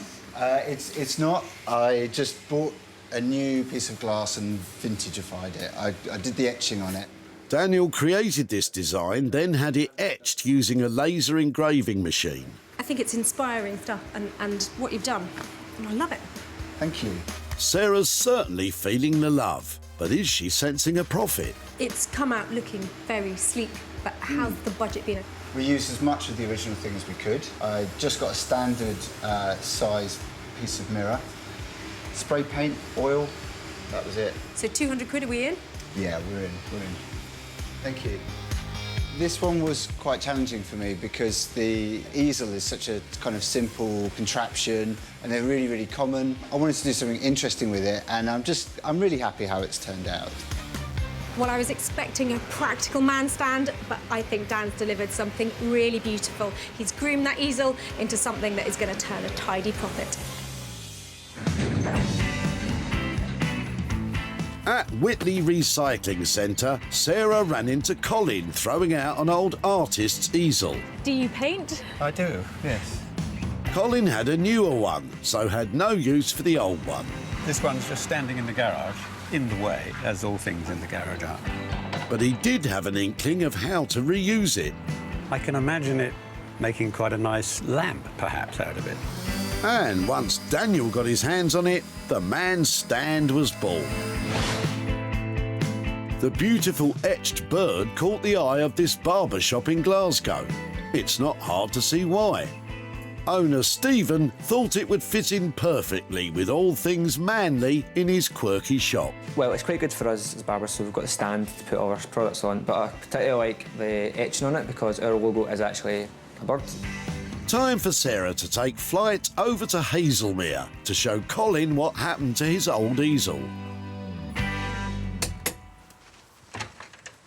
Hello there. Oh, hello, Sarah. How are you? I'm very well. Nice to see you. And to see you.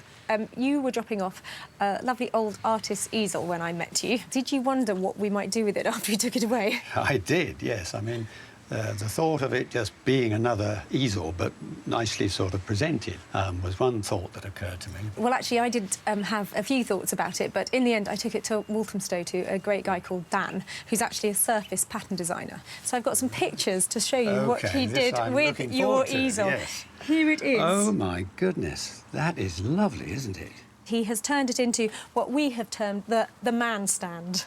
Right. It was supposed to be a... That's so appropriate today, isn't it? I mean, men spend a lot more time in front of the mirror. It is our mission, having had things made, to sell them. And your man stand has gone to a lovely barber's from Glasgow. So I have £60 here for you as well for your old easel. Thank you very much indeed. That's an absolute pleasure. Have you got any idea what you might spend £60 on? That's going to the kidney research, UK kidney research. OK. And that's what I'd like to do with it. Oh, well, that sounds like an amazing thing to do with. Thank you so much for letting us have it. Goodbye, Colin. Thank you so much. Bye-bye. Thank you very much. Bye-bye now. Well, it was lovely to catch up with Colin again, and I bet he didn't see a man stand coming, but I think he approved of what we made of it, and I'm so pleased we managed to make a bit of profit for his charity. Daniel charged a total of £200 for his work and materials, and the man stand was sold to the barbers for £260, leaving a pleasant profit of £60 for Colin's chosen charity.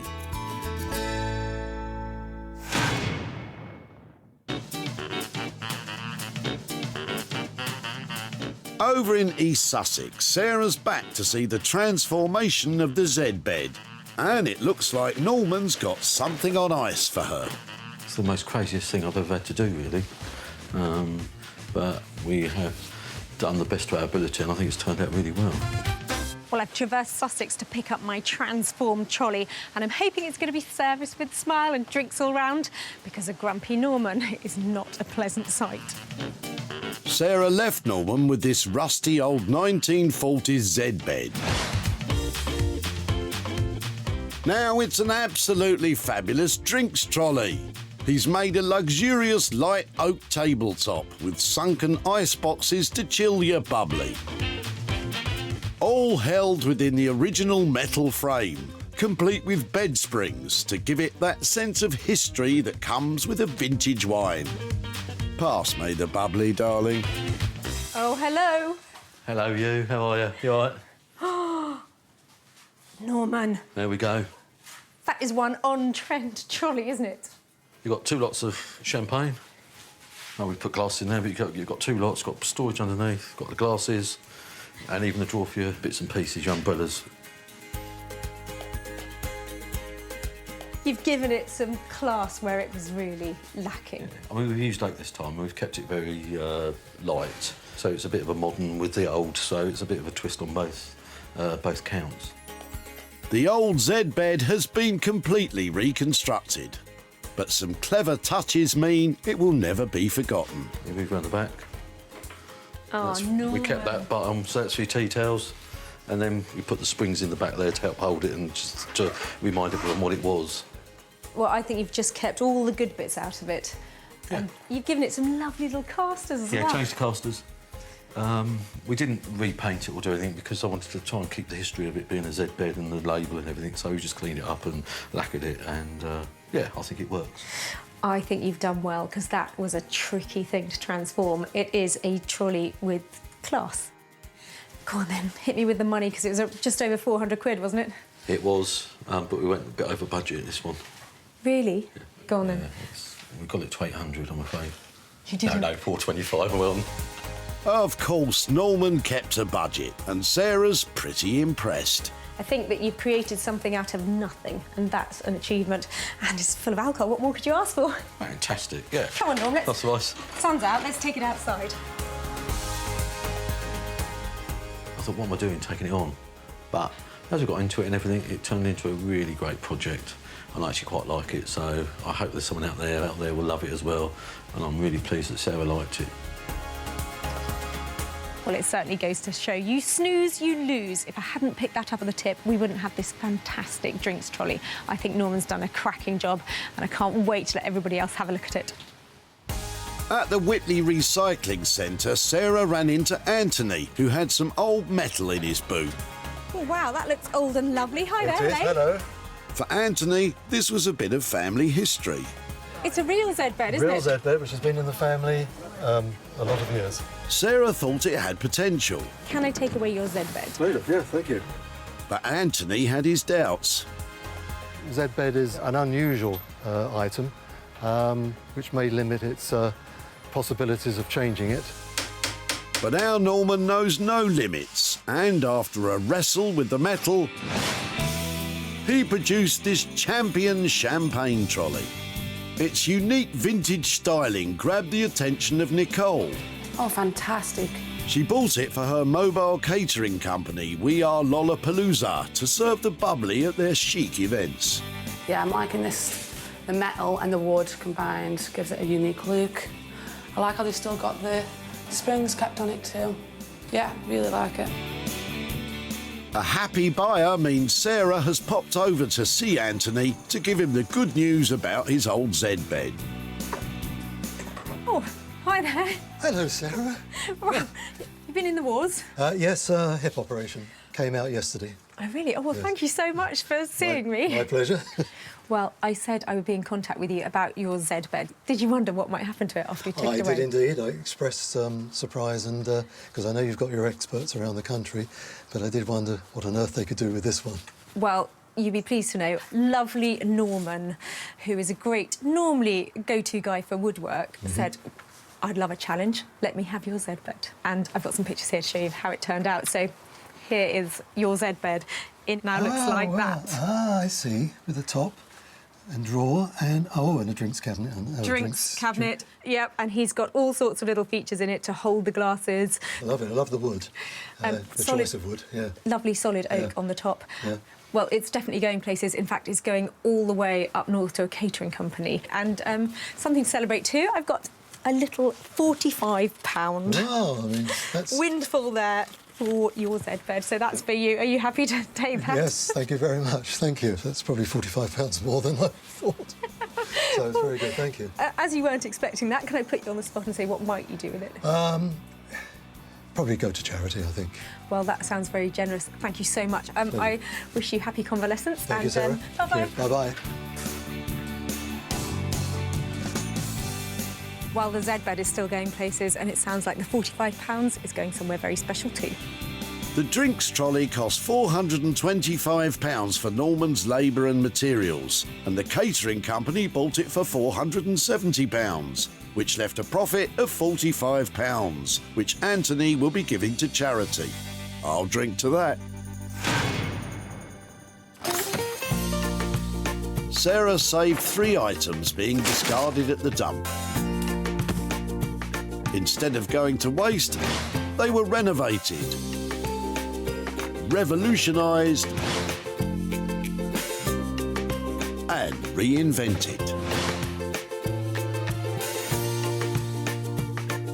Well, with the help of my friends, we've managed to save stuff from the skip and turn things into saleable, stylish items. And handing over a bit of money for nothing? Well, that is a real bonus.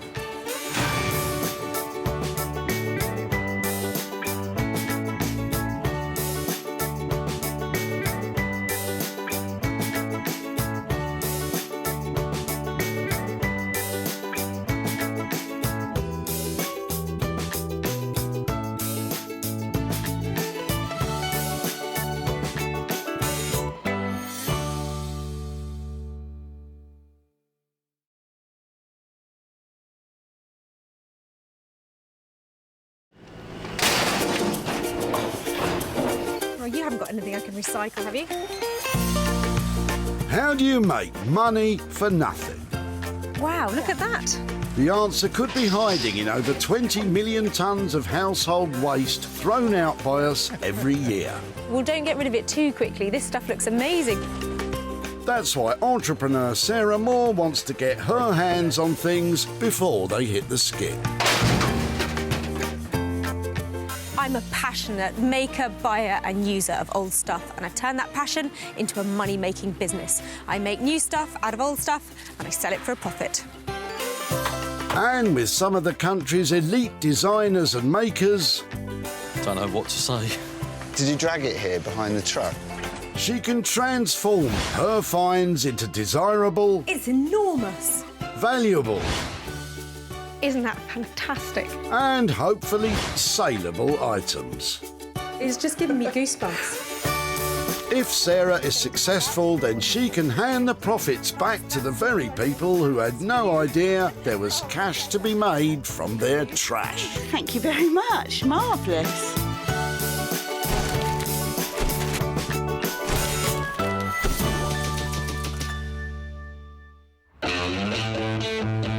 Welcome to Walsall Recycling Centre near Birmingham. When it comes to filling skips, this place is fast and furious. Sarah's on a mission to turn your trash into hard cash. Well, it's like the floodgates have opened because people are pouring in here. But I just need to find those little bits that I know are going to float a profit. But before you zip down to your local tip, be warned. Sarah has special permission to seek out 3 items that she can rejuvenate, repurpose and sell on for a profit. First to pique Sarah's interest is Jenny. But has she a car full of possibilities? You having a clear out? Just a little. What are you doing? Are you on the move? No, we're just having a big sort out. OK. All the rubbish. Looks like you've got some interesting bits and pieces. We've got some bits and pieces there, yes. Where's it all come from then? Is it the garage or...? Attic, 1 bedroom, 1 junk room, and that's it. OK. Do you think there's anything here we might be able to recycle? I don't know. I don't know what we got. All sorts of bits and pieces.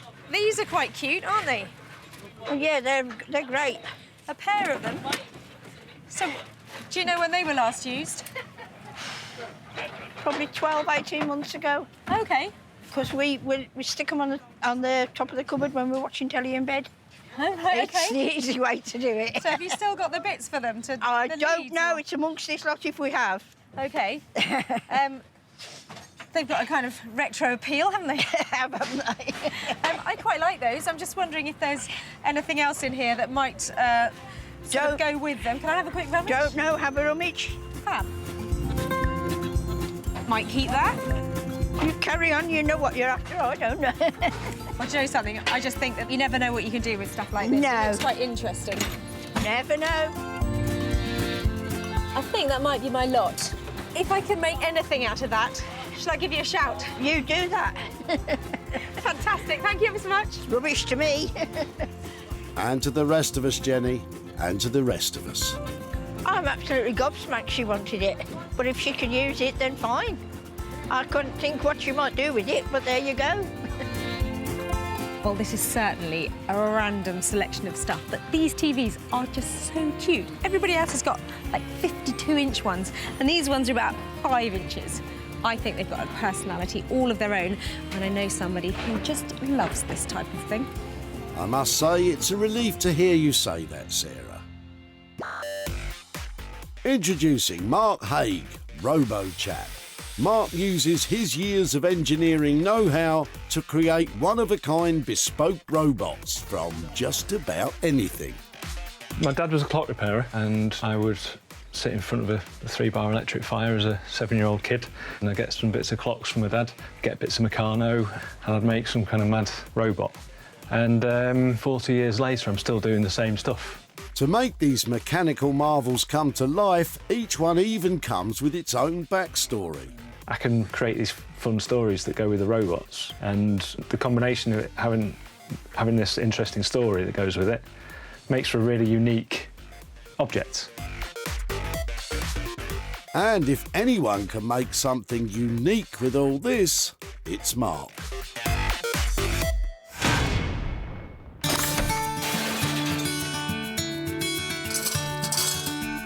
Righty-ho, that's 1 off the list and 2 to go. And while some items are well protected... Anything in there for me? No? Others are not protected enough. I've never played a violin before, can you tell? Yes, we can tell. Could Martin and Annette have something more palatable in their trailer? Something to bag Sarah some cash, perhaps? I can see clouds of woodworm dust coming out of that. What are you throwing away? It's basically wood chippings from an old shed that's been stored for probably 30 years. OK. So not yours, then? It's not mine. No, we bought the house, and now we're clearing the shed out. So, OK. There is definitely something active in your shed, isn't there? There is, yeah. I mean, it's good firewood. Anybody wanted it for firewood, but other than that, for us, it's got no use, and it's in the tip. What about the bags, though? I don't know where he's got those from, to be quite honest with him. Michigan beans. That doesn't sound like Birmingham, does it? Well, odd though it might seem, those dusty old sacks, because they've got that original writing on them, people love that kind of thing. Yeah. So amongst all the sort of stuff that's coming out, those would be quite interesting to see if I could salvage them and make something out of them. Yeah. Oh, you're more than welcome, because all I was going to do was put them in the skip anyway. Yeah? OK, so well, I'm going to fold those up and say thank you very much. You're welcome. Put those in my little pile of treasures. Little pile of treasures. Let's not get ahead of ourselves, Sarah. If I can do something with them. I'm not sure what it will be, but can I come and see you at your house and show you what I've done? Yeah, no problem at all. We're surprised that Sarah wanted the sacks. I mean, they're interesting enough with the terminology on them and that, but what she's going to do with them, who knows? Yeah, I mean, a sack's a sack, isn't it? You're not wrong there, Martin. A sack is indeed a sack. Well, I keep asking myself, why did I save these? They are moth-eaten, they are dirty, they are well past their best. But there is one redeeming feature. It's the typography. This, in fact, it's American, this fantastic, really strong circle with all the writing on it. It's all about beans. I mean, there's something about it that is just fantastic. And luckily for us, Sarah knows a guy who would almost certainly agree with her. If you want a bag, then go and see Neil Ragg. Neil is a whiz with a sewing machine. His mission is to rescue tough and rugged materials otherwise headed for the skip. Neil turns them into high-end holdalls that will last a lifetime. Well, these days there's too much going into landfill. We've got a finite amount of space where we can bury stuff. So if I can prevent it from going into landfill and make something beautiful from it, that's the plan. Most of the bags I make are from old sofas. It could be old army tents or scout tents. If I can get a needle through it, then I can turn it into a bag, and a bag that looks like it would cost hundreds or thousands of pounds from the high street. With all the holes in these bags, getting a needle through them will not be difficult. Making them worth something is a different story altogether.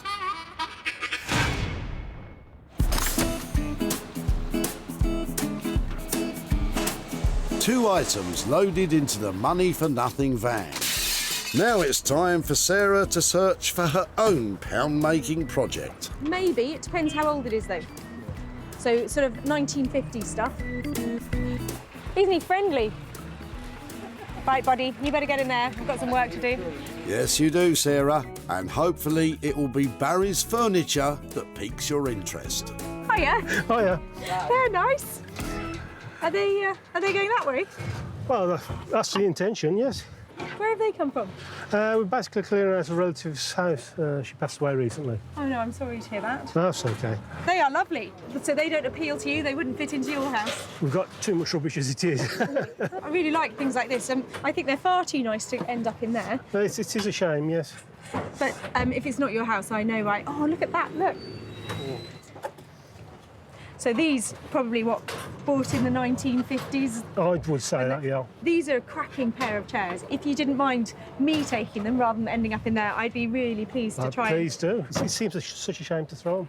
And what about that? Did that have sort of those lovely spider plants or something? Yes, yes, full of spider plants. Yeah, it's just such a classic look. Well, I tell you, as a little group, a pair of retro chairs and a lovely little plant stand, they're the kind of thing that people love, you know, this sort of retro look. That's right. Particularly those sort of 1950 legs. Can I take them away? Please do. Fantastic. And can I keep in touch as well? Because I'd love to be able to show you what happened to them or where they go to. Would that be all right? Yeah, I'll be fine, yes. Fantastic. Well done, Sarah. 2 chairs and a plant stand. Good luck with that. What are Barry's thoughts? Well, I suspect that Sarah will probably renovate them because they're worth a little bit of attention, especially the plant. I mean, that's quite a classic little item, that is. And the chairs are very nice as well. So have you noticed? These chairs are Urkel. These are British-made, stylish, collectible. There are heaps of people out there who absolutely love this furniture. And grouped together with this 50s plant stand, they look fantastic. There you have it, 3 items found. Mark will get switched on with Jenny's mini TVs and bits. Neil will grapple with Martin's printed sacks. And Sarah will tackle Barry's chairs and plant stand. Well, they might have wanted to bin it, but I want to bling it. Now's the time to turn those diamonds in the rough into money-making gems.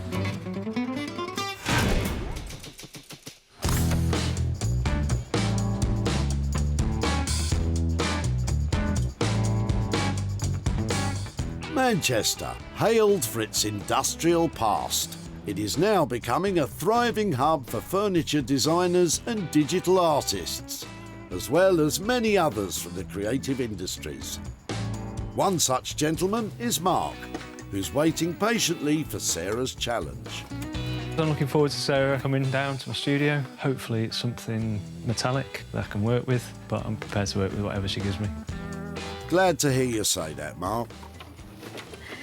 Well, I picked up some random stuff at the recycling centre in the past, but this lot, well, this has to take the biscuit. I brought it to Mark, and I'm hoping he's going to recycle this into a robot with attitude. Mark? Hi. Hello, Sarah. How are you? Yeah, I'm really well. How are you doing? I'm very well, thank you. What have you brought me this time? Well, I saw these, and obviously I immediately thought of you.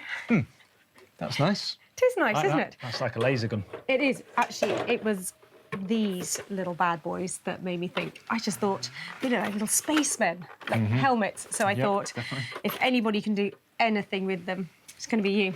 What do you reckon? Look. Yeah, I reckon I can build with those. And I'm looking on the back. It's got a video input on the back. Right, OK, that's a good thing, then. It's a good thing. That one hasn't. OK. So I don't know what I'd do with that one. I could make something with it. Right. But this is my preference. OK, well, let's pop that one down there. When I saw them, I thought they had a bit of attitude. I was kind of thinking maybe some, like, punk styling or something like that.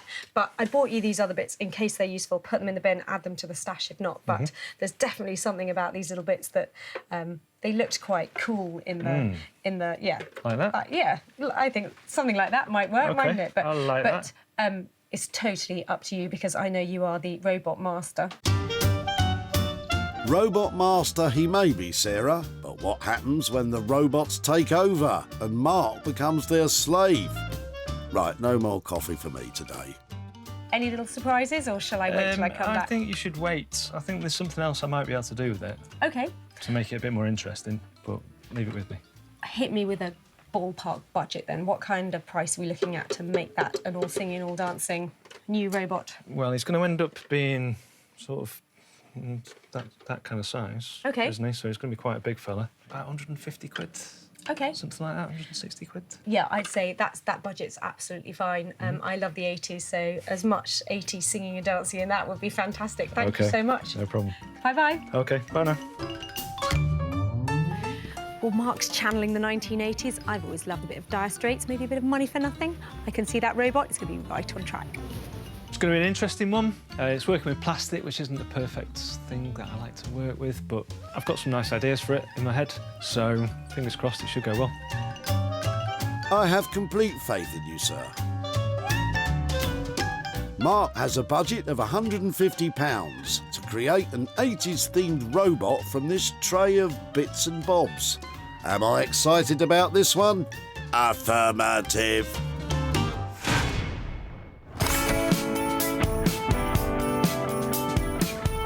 Marlow, Buckinghamshire, a town with a rich history going back 1,000 years. Around 30 miles west of central London, its ideal location on the River Thames makes it home to one of Britain's premier rowing clubs, producing Olympic oarsmen like Sir Steve Redgrave. But are Sarah's printed sacks going to seem like an Olympian task for Neil? Always looking forward to new challenges. Wouldn't be here if it wasn't fun doing something that was out of your comfort zone. So, yeah, slightly nervous to see what bizarre thing that she's going to bring. Here I am in super smart, quintessentially English Marlow with an absolute load of old rubbish. I know Neil's got a sense of humour. I just hope he finds something to laugh about with this lot.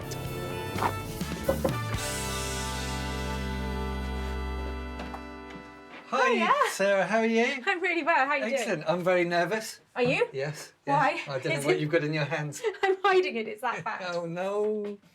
So, what are you hiding behind your back, Sarah? What do we have? Hi. Hi, well, the sacks. We've got sacks. They've got a lovely print on them and they are covered in, I haven't touched them at all, they are tip fresh and they are covered in cobwebs. But they have got beautiful print on them. So where do we think they've come from? These have been used as wood store for 30 years. And before American. that, they came from Michigan. Yeah, they are virtually unusable. There's probably enough here to make. Oh, no, look at that. Do you like it? Yeah. We've got Michigan casserole and Michigan navy beans. Well, they look great. I mean, it's an ordinary sack otherwise, isn't it? It's a very standard sack. But with the logos, they're lovely. I must say, Neil's enthusiasm for the old sacks is putting my mind at ease. And getting me excited about what he'll do with them. You could just keep things really low cost on this. So keep it simple and just make them into simple shopping bags, you know, adding a lining to it. Leather strap, you know, it doesn't add any extra time to do this, but you've got something that there's not going to be any more of these on the planet. That sounds great. I mean, there's 3 there that look like they might work. That one is shoddy. Yeah, maybe not. And that one, That one's maybe fine. some of it. OK, so if we're looking at potentially 4 bags here, what kind of money do you want me to leave you with as a whole for transforming that into 4, or price, whichever way you want to price it? Well, if I'm going to make something very simple, a simple shopping bag, you know, you're looking at a tenner each, that's all. Perfect. I tell you what, I'll give you 50 quid and see what you can do with the offcuts. OK. You'll think of something. Yes, OK, thank you. A sack's a sack, you know, and they're standard sacks, but the fact that she's found something that is utterly unique is very exciting because the logo is really cool. So it is something that not many people are going to own, 4 people possibly on the planet. There are not many people as enthusiastic and creative as Neil Ragg. He seems like he's going to take up the challenge with relish, and I cannot wait to see what he does with those old sacks. But with a budget of just £50, will they be strong enough to deliver the goods?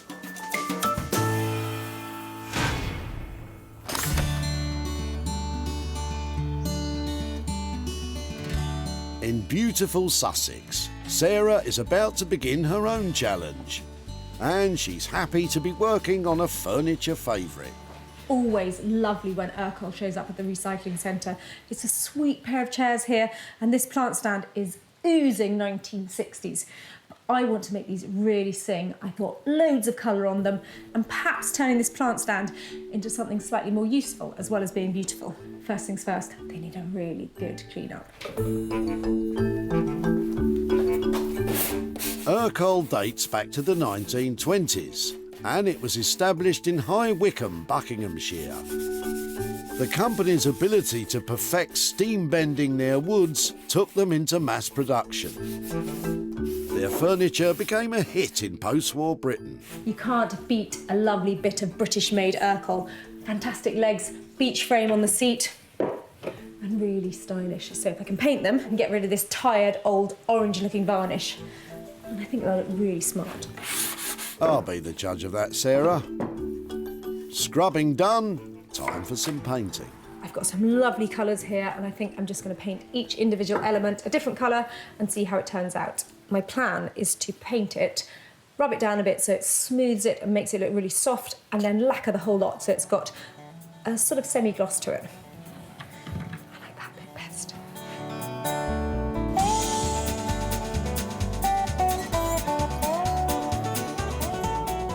To get the best result when painting Urkel, treat it very gently for around 30 days after completion. This is because paint doesn't reach its hardest point till then.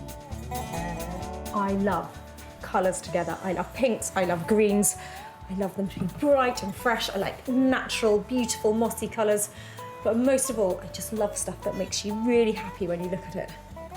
Yeah, like a very colourful picture of me, for example. I get it. We can update Urkel with colour and it looks really good. It's not everybody's cup of tea, because some people like it really pure, just as it came off the factory line. But for me, if it sells it and it makes it look lovely, then I'm happy to paint it. Well, I've got a bit of experimenting to do, but I think this will probably work. What do you reckon? A bit of that next? Probably best I leave the colour choices to you, Sarah. It's as good as any.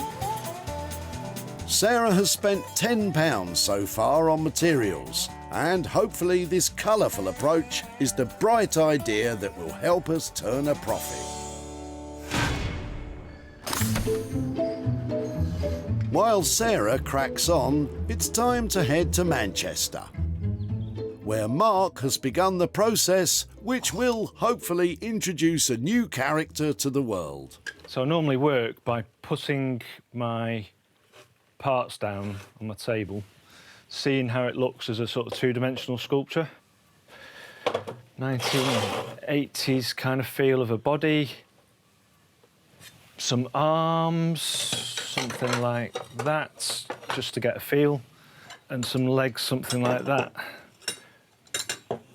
But to be honest with you, as I'm looking at it, I'm not really feeling it as a sculptor. It doesn't really appeal to me. So I'm going to go against Sarah, which I might get into trouble for, and I'm going to change the design. I've got to do what I feel, so that's what I'm going to do. Mark, we trust you. Go for it. Even though the TV is 80s plastic, Mark believes that a steampunk theme is the way forward. Steampunk is a term that originated from science fiction novels. It takes its inspiration from the Industrial Revolution, Victorian Britain and the American Wild West. I've got various wooden boxes around and things. Somewhere around here I've got something that is the right size. It's already got that kind of steampunk feel to it with the dark wood, but I'm going to dress it as well. So there'll be dials on there and knobs and sort of steampunk dressings on there. At the moment, I'm just getting it for scale. Which is where the fun part of the process really kicks in. I'm just going to go to my leg collection. A leg collection. Every robot maker's dream. I'm feeling that a lot more. It's looking a lot nicer. As a scale, I'm quite happy with that. Once Mark is happy with the scale, it's a case of layering on parts from his treasure trove of bits and pieces. to help give the robot character. So I'm going to put the legs on. That entails drilling through the tin on here. I'm ambidextrous, which always comes in useful when you're building robots. Very handy.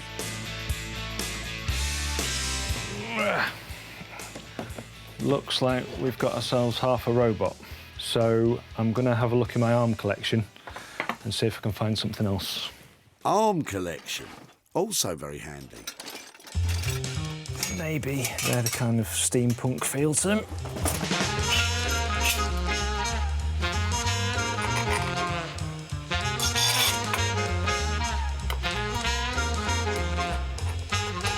And just temporarily, I'm just going to put the head on the robot just to see where we're up to as a sculpture. It needs a neck, but it's getting there. It's looking something like what I was expecting it to look like. I like this steampunk look. Might even give it a try myself.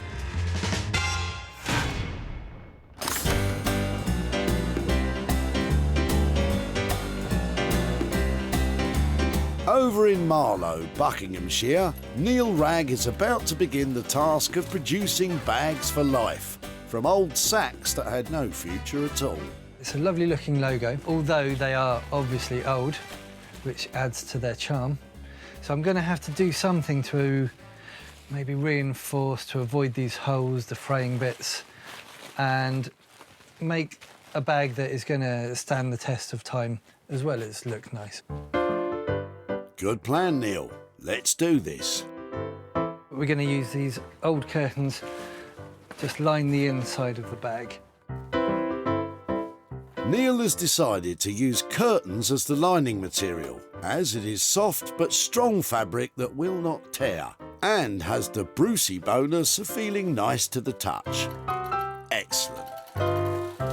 Relatively simple, just sewing the two right sides together, and then I'll turn them inside out, and that way we've got no raw edges, it's nice and neat, a very simple bag, but will look quite different to any other bag for life you get.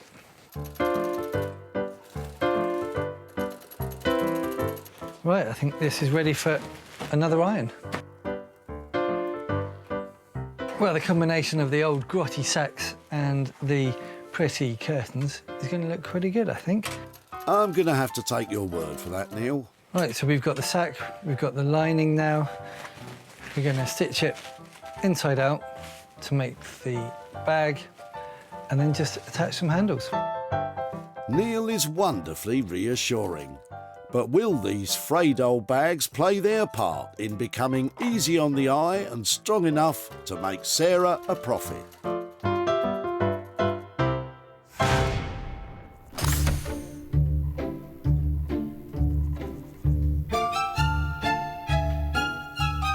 In Sussex, Sarah is hard at work putting the finishing touches to the chairs and the plant stand. I've got some really fine copper sheet here, and what I want to do is put some little caps on the end of the front two legs just to make them look really beautiful. Any enhancement in the beauty department is always welcome. When Sarah found this trio, they each possessed a one-way ticket to Dumpsville. But not anymore.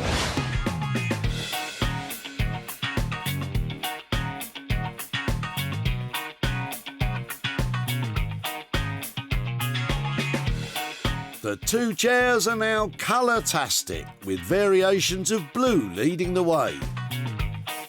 Copper sheets round off the spectacle, as well as linking it with the contrasting copper spray covering the plant stand.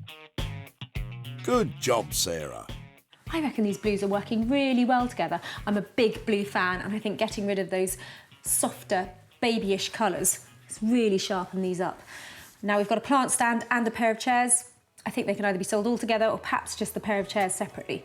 But time now to get these out there. See who wants them.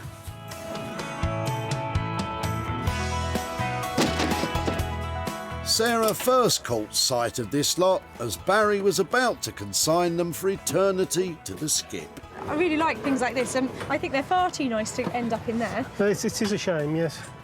A shame indeed. Until, of course, our Sarah saw their potential, and with a colourful flick of the wrist, it didn't take long for Sarah to tempt some buyers from her varied client base. The 2 chairs sold to the Pack House, a vintage and antique store in Surrey. And the plant stand was bought by River from Sixth Link, a vintage and retro retailer in Shropshire. I think I've got a client in mind for this one. A friend who I used to go to school with, she's just opened up a florist in Ireland. I think this piece is going straight to her. Now Sarah is en route to Barry's to hand over some cash.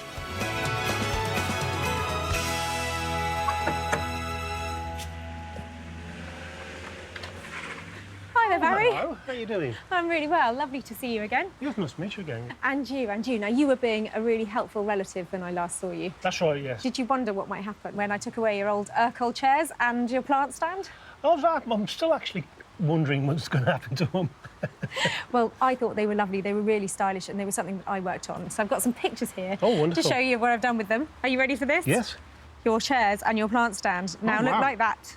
Wow, that's really stunning. Basically, I've given them a fresh, new look, some copper tips to their legs, and I've planted up the plant stand so it looks decorative. What do you think to that? Brilliant. Yeah, I mean, that's actually more than I anticipated. I have managed to sell them, and I've got 115 quid for you. Oh, thank you very much. That's actually... I'm stunned. Thank you. What might you do with £115 that you weren't expecting? We've got a holiday coming up, so I'd probably go towards that. Well, that's fantastic. I loved working on your chairs. I hope you have a great time on holiday. Really good to catch up. Okay, thank you very much. My pleasure. Thank you. Bye-bye. Thank you. Bye. Sarah spent £10 working her magic on the chairs and plant stand. They were all sold for £125, with the £115 profit going towards a holiday for Barry. In Manchester, Mark is giving his robot a once-over before Sarah arrives. Although it's not exactly what we discussed, I hope she still likes it. He's quite a beast, but he's quite handsome. So, yeah, I hope she likes it. Well, I'm back in Manchester to find what kind of magic Mark has been able to work on my skip bits. I'm hoping to meet a lovely new robot. When Sarah picked up this little basket of rubbish, she hoped that Mark could turn it into something unique.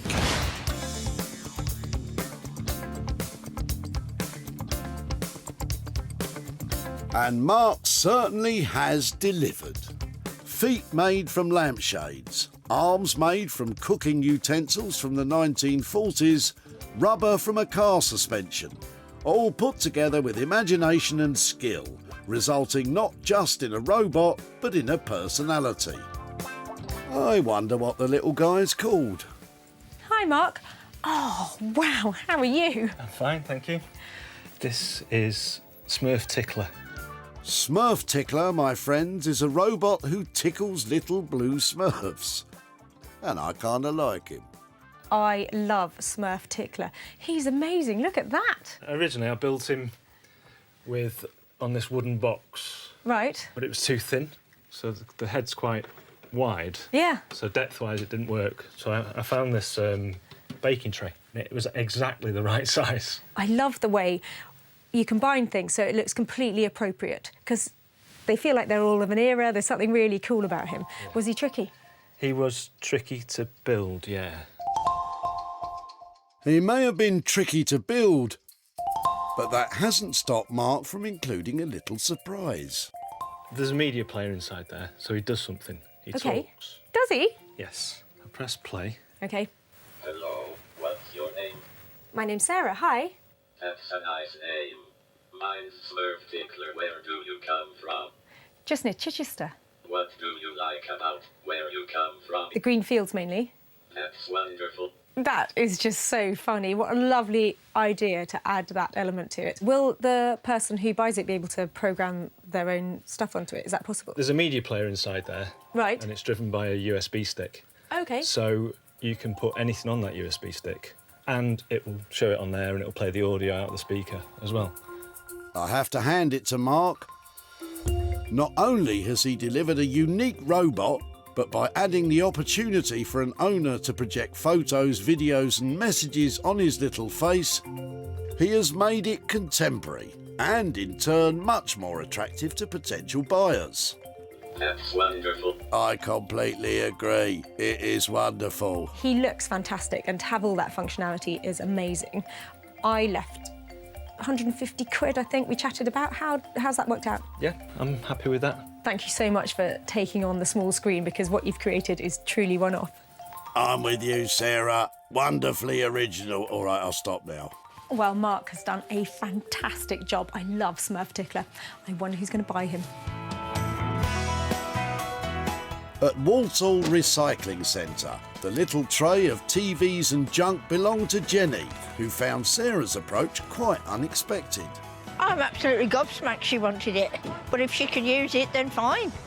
I couldn't think what she might do with it, but there you go. Neither could I, Jenny. But then Mark added his imagination and this fabulous bot was born. Sarah made the robot available online, and it wasn't long before he was bought by a private collector. They grow up so fast. And now it's left to Sarah to visit Jenny in Burntwood, Staffordshire, to let her know what happened to her little tray of TVs and junk. Hello there.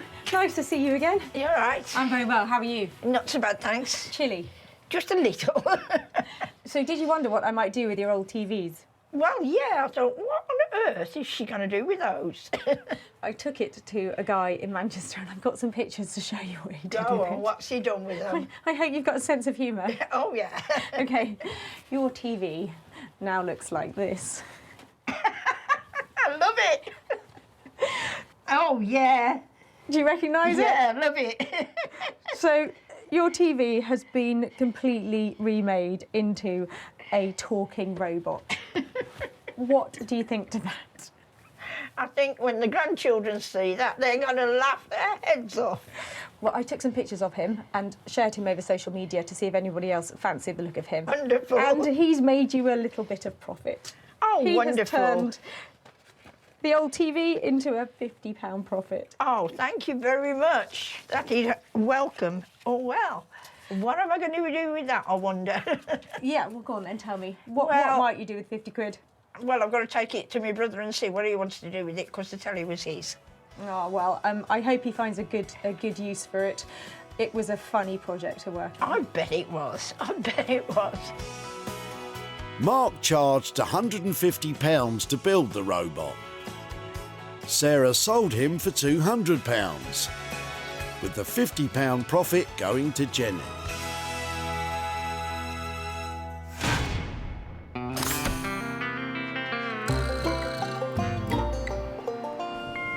In Marlow, Neil has finished transforming the old sacks. I'm looking forward to Sarah's arrival. I think I've done what she's after. I think she's going to be pleased. I think from turning something that was quite grotty into something that is far more high street. I always get so excited when I come to see Neil because he is a brilliant bag maker, and I'm hoping those sad sacks that I left are now full of beans. Sarah was asking a lot of Neil when she dropped off these old sacks.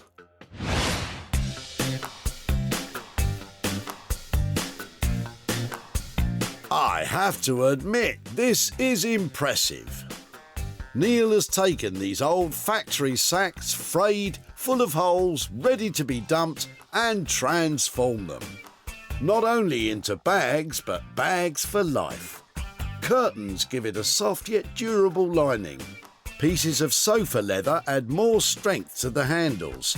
And a layer of protective glaze adds more strength and shine, which brings it all together. Very impressive indeed. Hi, Sarah. Come on in. Thanks, how you doing? I'm very well. So Here we go. You've got 4 old bean sacks, and they're still old bean sacks. They are old bean sacks, but they're beautiful. Good. I thought they'd be scrappy, I have to say. After what I left you, I mean, I so nearly passed these by. So they are lovely, aren't they? They're still bean sacks. They've still got holes. They're still a bit fraying. but they've now got a lining from an old curtain, they've got leather handles, they've got brass fittings. I think they look quite nice now. You are amazing. I'm with you, Sarah. Great job, Neil. And they scream reuse, don't they? So I think you should be really proud of yourself. They're lovely. Well, it does show what you can reuse. You said it, Neil. Not only that, he managed to stick to the £50 budget. It was straightforward. Sewing-wise, it was just a couple of lines of sewing here and there, and you've got 4 shopping bags. I think they're brilliant. Love the colour choices. I think you've done really well there. For a 40-year-old sack, not bad. Brilliant. Thanks. I shall take those away. Go shopping. Absolutely love shopping. Go and get your turnips. Well, look what he's done. He's literally snatched style from the jaws of a skip. What great work. Well, I think that went rather well. From a bunch of old bean sacks that stayed looking essentially like a bunch of old bean sacks, she seemed very pleased. As Punch, like the rest of us. The old sacks belonged to Martin and Annette, who weren't quite sure what to make of Sarah's approach. We're surprised that Sarah wanted the sacks. I mean, they're interesting enough with the terminology on them and that, but what she's going to do with them, who knows? What she did was bring them along to Neil, who got out his trusty sewing machine and voila, job done. The bags were snapped up by Nick from online retailer Smithers of Stamford. According to Neil, these are bags for life, and I don't think we're going to have any problem shifting these. I really think the ladies are going to love them. And now it's left to Sarah to hand over the profit.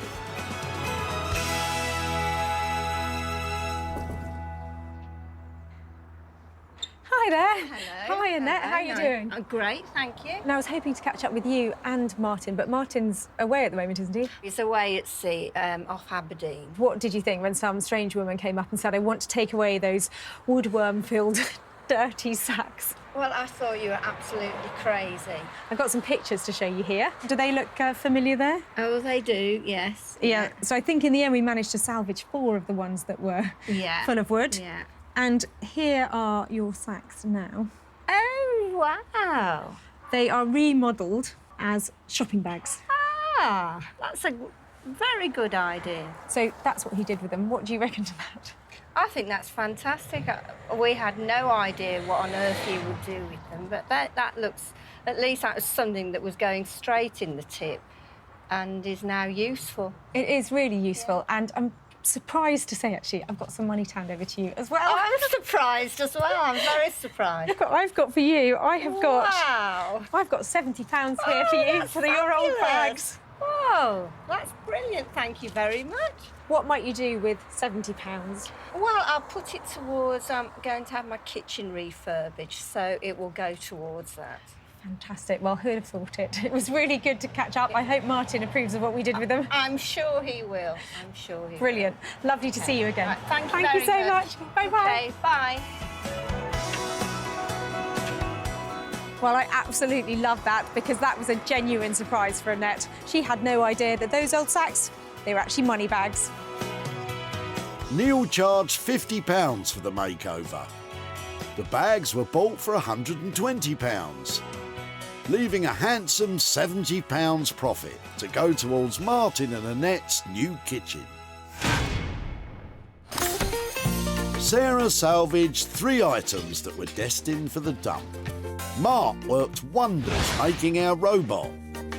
Neil bagged our respect with the printed sacks, and Sarah splashed colour on the chairs and the plant stand. Well, sometimes it's a challenge trying to make money for nothing out of random tip items. But Mark and Neil did a fantastic job. They had an eclectic collection to start with, and they really nailed it.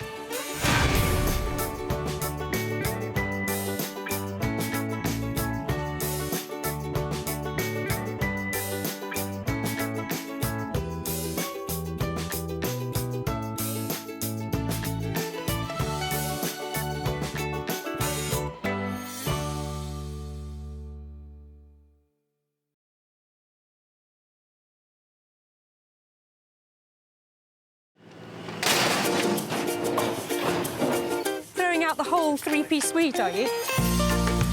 How do you make money for nothing? What have you been smashing up? The answer could be hiding in over 20 million tonnes of household waste thrown out by us every year. Can I have them? You're welcome to them. They're only going in the skip. That's why entrepreneur Sarah Moore wants to get her hands on things before they hit the skip. I'm a passionate maker, buyer and user of old stuff, and I've turned that passion into a money-making business. I make new stuff out of old stuff and I sell it for a profit. And with some of the country's elite designers and makers... I think we can really be quite playful with this. I could make several mankinis out of this, couldn't I? She can transform her finds into desirable... Oh, that's such a relief. Valuable... Oh, it looks all shiny. and hopefully saleable items. I love them. You are a gem. If Sarah is successful, then she can hand the profits back to the very people who had no idea there was cash to be made from their trash. Really can't believe that. That's amazing.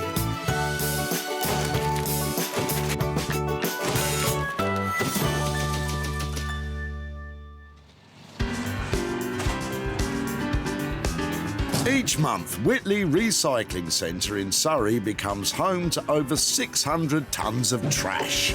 This makes it totally plunderful for eagle-eyed Sarah. Well, I'm back in the office, well, the recycling centre, but I've already been scanning for items that might be my next potential project. Sarah's on the hunt for 3 items she can salvage and sell on for a profit. What's that?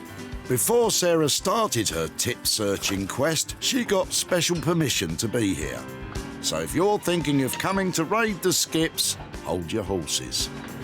I love horsing around with a tip. Come on, giddy up. Actually, enough horsing around. Time to find some real rubbish. You could be in luck. Robert might have just what you're looking for. Now I recognise those legs. That's not going in there, is it? I was planning on doing so. Really? Is that yours? It was my grandmother's, but yeah, it's mine. Do you know what that is? Yes, Urkel.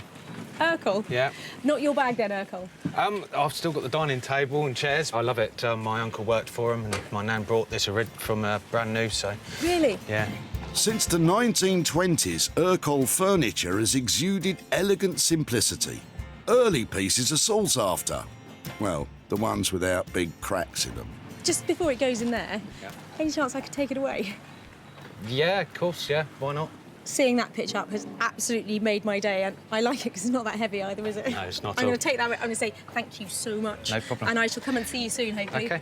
Thanks a lot, bye-bye. Thank you, bye-bye. That's our first item ready to renovate. What would Robert like done to it? I'd like to think that Sarah could restore it back to its former glory, but I'm sure she's got every intention of doing something great with it. What a fantastic thing to end up at the tip. It's not in perfect condition, but this is iconic English furniture. But this table should be restored. It will look amazing. And there's definitely money to be made here. Sarah knows exactly who she wants to take this on. Meet the 3 restorers, Johnny, Rosie and Tom. They love taking old furniture and making it like new again.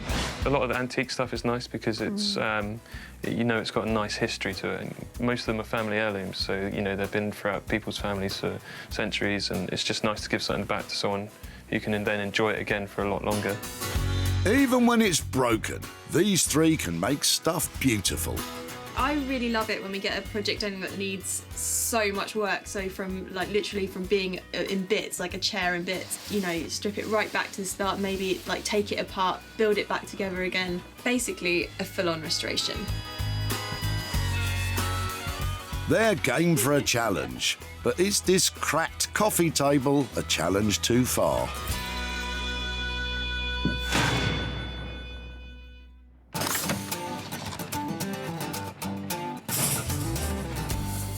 That's 1 item down, 2 more to find. And with the day getting on, Sarah needs to strike while the iron's hot. Any old iron? Any old iron? Time to press ahead. There's plenty to choose from out of Julian's trailer. Sarah's picked from Julian in the past. What's in store this time? There's a lot going on around here. Whose is that? That apparently was my dad's. I don't know from what decade, but it certainly hasn't seen the light of day for quite a few. Julian is helping his mum clear her house after the death of his dad.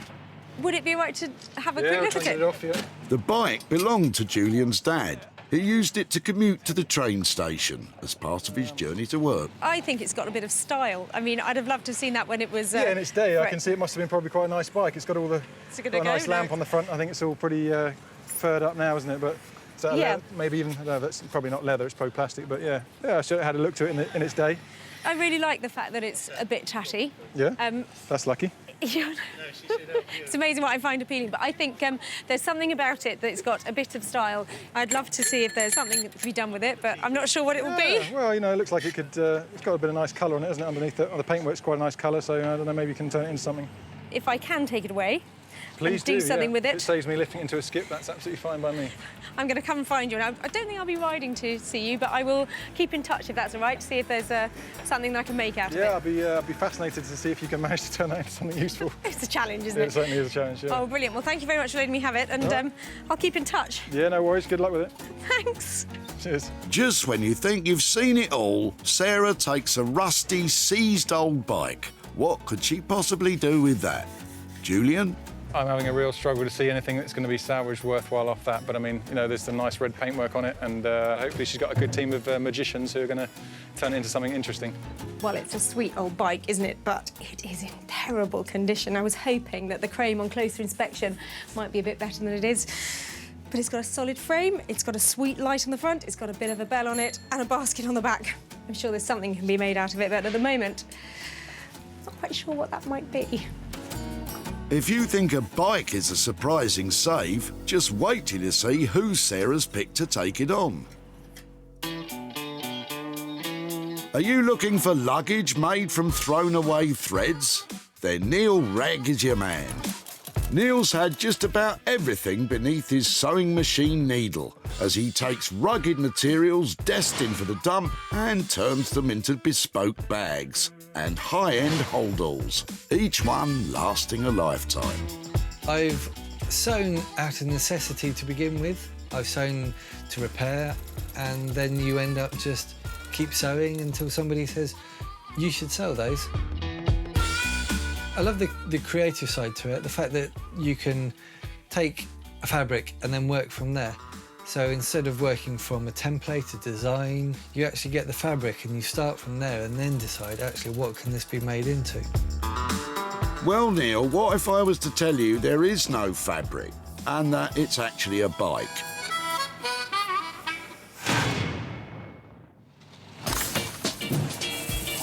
With 2 items found, the hunt is on for a third. One Sarah can work on at home.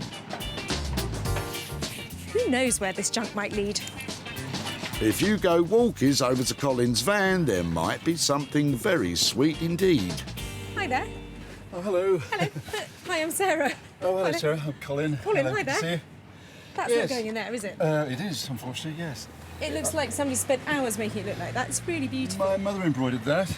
Yes, my late mother. And my late father was doing it up, hence the difference in colour between this and this. Right. And then the dressing tables go with it? Tables, yes. Yeah, that's the top over there. Wow. Should we carry it out to the front? Kidney-shaped tabletops are a French design popular in the late 1600s during Louis XIV's reign. So I think we're looking at a sort of mock Regency look. Later, the design was copied by European furniture makers, especially in the early 20th century. Well, it's great to see that it's all there, including the key, isn't it? And that works too, that lock, yes. It probably needs a bit of reimagining and a new look to it, but is this something that, rather than sending off for reuse, we might be able to take away? Absolutely, yes. More Brilliant. than welcome to it, actually. I have a feeling I might have to ask you to help me, because I think it's going to be heavy. Would it be all right just to carry it? It's pretty heavy, yes, that would indeed. be fantastic, thank you so much. Sarah's got herself a dated dressing table and stool. What do you think she'll do with them, Colin? It needs a little bit of care and attention. And I hope it goes to a nice home, a really good home, actually, because it's been a good friend to us. So look at it, it's just not desirable. If this is going to sell for money, it's going to need a really clever idea to bring it bang up to date and a lot of hard work. Sarah has her 3 items. Johnny, Rosie and Tom will crack on with the coffee table. Neil, I don't know what he'll do with that bike. And Sarah will try to bring the dressing table and stall bang up to date. Well, the recycling centre has definitely delivered again, but it's time to take away the goodies and hopefully turn a tasty profit.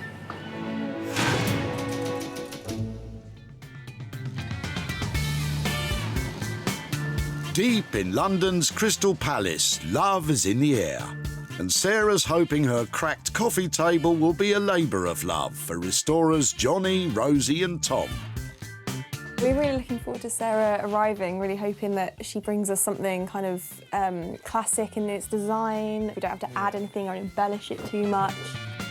Well, I'm here in South London with my fantastic bit of Urkel tip-find furniture. I bought it to Tom, Johnny and Rosie, and I'm hoping they're going to love its style, but I think they're going to hate its condition. Really, Sarah? I can't imagine why. Hiya. Oh, hey. Oh, you're going to take that in. Thank you. Look what I've got for you. Urkel, what do you think? Something you can work on? Because at the moment, it's got cracks all the way through it. It's got some really nasty movement going on here. That's why it ended up at the tip. Yeah. But it is a sweet, iconic piece of their design. They do have a very strong market appeal, don't they? Yeah. This one obviously is in really bad condition, and I have seen people paint them. I've seen them given a spruce up in different ways. But I was wondering if you fancied doing something more sympathetic with this one. Yeah, definitely. I think being solid, we can really sort of take off all this old finish, get it sanded and make the top, look like new again. Obviously, once we've repaired the cracks. Brilliant. Well, I think it's got some value to it once restored. So can you give me a rough idea about how much it's going to cost to make it saleable at a high price? So I think it's probably going to be sort of 120 to 160. Around that sort of price. Well, it really depends on whether these joins want to go back properly. Because if they don't, then we might have to think of doing something slightly different. Yeah, but it sounds like you've got a fair bit of work to do. I think on that basis, if we're sort of around the 150, maybe a bit lower, that's perfect. There's money to be made on that. I don't envy you trying to sort these out because I know wood can have a mind of its own. So thanks very much. Come and tell me when it's done. I'll come and get it. Cheers. Cool. Bye. This is exactly the sort of thing we wanted to see today. It's like solid wood, solid elm. Maybe a bit of a challenge, but that's what we like with these splits. But yeah, really excited about it. Well, isn't it great to see so much enthusiasm for what might just be a simple restoration? But with that table, it's all about the condition. If that crack gives them a problem, then we are not going to come in on budget. And I won't make any money. With a cost between £120 and £160 to restore this table to its former glory, Rosie, Johnny and Tom have their work cut out.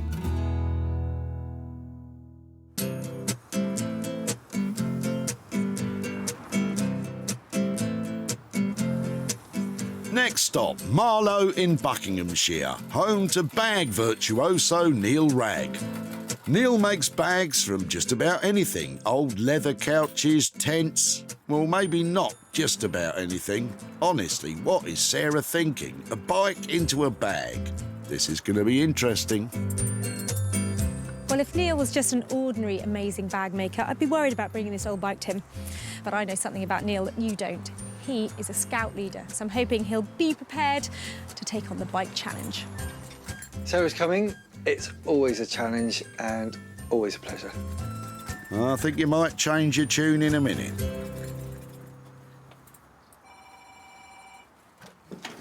Hello. Hi, Sarah.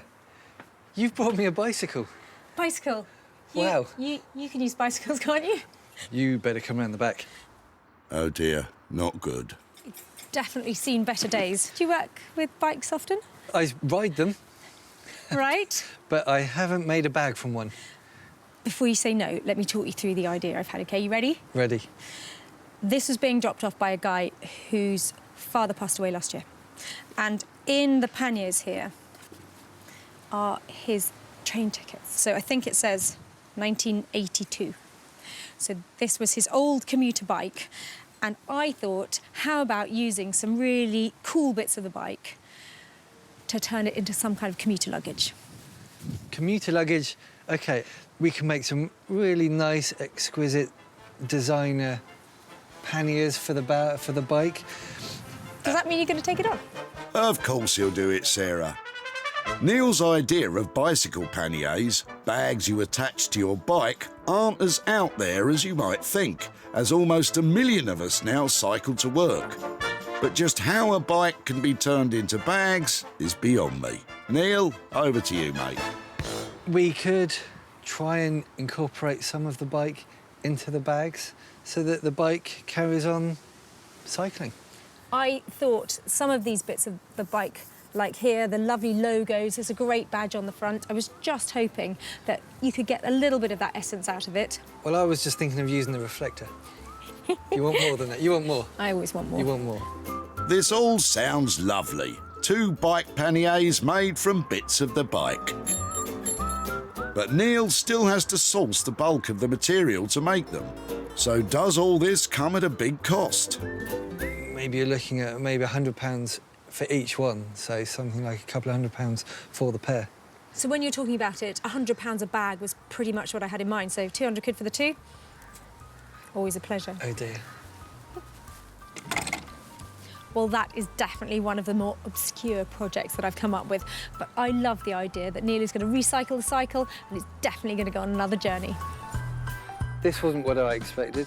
It's going to be tricky, but let's see what I can come up with. Going to need my thinking cap on for this one. Sarah's left Neil with £200 to create 2 upmarket bike panniers. Neil's staying positive, but this could be hell on wheels.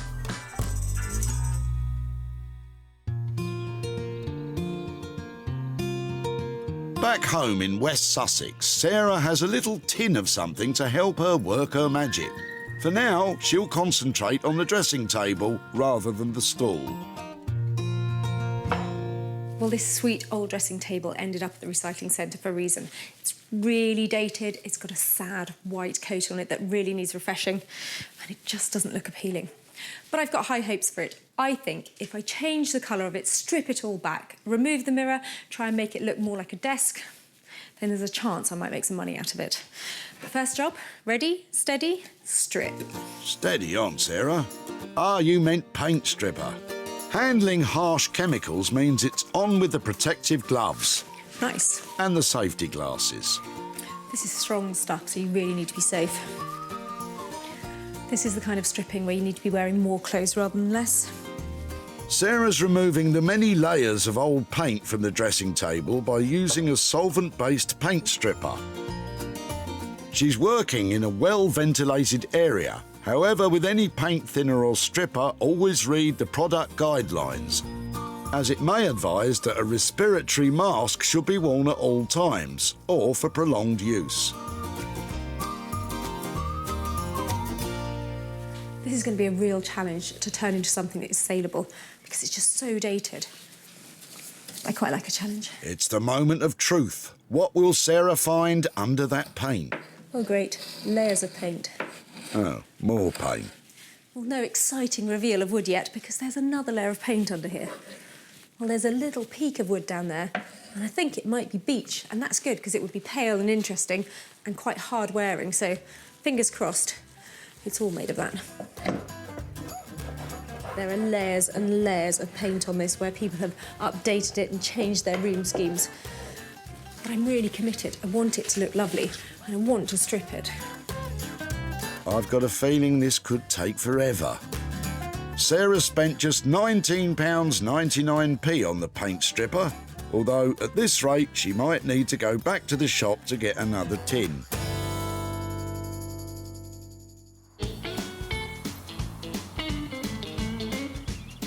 In Crystal Palace, Johnny, Rosie and Tom are getting to grips with the classic, if a little shabby, coffee table. Look at that. It's coming apart. Shall we see what the base is like? So I think first things first, get this frame off. Let's get this off. Yeah, cool. Screwdriver? Yeah. Johnny starts by removing the legs to get a better look at that problematic crack. So the biggest problem with this table is going to be how well this glues back together and whether or not it's warped out of shape. Hopefully if we can get it back together flat, then that's sort of crisis averted. Urkel furniture definitely is well worth restoring it. At the moment it's very popular, particularly that 1950s blonde furniture look, very popular. I definitely think what we're doing is the right thing. We don't want to be kind of messing with it too much because it's famous for the design, it's famous for the wood. So I'd say, yeah, like keep it to its original kind of state. With the legs off, they can now see if there's any warping in the wood. So, is it warped? It's warped quite a lot, hasn't it? It's warped. Where it's just been detached for a while, it's kind of just gone like that. Over time, one side of the tabletop has curled up at the end, making the surface difficult to join back together. So this looked like it was going to be really straightforward to begin with, just a case of squashing it back together. But we need to make sure that everything's really flat, otherwise it'll either come apart or it won't be a clean join. So we have to figure out how to get it really nicely together. We might need like bigger blocks across like the whole thing. This is the thing, so I think. After much debate, our trio decides to support the troublesome warping with lengths of strong wood and clamps. These will level the two sides of the split and help to create a smooth join. We're just putting these battens on here to try and counter the way that the wood is trying to move. Once we've got everything looking pretty flat, then we can worry about pressure this way to close up the gap. Right, should we turn it back round again? Yeah, and stick the Urkel has been making furniture since 1920. The beauty of their design is simplicity. Not a word that springs to mind when looking at that support structure. And the more complex it becomes, the more confusing it gets. I don't know if we're overcomplicating it. Yeah, I think possibly. Basically, we're just trying to put all our heads together and sort of figure out the best way of clamping it without causing too much more damage to the piece already. Once we've got this right, then it's a case of putting some glue in and clamping, and it's really straightforward, but it's just this bit is the sort of bit that takes time and effort to kind of figure out. You take all the time you need, Johnny, although you've taken up quite a bit just trying to fix that crack. Plus, you don't even know if it's going to work. Back we go to Marlow, where Neil is working out how to incorporate bits of that rusty old bike into a design for panniers. OK, so I locked myself in the local brewery overnight to give me time to think, and the ideas I've come up with will be 2 leather bags, leather for the outside, and possibly see if the inner tubes are from the bike are usable. So, like, inner tubes will be the lining. I'm going to use the brake cables for piping and lining.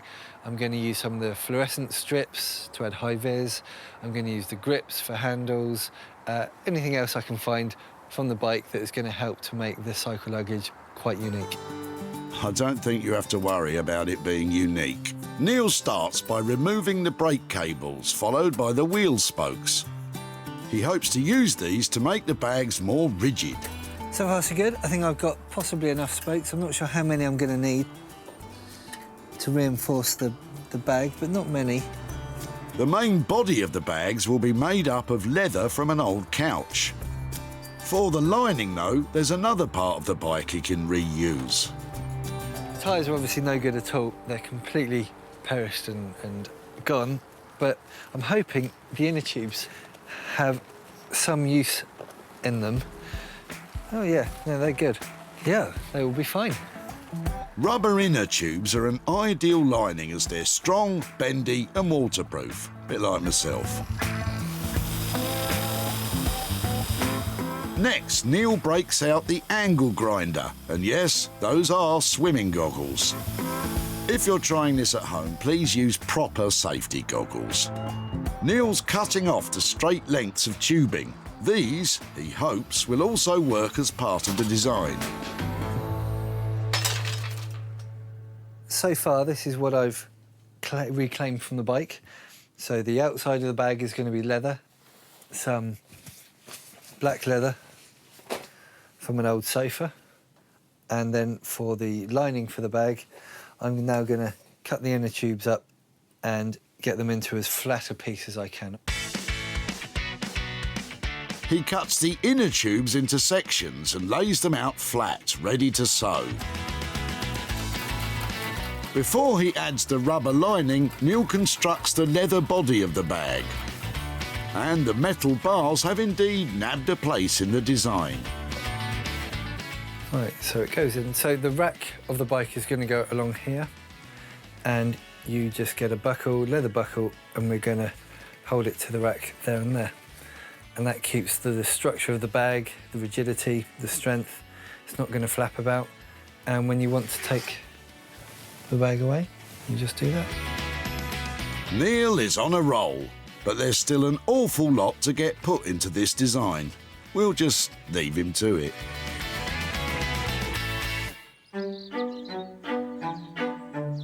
In Sussex, Sarah's finally got the layers of paint off the dressing table.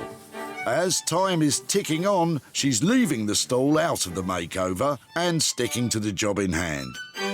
What time is it, Sarah? Time to lime. But I've never limed before. Can't be that hard, can it? Oh, that's quite white. God, I hope it comes off. So the theory behind the liming is that you brush on this lovely white wax and it soaks into some of the grain of the wood, and then you buff it off, but you still get all that lovely wood pattern coming through. I know what you're thinking. Just spent hours stripping it and now she's painting it white again. But I'm hoping it should buff off, should be beautiful, waxed, slightly limed, and well worth the effort. When Sarah spotted the dressing table, it was dated and out of favour. Now, it's totally transformed. Gone are the old-fashioned mirror and fixings, as are the layers of white gloss. Sarah's hard work reveals a beautiful beach finish. She's applied a subtle lime wax to give the wood a delicate whitewash effect. On the top, a contrasting chestnut paint creates a stunning leather inlay look. Overall, the feel is no longer fussy, but simple and elegant. Stripped back, it's gone from wedding cake to wonderful shabby chic make. Well, I think I've certainly achieved what I set out to do, which is reposition that dated-looking dressing table into a piece of furniture that can go into any room in the house. I've given it a lovely, scruffy-looking top, hopefully so it looks like it's been made years ago rather than just finished. And I think it should make a bit of money. Do you like the desk? What do you think? Your cup of tea? She's my biggest fan. Do you like it? Well, Bramble certainly likes the smell of it. All that's left is for Sarah to grab some snaps to show off online. When Sarah saw Colin with his dressing table at the tip, there was certainly a sentimental attachment. My mother embroidered that. Yes, my late mother. And my late father was doing it up, hence the difference in colour. And Sarah was happy to see that it was still in one piece. Well, it's great to see that it's all there, including the key, isn't it? And that works too, that lock. The table was bought by an interiors shop in Marlow, run by a different Sarah. Sarah's done a fantastic job with this, and she's stripped it back, and look at the grain on here. It feels lovely, and I think once we've dressed it up and put a mirror on it, it would be lovely as a dressing table, or it could even be a little writing desk. Meanwhile, our Sarah has returned to Hazelmere to show Colin how his old dressing table has changed. Hi there. Hello, Sarah. Nice to see you again. Yes, and you too. I said I'd come and find you. Absolutely. Yeah, I'm very excited about that, actually. What have you done? What did you think I would do? Because it was a lovely old dressing table and a sweet stall, but what did you think? Lovely piece of furniture. I don't know, perhaps strip it down, take the white paint off, or maybe paint it white again, I don't know. But certainly it needed some refreshment, that's for sure. I have some pictures here to show you. So here is your dressing table, and it has been... Hey, my goodness, look at that. That's totally transformed, isn't it? I love that distressed look, actually. It's a favourite style of mine, actually. It's really lovely. Really? You think that's all right? Yes, can I have it back? You can, but you'll have to travel to a shop to get it. So I have managed to sell it. I've got some money here for you, actually. Oh, wonderful. I have got £142.50. Oh, that's tremendous. God, well done. Oh, that's tremendous. I wouldn't have room for it here anyway, so that's I'm glad it's gone to a good home. What might you do with £142.50? Well, that's pretty easy. My late wife died of cancer, so it'll go to a cancer research charity, most definitely. I loved working on it. I'm so pleased that you're going to do that with it. It was hopefully a happy ending for a lovely piece of furniture. Oh, absolutely. True. My wife would be happy too. That's wonderful. Thank Oh, you very much. so nice to catch up. Thank you so much. Oh, I don't often get a kiss. That was lovely. Bye. Well done. That's tremendous. You might not get kisses often, Sarah, but I think you should. It's a great result for the dressing table. Sarah spent £22.50 on paint, stripper and wax. She sold it for an impressive £165, giving Colin a fabulous £142.50p profit. That's our first item selling for a profit. Sarah's back in Crystal Palace to see how our 3 restoration whizzes have got on with the coffee table. Were they able to solve the clamp conundrum and close those gaps? Well, I'm here to pick up my coffee table and I'm expecting to be wowed by its transformation, not because it's had a massive overhaul, but because it's had a delicate, subtle, lovely restoration. It's gone well, isn't it? Yeah, it's gone really well. Looks great. It's gone back together pretty much perfect. It's not warped anymore.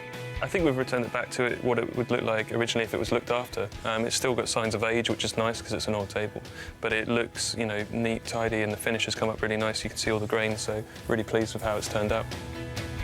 When Sarah salvaged the coffee table at the tip, it was beaten and broken. Now it has risen from the ashes. The top is glued into one piece and the warping is gone, clamped straight to create a crisp, smooth surface with perfectly matched joins. Underneath, the legs have been given a gentle, thorough clean, and to finish, the whole table has been stripped with the varnish replaced by a wax finish. Goes to show a bit of head scratching, a lot of patience and plenty of TLC can restore a table to its former glory. Hiya. Hey. I'm all right. That's not my one. Yep, that's your one, I mean, of course, I know it's my one, but that looks fantastic. It looks, well, I was going to say brand new, but not quite brand new. How did it go? Because it looks just unreal.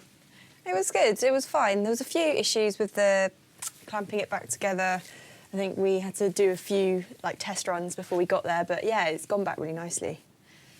It's a proper restoration job, isn't it? Yeah. It looks like it was never damaged, and that was something that was worrying me, that I'd come in here and it'd be a little bit off and not quite right, but that looks like it's been looked after all its life. Did it come in on budget? Because I know that clamping and sort of sorting out all the top is quite tricky. Was it a difficult process? Yeah, it was a little bit difficult because we had to trial a few different ways of clamping because it was warped. You clamped it one way, it would bend in one way, and then you clamped another way, it bend another. So we had to do a lot of just took a bit more time figuring out the method. That once we figured it out, it went back quite well. Cool. But it came in on budget, but kind of more the higher end of what we sort of quoted. So where did that leave us on the money? We quoted about 120 to 160, and because of the time and how long it took, especially with the sanding as well, because we didn't realise how deep the stains were in it, it came to about 160 in total, which is what we quoted, but the sort of upper end. What you've done to it, I couldn't have hoped for anything better than that. It looks fresh, but vintage. It's got everything going for it, so that is a great job. Thanks so much. See you soon, guys. See you later. Bye. Well, I was after a perfect restoration, and that's just what they delivered. That Urkel is now beautiful, saleable, and really desirable. It was a really nice response. I think it's exactly what we were hoping for. I mean, we were proud of it anyway, but, to get her response after she's seen it in the state it was to what it is now, yeah, it was really nice, wasn't it? Yeah. Back at the tip, Sarah was quick to spot the potential in Robert's boot. Look at those legs. I reckon that's Urkel. That's not going in there, is it? I was planning on doing so. Robert was reluctant to see it go. So you are an Urkel fan, then? Yeah, I love it. My uncle worked for him, and my nan brought this from brand new, so... With a family connection, Robert had high hopes for its future. I'm sure she's got every intention of doing something great with it. So, yeah, I'm really pleased that she's taken it from me today. I don't think you'll be disappointed, as the restoration is top-notch. Sarah went straight home and posted pictures online, and she found a private buyer. Now, Sarah's travelled to Midhurst to show Robert the transformation and hand over the profit. Hi, Robert, how are you doing? Not too bad, yourself? Yeah, very well, thank you. Nice to see you again. Yeah, you too. So you were dropping off an Urkel table at the tip. It used to be your grandmother's, is that right? It was, yeah. So your uncle used to work for Urkel, is that right? Yeah, done a brief apprenticeship there, yeah. OK. So did you think, when I took it away, what I might have done with your table? Well, I weren't sure. I was hoping that you were going to restore it yourself, but, you know, I know also that you paint things and gather bits and pieces to them, so I'm not actually sure what you've done. It's all right, I've got some pictures here to show you. It wasn't something I worked on. It was something I actually took to South London to a fantastic team of guys. They did a fantastic job on your table. They've managed to get rid of all those cracks. They have resurfaced it, and it is now a pristine Urkel table. Excellent.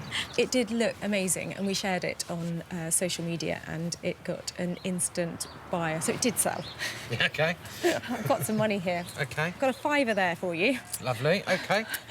And 130 quid there to go with it. Wow, thank you. Oh, well, gee, thanks a lot. That's, I love handing over money.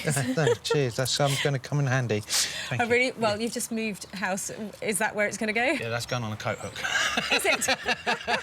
I know somebody who can make you a really nice one of those. Yeah, I'm sure you do. Coat hooks. Well, thank you so much for your time at the tip and here today. Really good to catch up, Robert. Bye-bye. Yeah, you too. Bye-bye. The cost to restore the table was £160. Sarah sold it for a cracking £295, giving Robert a £135 pocketful of profit. Back in Marlow in Buckinghamshire, Sarah left the bike that belonged to Julian's late father. Has bagman Neil turned it into fabulous bike panniers?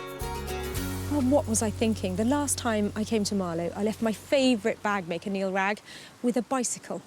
What will you have made of that? Well, this was a completely different challenge to what I'm used to. I've managed to incorporate as much of the bike as I possibly can, including some very personal touches, and I hope Sarah's going to be quite thrilled. When Sarah picked this bike up, its commuter days were long over. Now, Neil has made 2 bespoke bicycle panniers showcased beautifully on the back of Neil's own bike. It's an ingenious use of materials throughout. The handlebar grips are the top handles, while the inner tubes form the internal lining. The brake cables are piping, the frame struts are fixings, and the spokes add rigidity. Neil's vision even includes a rail ticket that once belonged to Julian's dad. A wonderful touch and an inspiring design. Sarah, hi. Hello, how are you doing? Very well, how are you? Yeah, I'm really well. Where's my bicycle? This way, follow me. Now, that's not my bike. This isn't the bike, but this is most of the bike. Come on then, let's see. I'm so excited. Let's have a look. So we've got the set of upcycled leather cycle luggage. What have you used from the bike then? So from the bike, we've got his old steel tubes, which were obviously from the bike and how you attach it to the frame. Yep. His old saddlebag straps. Obviously you can see the grip. We've got his brake cable as piping. We've got the inner tubes from his old bike with patch. We've got the spokes to create the structure. And I think you can see the last tickets he bought incorporated into the label. I'm speechless, honestly, Neil. They're fantastic. So that's how you... To get all of that in there is amazing. There's a lot of the bike. Neil's come up trumps with this clever design, using so much of Julian's late father's bike. But what about the budget? Did you make it on budget? I think they were £100 for the bag. Yes, well, after all the angle grinding, it was just some straightforward sewing. I'm blown away, honestly. I don't know what else to say. It's just Great. fantastic. Thank you. They are amazing. And just to think that bike is going on a completely different journey now. Go on another journey. You are fantastic. Well Wonderful. done. Beautiful. Well, I am blown away with what Neil has managed to achieve, but he has handed over the baton to me. I've got to sell them now. There was a lot of the bike involved in the final product, so it was nice. It was quite emotional. I don't normally get the angle grinder out to do my sewing projects, so this was quite a challenge, but it's turned out very nice. When Julian brought his trailer of trash to the tip, Sarah was soon on the case. Whose is that? That apparently was my dad's. I don't know from what decade, but it certainly hasn't seen the light of day for quite a few. Recognising the bike had seen better days, Sarah wasn't put off. I really like the fact that it's a bit chatty. Yeah, that's lucky. Yeah. Julian realised it was a massive task to make anything from the bike. Hopefully she's got a good team of magicians who are going to turn it into something interesting. Yep, Julian, Sarah has friends who can work their magic. On this occasion, though, it's Neil who pulled the panniers out of the hat. Sarah snapped some pictures of the panniers to put them up for sale. Now Sarah's in Godalming to show Julian what happened to his dad's bike, and I reckon he'll be gobsmacked.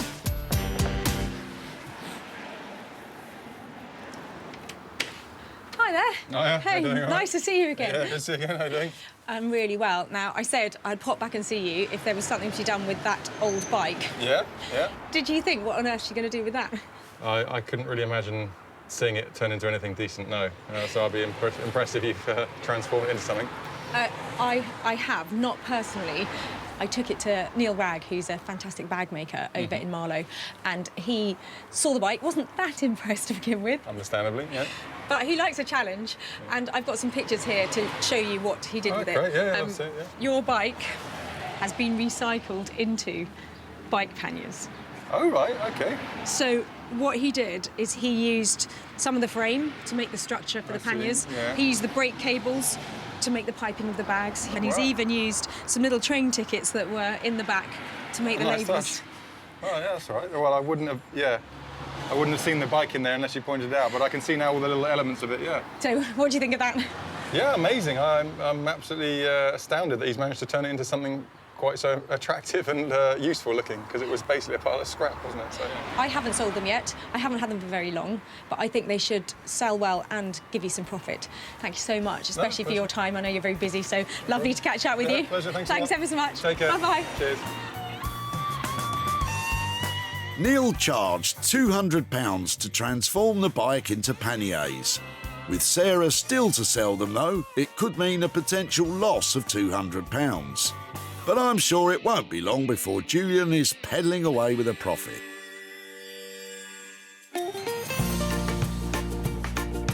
Sarah salvaged 3 unwanted items from Whitley Recycling Centre. Colin's dressing table was given a fresh new look by Sarah. Robert's coffee table has been lovingly restored by Rosie, Tom and Johnny. And Julian's old bike continues life as panniers, courtesy of Neil. Well, 3 fantastic finds that were about to be binned have been transformed into unique and valuable items. And what's more, we made some money for nothing along the way.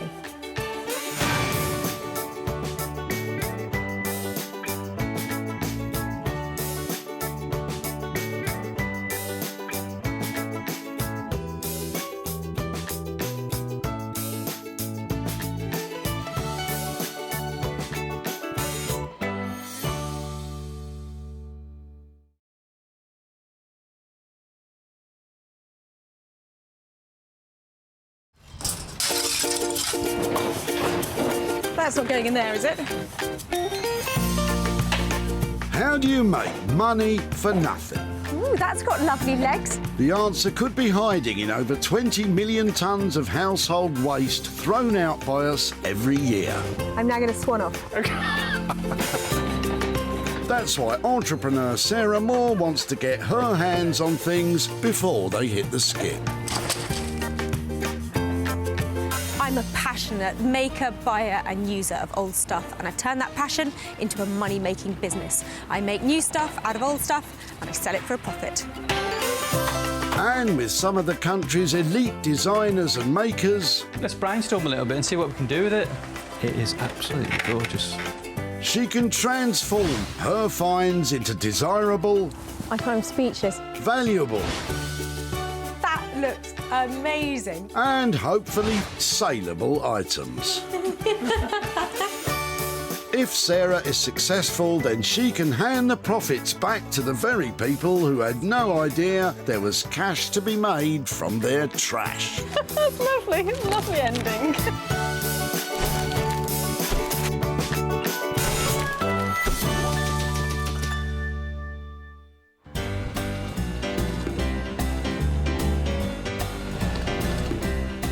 Woking in Surrey is where H.G. Wells wrote War of the Worlds. But today at the recycling centre, it's war on waste.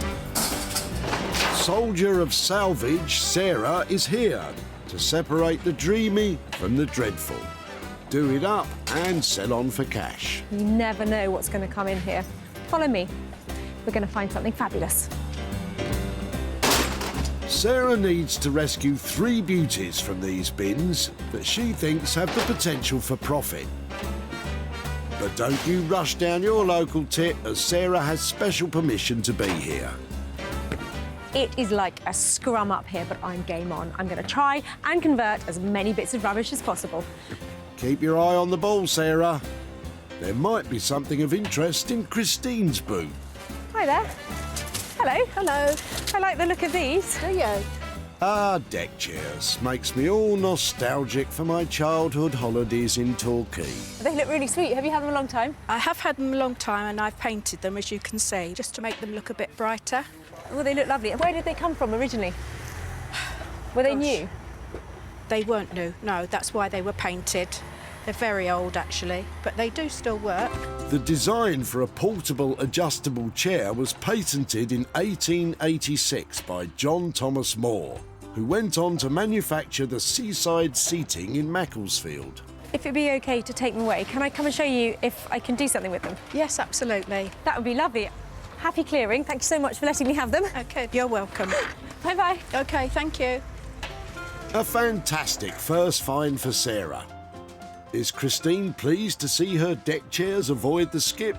Well, it's good to recycle things, isn't it? That's why we bring everything here, so hopefully she'll do something good with them. The deck chairs will make for a quirky transformation, even by Sarah's standards. Any idea how they'll end up? I think she might paint them and possibly make them into a table or something. I don't know. Wait and see. There are a few things more nostalgic and joyful than a deck chair, but these ones, they have definitely seen better days. Their relaxing beach days are over, and if there's any money to be made here, they're going to need a total refurbishment. And Sarah has just the maker in mind for this seaside salvage. Rupert Blanchard is a furniture designer and self-confessed hoarder of anything old he can turn into gold. I work mostly with reclaimed materials. These are found materials that other people have given up on, and I benefit from what other people throw away.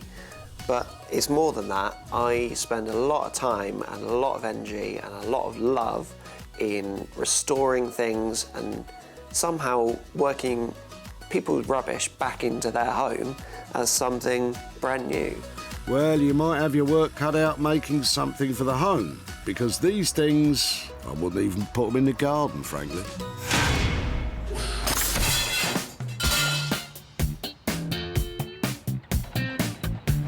Sarah's bagged 1 item, 2 more still to find.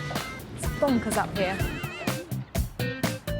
What was that? Was that your shoe rack? Wine rack. Wine rack. Now that's the right kind of size wine rack. There'll be no Cabernet for you, Sarah. You're supposed to be working, remember? Luckily, you've spotted Delia, who's having a clear-out. Might she have something transformation-worthy? Hello there. Oh, hello. What are you dropping off?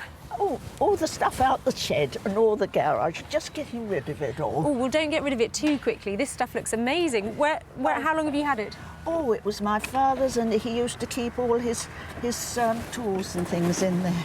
I think that looks beautiful. Now well, that's amazing. Like now have a look at that. Yeah, let me just pop that down there. That was his from a bench. Oh, I know. It's the vice, isn't it?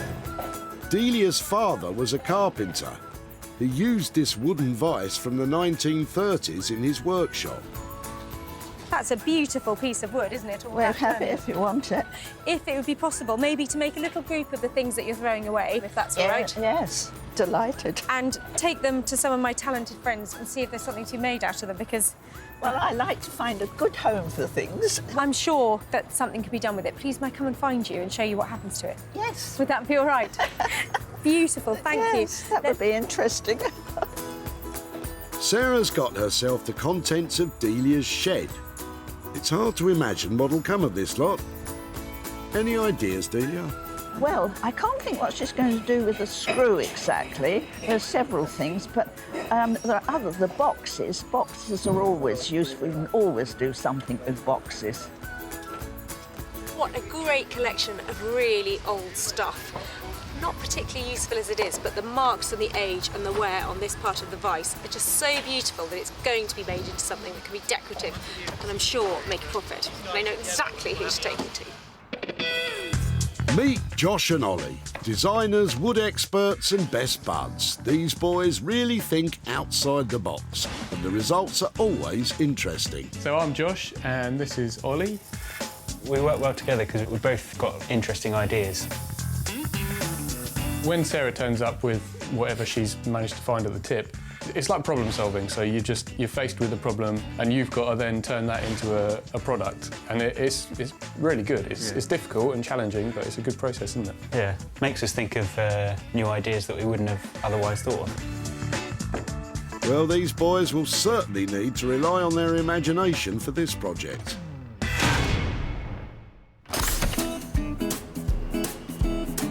That's 2 items tucked away, but Sarah can't put her feet up just yet.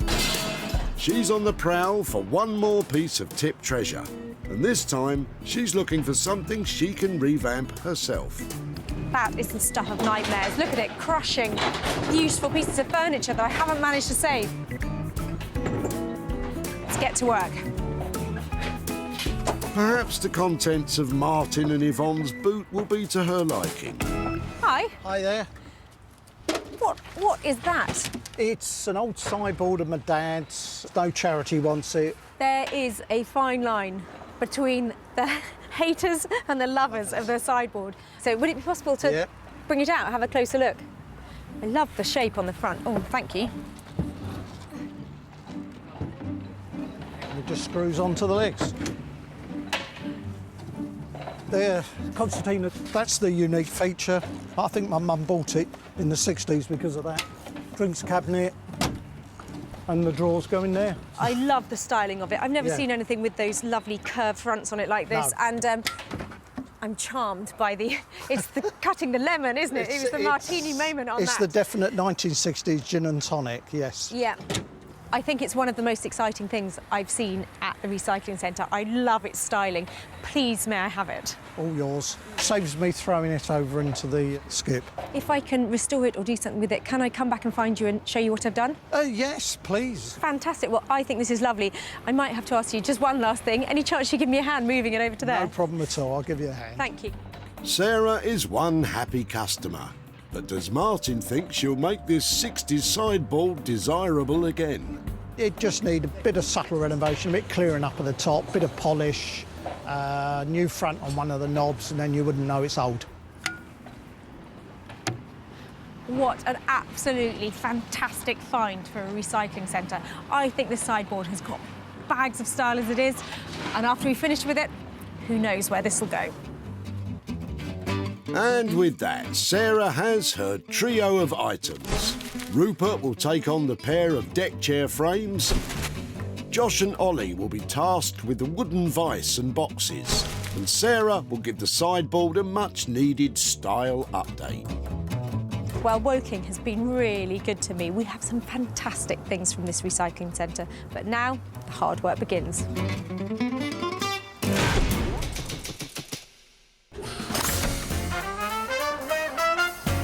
Sarah's first stop is Margate on the southeast coast. A much-loved holiday destination, Margate was the first place to offer donkey rides on the beach.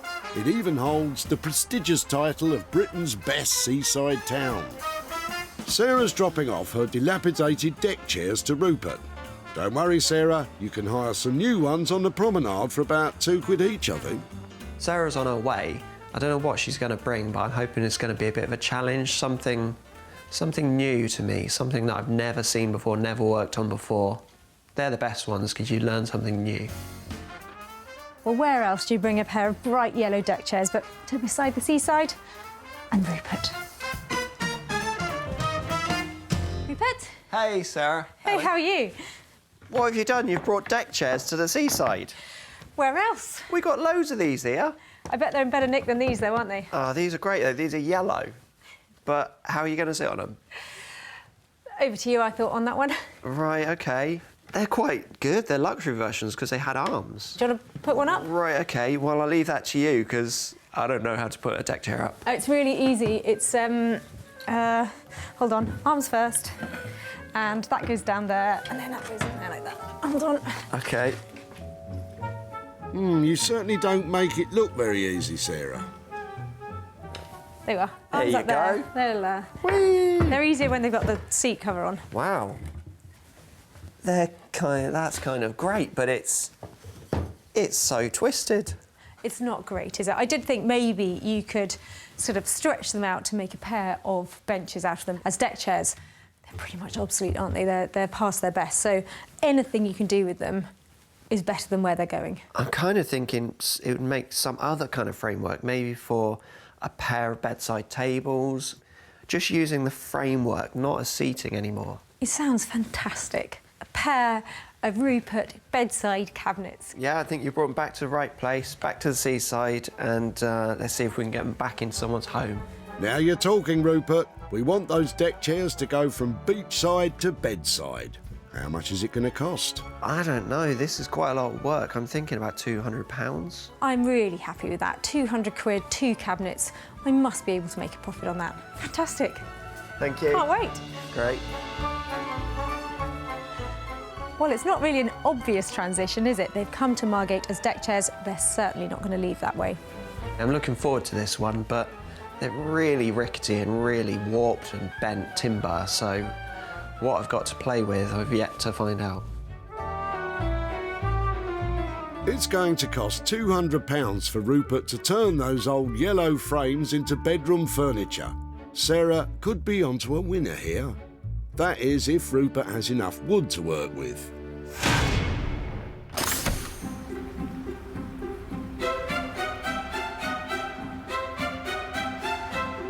Over to Sussex now, and just outside Chichester, Sarah's on her way to see Josh and Ollie with her collection of bits from the tip. And the boys are feeling positive. You'd think they'd have learned by now. Sarah's on her way.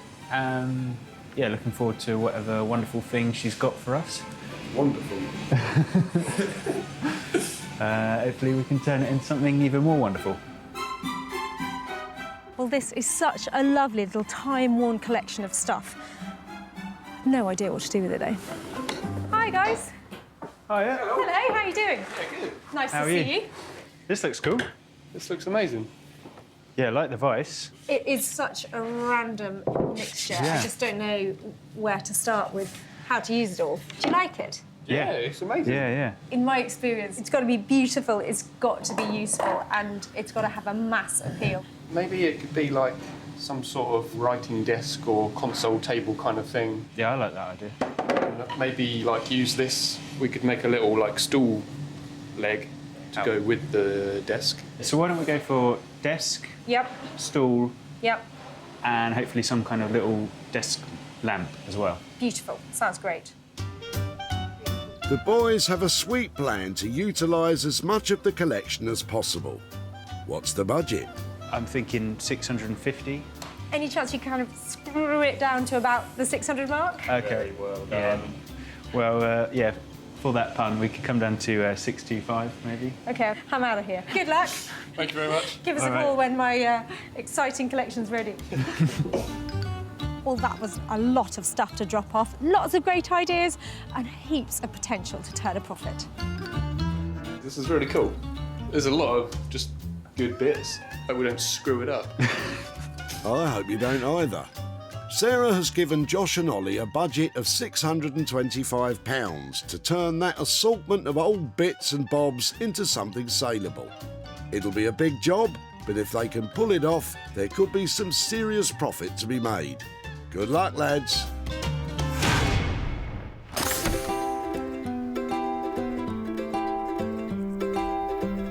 With 2 items successfully dropped off to our trusty artisans, Sarah is back home in West Sussex. She's ready to renovate her 60s sideboard.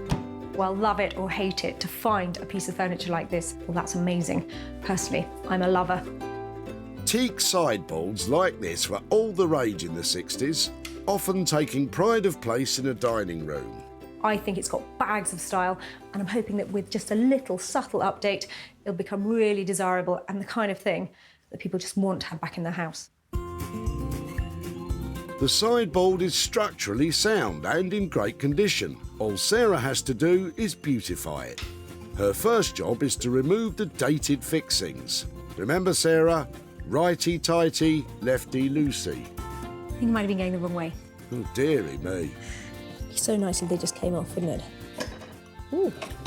Sarah wants to get rid of the orange-tinged veneer finish. It's out with the sandpaper and the elbow grease. It's definitely looking a bit paler, but it's still got that unattractive orange look.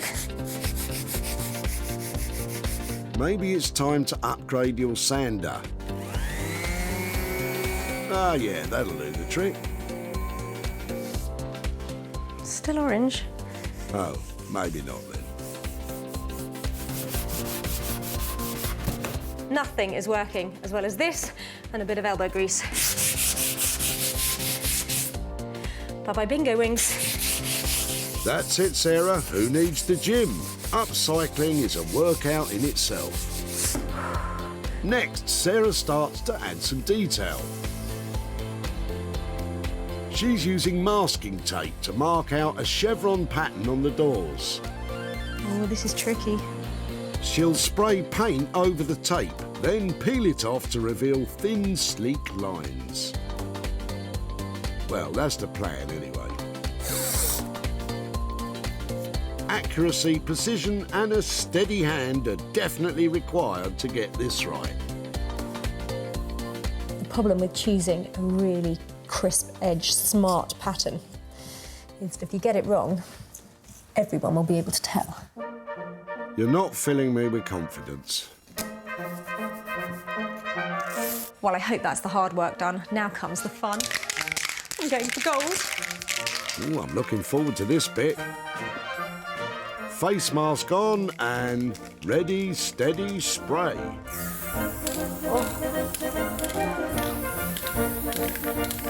That's not good, it's splodged everywhere. Look at it. It's not supposed to do that. Well, it looks like the hard work isn't over yet, Sarah. Don't worry, you'll get there. Let's hope.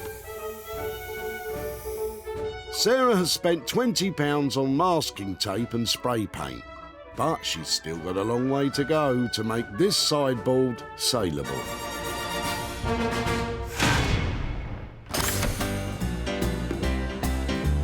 Back to the seaside, Margate in Kent. It's all hands on deck for Rupert.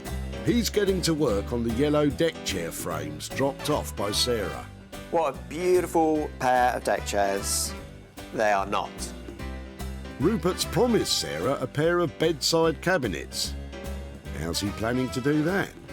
Now that I look at them, I have no idea how I'm going to do that. Well, off to a great start then. I'm going to start cutting these out. Goggles on. Rupert gets cracking by dismantling the deck chairs. The frames are held together with metal rivets. These are horrible things to remove because the bolt heads and the backs have been riveted together inside the wood, so I can't sort of dig it out, I can't gouge it out without damaging the wood. The frames are over 35 years old, so Rupert will need to be careful to make sure they come apart in one piece. He'll need to save as much of the timber from the frames as he can if he's got any chance of making 2 cabinets. Oh, don't like the look of that. I heard some cracking and it's just split a little bit on the end. Those flimsy frames, they don't seem to be coming apart as easily as he'd hoped. I'm sure deck chairs used to break as soon as you sat on them. And now this one doesn't want to come apart at all. Wow, surprisingly tough. Oh, it looks like he's finally getting somewhere. There you go, Rupert. You're cooking with gas. This is a pretty scary part of the project because all I've got left now is a big pile of sticks. And I did promise Sarah furniture. So somehow now I've got to turn this pile of firewood into something great. No pressure then. I've cut enough pieces to make one of these tables now. Hopefully this will make the skeleton framework for one piece. This is one big jigsaw puzzle, but I haven't got a picture, so not as easy. Well, no one said it was going to be easy, though that does look like it's starting to take shape. With a handful of screws, a bit of glue, and a little bit of labour, this will be something great for Sarah, I promise. I certainly hope so. After some fixing, measuring and a lot of assembling, it's coming together nicely. That's the rough idea of the framework, and it's not terrible. It's along the lines, definitely, of what I imagined. I've still got a long way to go. I've got to glaze the sides, put a base in, somehow make a top, and then I've got to do it all again for the second one. No time to waste, Rupert.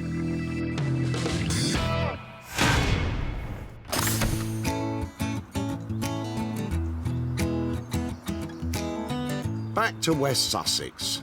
Josh and Ollie are getting to grips with the wooden vice and boxes.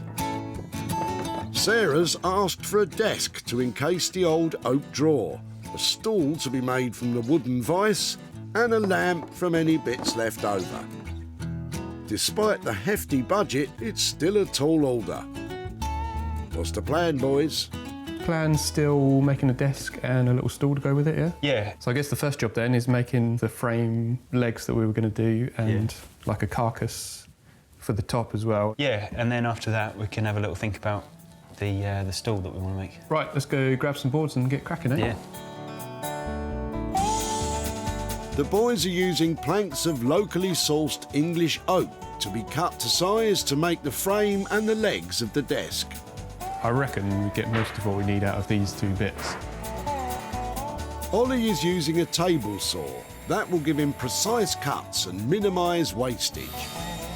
Once the wood is cut, it's put through the planer to smooth both sides of the oak. This creates a nice flat surface. With the desk frame underway, Josh moves on to the stool. So we're going to use this as the top of the stool and try and use this little guy as one of the legs.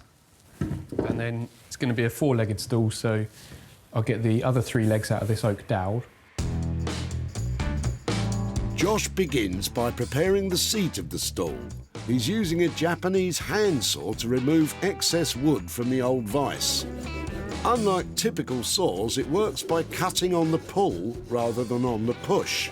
Very energy efficient, I should think. It's got a lovely character and loads of saw cuts and kind of, you can see the history in there, so it's nice. But I think just need a little bit of sanding down and smoothing off before you'd really want to sit on this.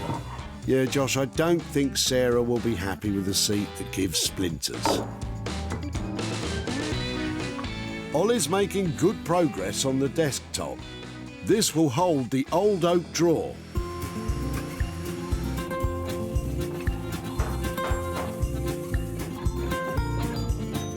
With the wooden frame clamped to allow the glue to set, Josh now takes on the legs of the stool.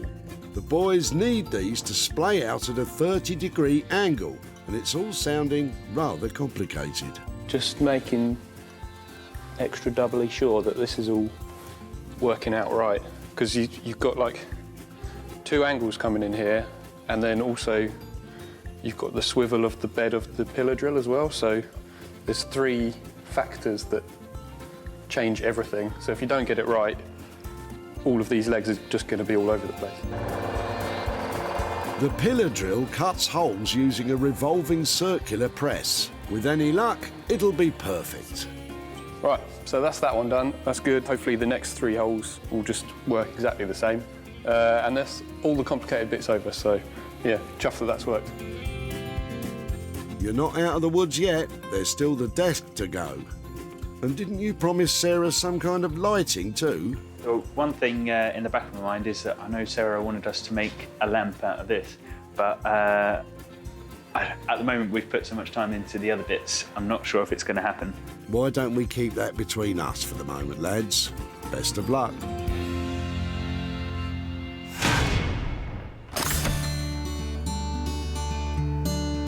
Back we go to Sarah's. She's about to find out if spray painting the sideboard has worked out. Very satisfying. I think the chevrons might be working. I always had faith in you, Sarah.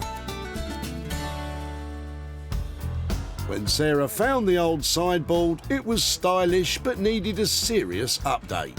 But now, boy oh boy, has Sarah delivered. This classic mid-century piece has undergone a very trendy transformation indeed. Sarah's stripped the orange finish to reveal smart teak underneath. The addition of black and gold chevrons adds a contemporary twist, making this 60s piece swing. The painted black base contrasts with the body of the unit, while simple handles along with the gold feet bring it all together. Beautiful and functional. Good job, Sarah. So what do you think? Personally, it's a lot better than I thought it was going to be. I mean, it did have a lovely, strong shape to begin with, but I'm hoping all that I've done to it has just enhanced that. At the tip, Sarah was love-struck when she saw the sideboard. I think it's one of the most exciting things I've seen at the recycling centre. Martin hoped she could give it a facelift. It just needed a bit of subtle renovation, a bit clearing up at the top, bit of polish, new front on one of the knobs, and then you wouldn't know it's old. Sarah took to social media to post pictures of the sideboard in the hope of finding a buyer. But did she secure a sale? Now she's back in Woking to show Martin and Yvonne the transformation of their 60s sideboard. Hiya. Oh, hello, Sarah. Nice to meet you again. Do you remember Yvonne? Oh, yes, I do. Hello, Yvonne. Come on out. How are you doing? So I was so excited when I saw you turning up at the tip with your sideboard. Did you wonder what I might do with it, or anything you didn't want me to do with it?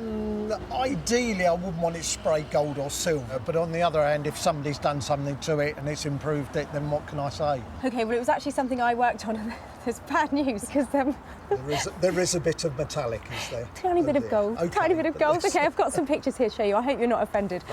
Your sideboard now looks like that. I like that. So it has just a few tiny gold lines. No. Oh, that's all right. I like that, actually. Really, thank goodness for that. Yeah. Well, I've managed to sell it, and I've got the money here for you. Oh. I've got you 355 quid. £55. Well, I'll tell you what I'm going to do with this. This is actually going to charity. All of that, you're amazing. All of that, because it was my mum's, and therefore I think maybe somebody else should now benefit from it. I'm so pleased I made that money for you, and to give that to charity is a wonderful thing. Yeah. Thank you so much. Really good to catch up. Thanks very much for doing it. Oh, my pleasure. Any more sideboards you got, I'll be at the recycling centre soon. And don't spray them silver or gold. I won't. Thanks very much. Bye. Thank you. Bye. Thank you. Bye. Sarah spent just £20 revamping the retro sideboard. She sold it to a private buyer for an impressive £375, giving Martin and Yvonne a cracking profit of £355, which they'll donate to Macmillan Cancer Support. Back in Margate, Sarah's on her way to Rupert. She left him with 2 warped deck chair frames. But did he have enough timber to make the pair of bedside cabinets he promised her? This one was pretty fun. I had a few things go wrong during the making, but resolved them. I'm happy with what I've made, and I made her a little something extra as well. Ooh, I do like a surprise. Well, it's a bit breezy for deck chairs today, so I hope that Rupert has come up with another use for them and transform them into something I can sell. When Sarah spotted these retro rickety frames, their deck chair days were over. But now,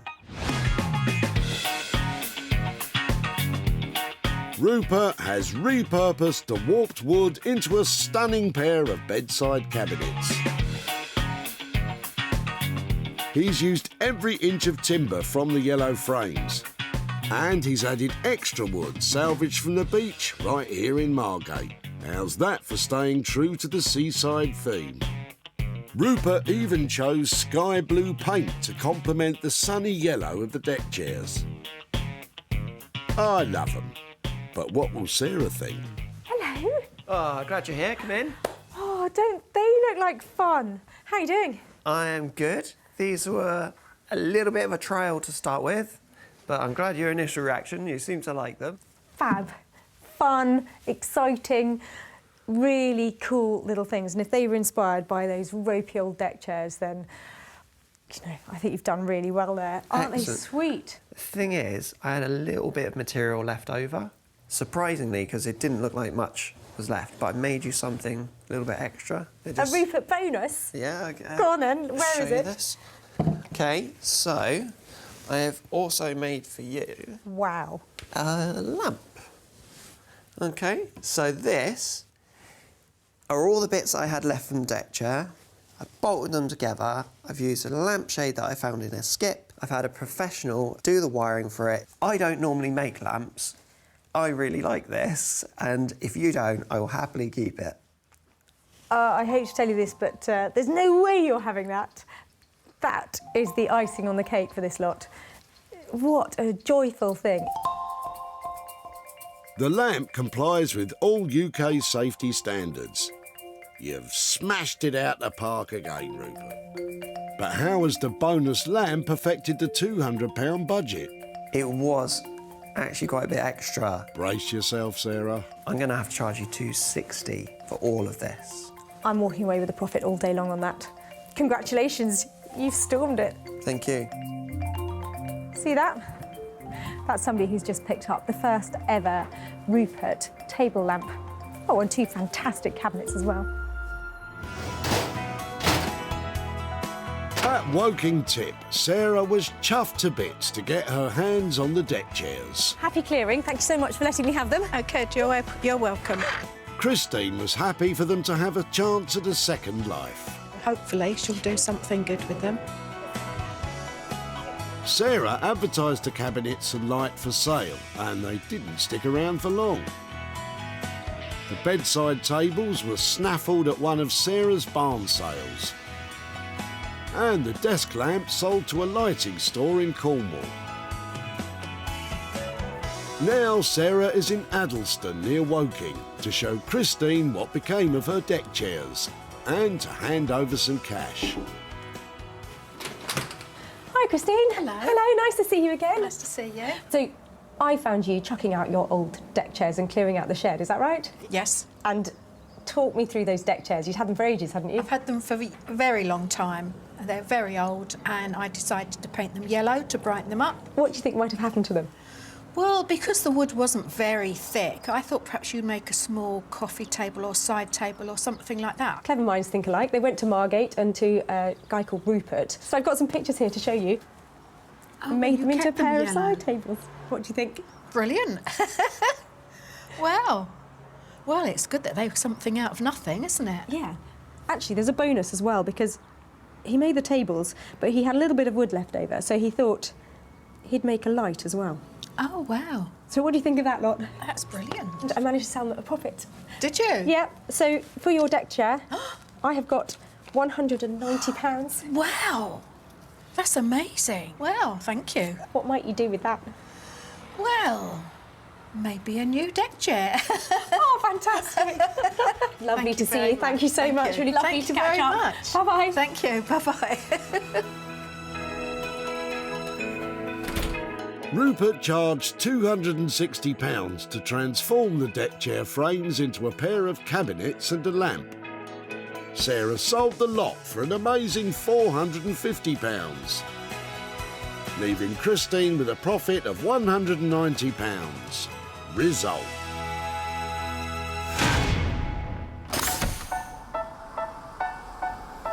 With the revamped sideboard and the repurposed deck chairs off to new homes, Sarah is in West Sussex. Can Josh and Ollie make it a clean sweep with their transformation? The boys are confident they can. I think we're happy with the result, aren't we? I think it's turned out really nicely, yeah. Well, I left Josh and Ollie with a real mixed bag of stuff to make things out of. I'm hoping they managed to make a desk and a chair, maybe even a light. When Sarah spotted this collection of wooden bits at the tip, she was stumped as to how Josh and Ollie could make them useful again.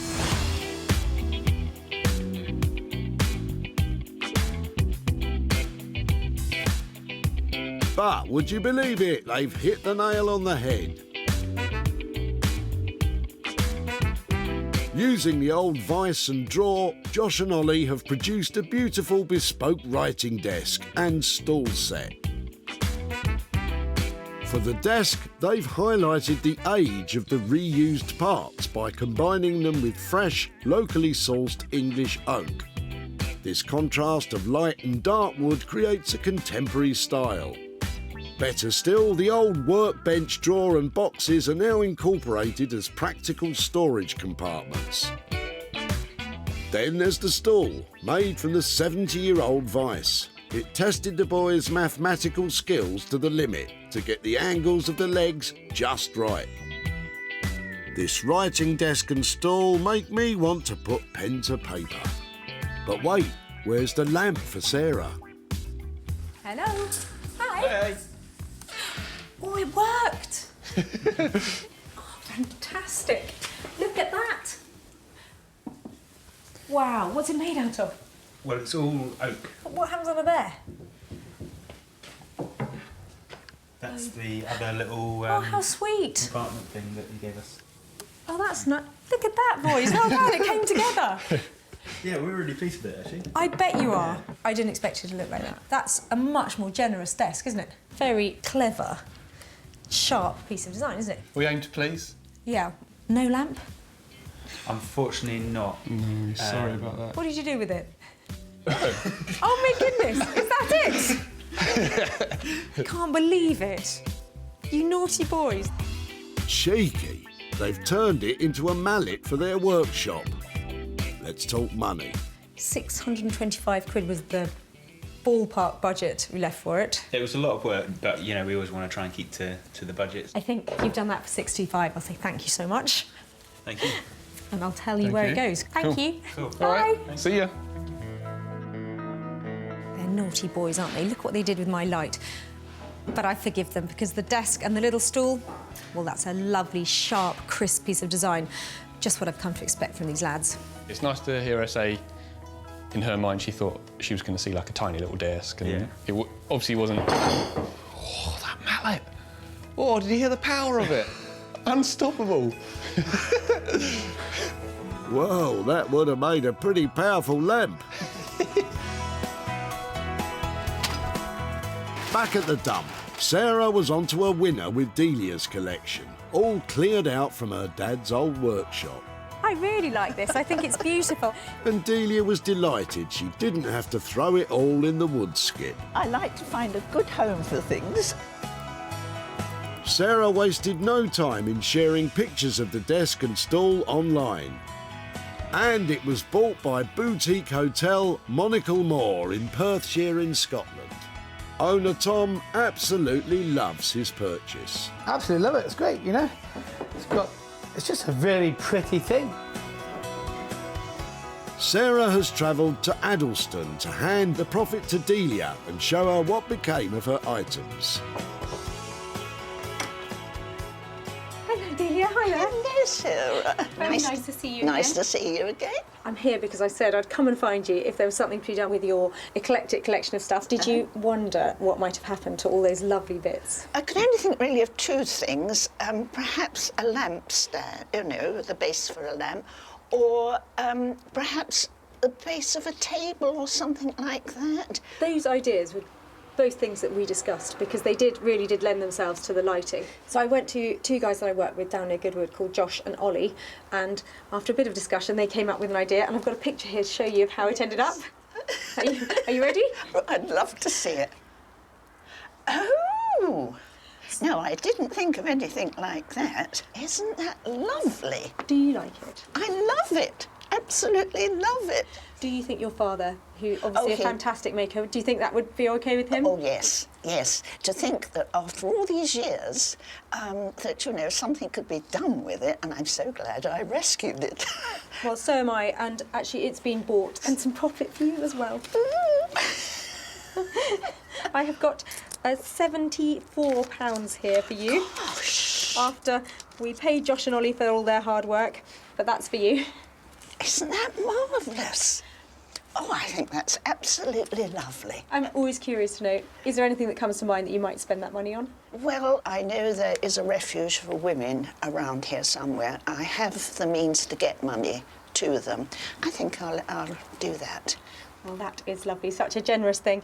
It's great that I happened to be at the tip the day you were there. They were lovely old things. Yes, absolutely amazing. Well, thank you so much. Thank you for all your time today, and lovely to catch up. Yes, and thank you very, very much. I shall be hanging around in Wilkinson Recycling Centre, hoping to see you again soon. Well, you never know. Thank you so much. Bye-bye. Goodbye, Sarah. Josh and Ollie charged £625 to turn the old vice and drawers into a desk and stool set.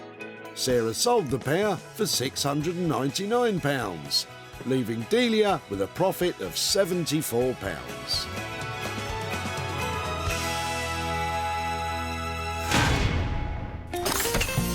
Sarah salvaged 3 items that were destined for the dump.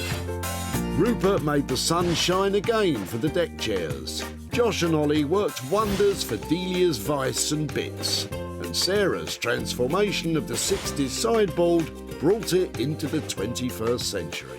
Wow, well, 3 amazing items to find at the recycling centre and 3 fantastic transformations. And finding them new homes, well, that's just the icing on the cake.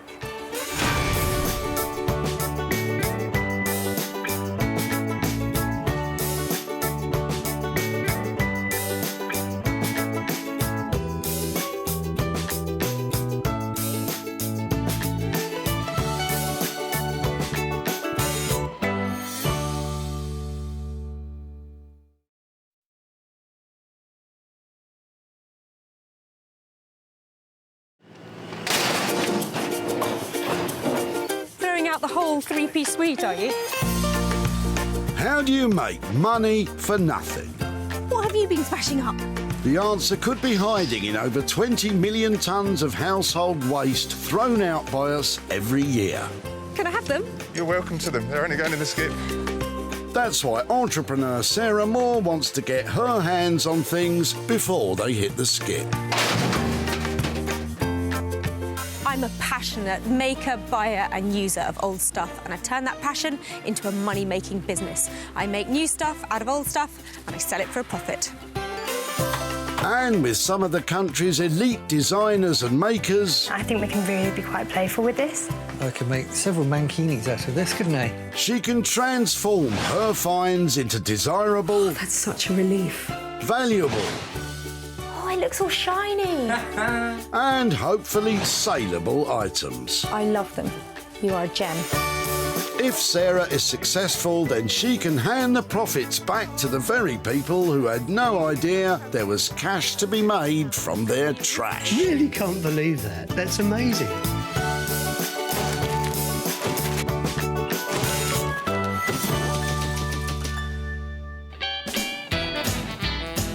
Today, Sarah is in Altrincham at the Woodhouse Lane Recycling Centre.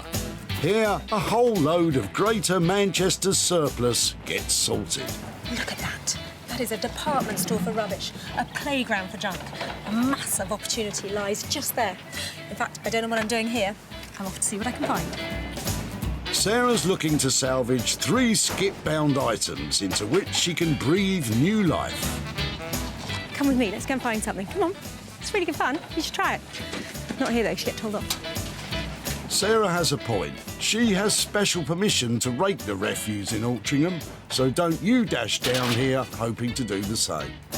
2 folks who have dashed down here with stuff to dump are Mum Wendy and daughter Rachel. Is there loot lurking in their boot? Hello, hello. Hi. Now, what are a pair of nice girls like you doing with that dirty chunk of metal? You helping? Yeah. If I help you get it out? Yep. How'd you get that in there, then? No, it's not coming out. Wendy and Rachel are turfing out an old water tank. Come on, girls, give it some welly. Oh, well done. Mind your car. There we go. Fantastic. Pop it down on the floor. Let's have a look at it. So, whose is this? It's Rachel's, really. Oh, really? Are you having some work done? Yes, we are, yes, yeah. With this being like 50 years old, it's not acceptable to have it in the house. It's probably slightly past its best, isn't it? But yeah, you haven't been drinking out of that, then? Yes. Have you? Yeah, it has. Yeah, that's why it had to go. Yeah, well, I'm sure it's improved your immune system no end. If it's all right to say, please, may I have it? If I can make something out of it, of course. Can I come and find you and show you what I've done? Yes, you can. Brilliant. Galvanised water tanks can be found in lofts of older houses. They often supply cold water to all areas but the kitchen. These days they're plastic, but these old tanks can be made into all kinds of things, so I'm told. Any thoughts, Rachel and Wendy? A table. Like pubs tend to go for all that kind of stuff, don't they? The old-fashioned stuff, you know. But it'll be interesting to see what she does out of it. Well, this is beautiful, isn't it? Look, it's got rivets, it's got rust, it's got old taps sticking out of it. But I think it needs saving. It's got a lovely look to it because you can't recreate age like this. I've got a big plan for this, and I think you're going to love it in the end. But currently, not looking good. I think you're going to need some help with this one, Sarah. Just as well, you know who to take it to. Introducing Lorna and Clinton, the Junk Gypsies. This pair are on board the eco-locomotive, steaming down the tracks to a greener future. Combining Lorna's upholstery skills and Clinton's design talents, they deliver quality handmade furniture with that steampunk feel that's very on trend. Using salvage material gives you an opportunity to not just be cleaner and greener, but it gives you a chance to preserve pieces of history. We're like yin and yang. Like, I love all the soft, fluffy, warm, clean side of it, and Clinton. I just love the rust and the dirt and the grime. But actually, the collaboration of the two, that's what makes our small company work. We work well together, don't we, love? It's difficult to see the soft, fluffy side, but I think Clinton's going to be happy.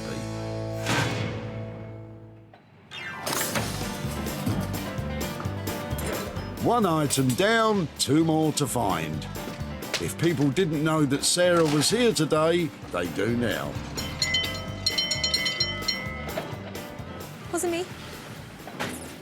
Now, if you hear that, that means there's rubbish and we've got to go and find it. Ready? Oh, all right, give it a rest, Sarah. While my ears stop ringing, why don't you see what Roy's got in his boot? Ooh, that's got lovely legs, hasn't it? Hello. Oh, well, hello there. Yeah, hi. They're not bad. Have you had those legs long?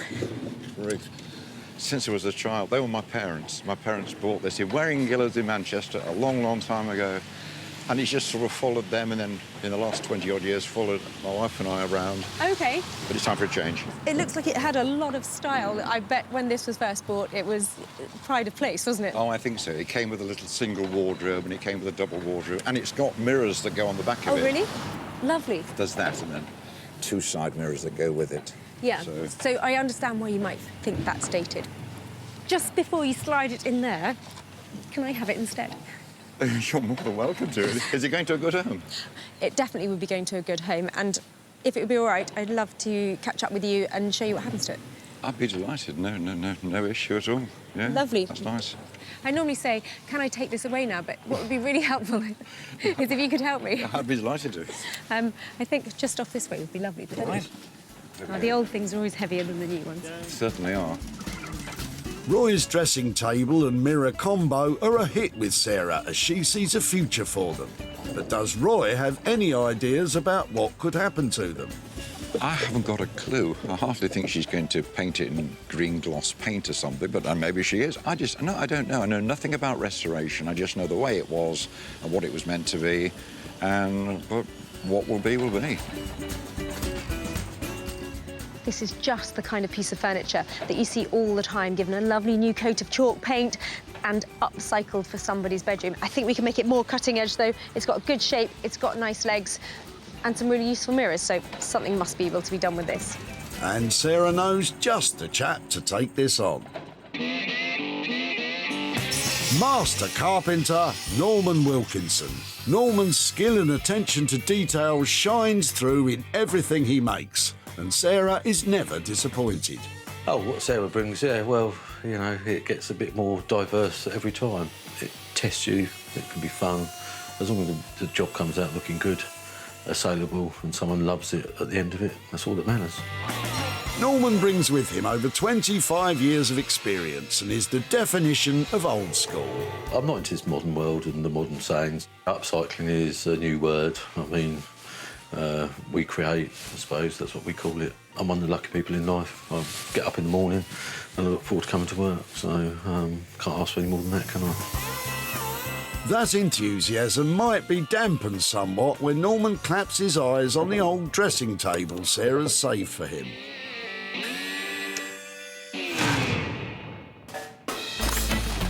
With 2 items secured, Sarah needs to find one more, one that she can transform at home. That is what I'm after, not that. Well, you might find something in the back of Robert's boot. Ooh, are they prints? Not sure. These yours, then? They are. Have they been up in the sitting room, then? Unfortunately, no, they've been hidden away in the attic. So we're just clearing them out. So what do you think of them, then? Are these your cup of tea? Not my cup of tea, no, myself. But, you know, I can see them being hung on the wall in a nice house somewhere. OK. What is that? Hold on. Malater, Paul Malater, is a young Hungarian artist living in Holland since 1958. What's the reckoning? Is Paul Malater going to be... I reckon it's just going to be... A good bet? Well, it's safe to say, yeah, a good bet. I think there is something about them that means they shouldn't go in there. By all means, if you think there's something about them, and I'm free to a good home.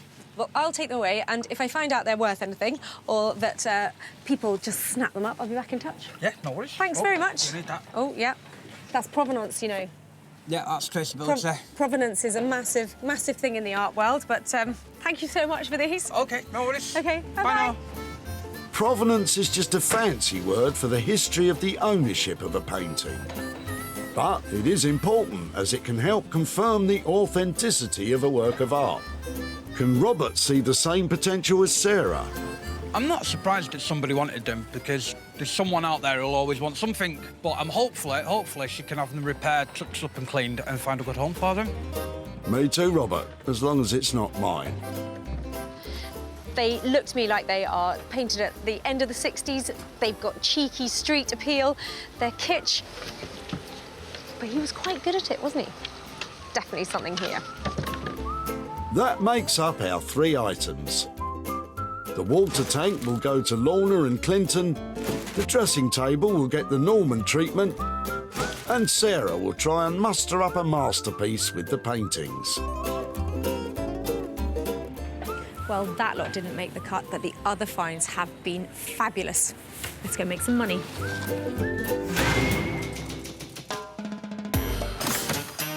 For our first stop, we're off to the village of Dodford on the outskirts of Bromsgrove.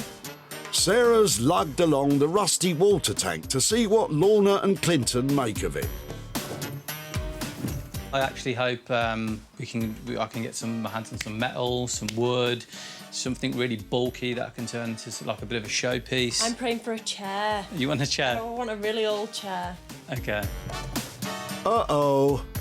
Well, I suppose you could sit on it, if you had to.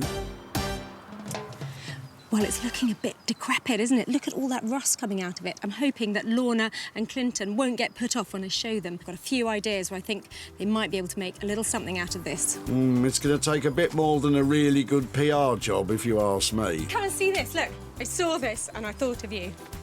Wow. Is that the right thing? Not a chair. Definitely not a chair. Actually, I've got some really good ideas for it. Okay. I think might keep you both busy. Should we get it inside? Fab, let's go for it. Another day I don't need to go to the gym. Looks right at home, doesn't it? What is it? Lorna, you must love the interior. Look at that beautiful build-up of rust in there. It's awesome. I wanted rust, I wanted metal. I'm semi-happy. Yeah, so you got everything you wanted. Don't worry, I mean, let's brainstorm a little bit and see what we can do with it. I've seen them made into, you know, great coffee tables. People make cupboards out of them, put doors on the front. But I was wondering what would happen if we cut it in half. Maybe make a coffee table and some sort of padded footstool ottoman thing out of it. Okay. Does that sound possible? Yeah, sounds good. So what we're talking is maybe cutting it in half, yeah? I'll take the top portion, I'll make that and focus on making a coffee table. Yeah. I'll leave this bottom portion to you, and then we can come together and then we'll see if it works. Yeah. Well, there's your plan, although Lorna isn't that convinced. She has the task of making the bottom portion of this rusty old tank into a footstool, while Clinton makes the top half into a coffee table. Now, how much will all that cost? I'm thinking overall cost, including materials and bits and bobs, I'm thinking around 265. Normally I would say they're about 50 quid if you wanted to buy one, but because you've already brought it, I'd probably say about 265. 265 is fab. You're creating two pieces of furniture. We can either sell them as a pair or sell them separately. So if you're happy with that, I'm happy with that. I'm happy. Yeah, I'm happy. I think for 265, if it does go to plan, we can create two things which are going to be stunning. Great, sounds like a good plan to be 265 for two pieces of furniture. Happy Go for with it. that? Yeah, fantastic. Hope it goes well and give me a shout when it's ready. Okay. Nice to see Love you. to see you again. Nice to see you. Good luck. See you soon.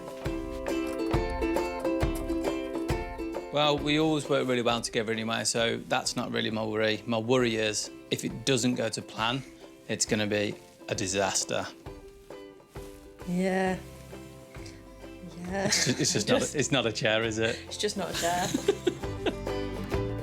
Well, that's such a relief because Lorna and Clinton loved all that rust on that tank, didn't they? Well, I think they're going to in the end. So that is going to be two great projects, hopefully combining to make one great result.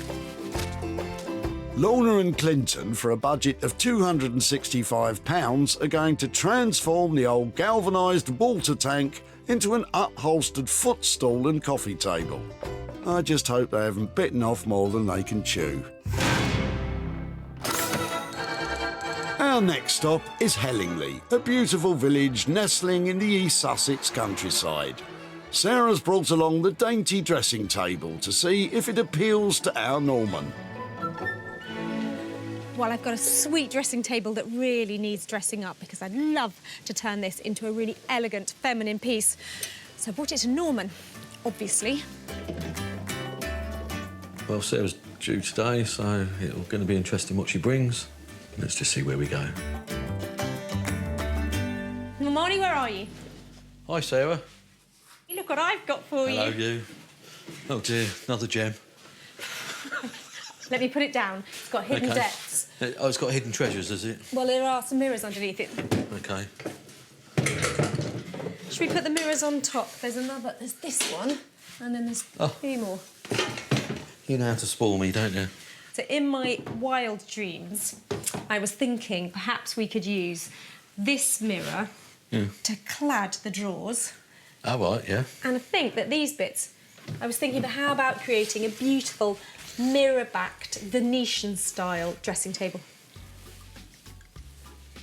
Oh, speechless.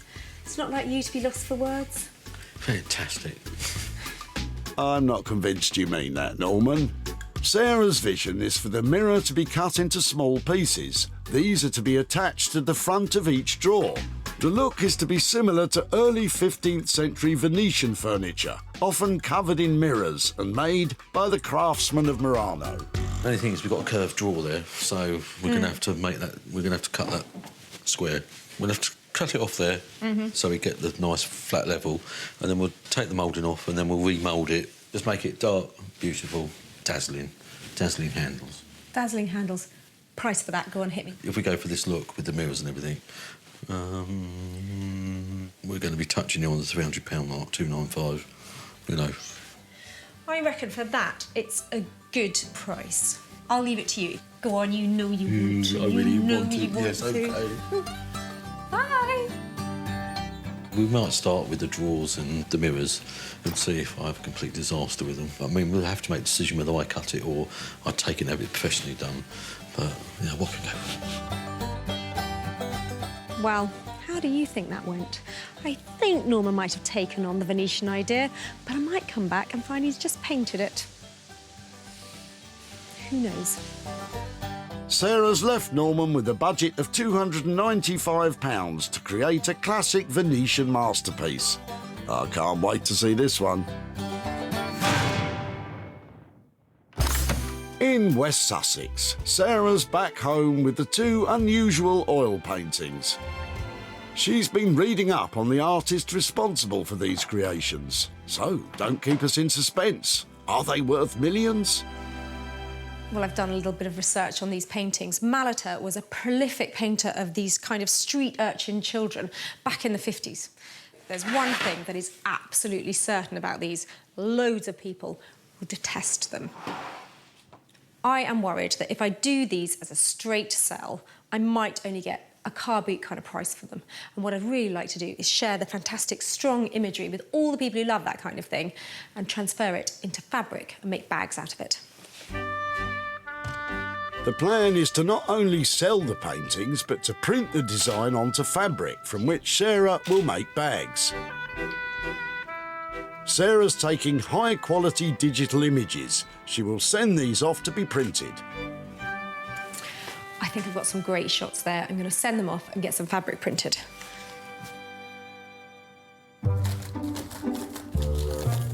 And 48 hours after the picture taking, Sarah's printed material arrives back. That is just perfect. I want these bags to look really strong. I want them to look kitsch and vintage. And I think this is just ticking all of those boxes. Well, that's the easy bit. The fabric looks great. All I've got to do is make a dozen tote bags out of it. How hard can that be? Tote means to carry by hand, so tote bags kind of translate to handbags, which is strange because you're more likely to sling them over your shoulder.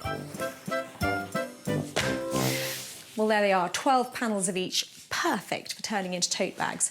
So it's a pretty simple process. All I've got to do is put the panels right sides together, like that, line them up nice and neatly, and sew all the way around the outside. But before I do that, I think it'd be much easier to get the handles in place. So I'm going to turn a little hem over the top and then use some of this canvas fabric cut into strips to make some really strong, sturdy handles. Sarah's got to make 24 handles. This could take some time. She's probably using lovely oatmeal-coloured thread, but I'm going for pink. Very nice. It was just the one that was left in the machine. Oh, and here's me thinking it was all part of the design. Once the handles are sewn in place, all that's left to do is to sew a lining on the inside. Then the two sides can be sewn together. I think that'll be just about all right. It's strong enough. It's going to be handy over the shoulder, and I think it's going to look really unusual. And that's in a good way. Whatever you say, Sarah. So far, Sarah's spent £60 on material and printing. They certainly are unusual, but will anyone want to buy them? Back on board the Upcycling locomotive are Lorna, who's making a footstool, and Clinton, who's creating a coffee table, both items from the old water tank that Sarah dropped off. We've started with the tank that Sarah brought. We've measured and cut the 2 pieces that we're going to work on.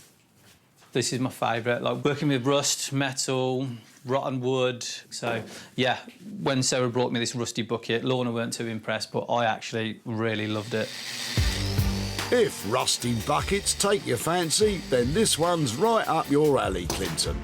But before tackling the rust, there's that tap to deal with. Yes, that's the one.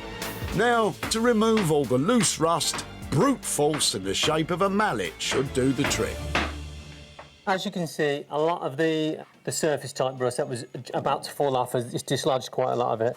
It's hard to imagine at this point, when you're seeing all the rust and the dirt, that this will be a beautiful piece of furniture in someone's home. That's where your vision comes in. I'm glad Clinton has a vision, as Lorna's struggling to see the finished footstool. Clinton's cut me some wood for my top. The dilemma is, what fabric would look best to cover the top? I've got some old coffee sacks, which I think are really cool. Or I was thinking, like patchwork leather pieces. I think leather.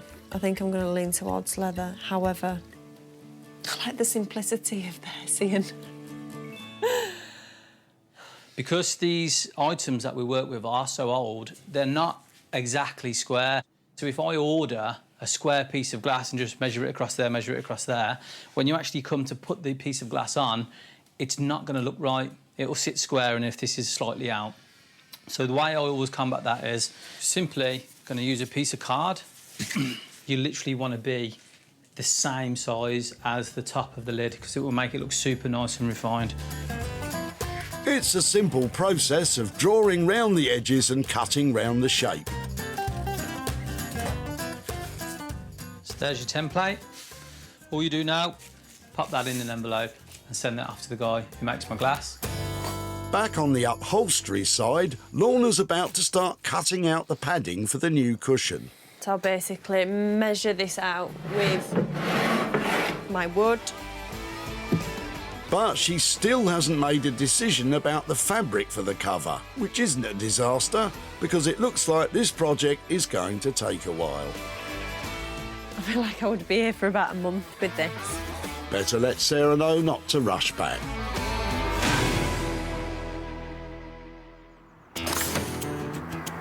Hellingley in East Sussex is where Norman has his workshop.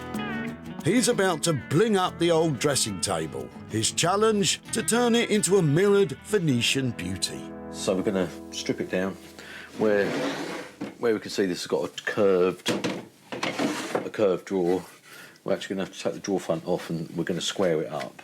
And then we're going to square all these up, drill some holes and put some nice glass handles on it. But I don't have a very good success rate with glass or mirrors or whatever. I smash most of them and cost me a fortune. So I'm more than likely going to take it down the glassworks that we use and get them to do it. Then if they smash it, then it's their fault, not mine. The plan is to let somebody else do the tricky bit of cutting the existing mirrors. Norman will flatten the front and square the top, ready to glue the mirrors onto the drawer fronts. So, what's first? First thing is we're going to take the drawers out. We'll strip it all down, strip it down to the basics, and then we can then start redoing. I just seen if she left me any £50 notes under the paper, but not my lucky day. Yeah. Well, there's no screws, so it's a case of hit and hope. Hit and hope? I don't like the sound of that. I'll give it a tap first. Yeah. Oh, I love smashing things apart. Love it. But this one's actually going... I'm really pleased. This one's just pulling off lovely. You know, there's many a time when the glue sticks on, you do that and the whole thing comes apart with you. So, you know, someone likes me today, makes a change. We always like you, Norman. Anyway, so that's just a bit of thin old veneered wood on it, so it was obviously made the cheapest way it could in the time when they made it. I've got the drawer fronts to sort out. I've got to try and get them... I've got to try and get that moulded edge off, so they've got to be nice and flat. We have two chances. We can either replace the drawer front or, I mean, I can cheat and run them through the saw and see where we go. So I think I'll try cheating first. All that's required to remove the moulding is to shave the thinnest morsel from the front of each drawer. I think we've got Lady Luck on our side. Yeah, that was looking great. We've lost the beveled edge, so I'll give that a light sand and then we can get the glass on it, mirror on the wall. And yeah, superb. So far, so good, but there's still lots to think about. The paint finish, perhaps? What will the glass handles look like? Will there be enough mirror to cover the front? I think we'll leave it to you, Norman.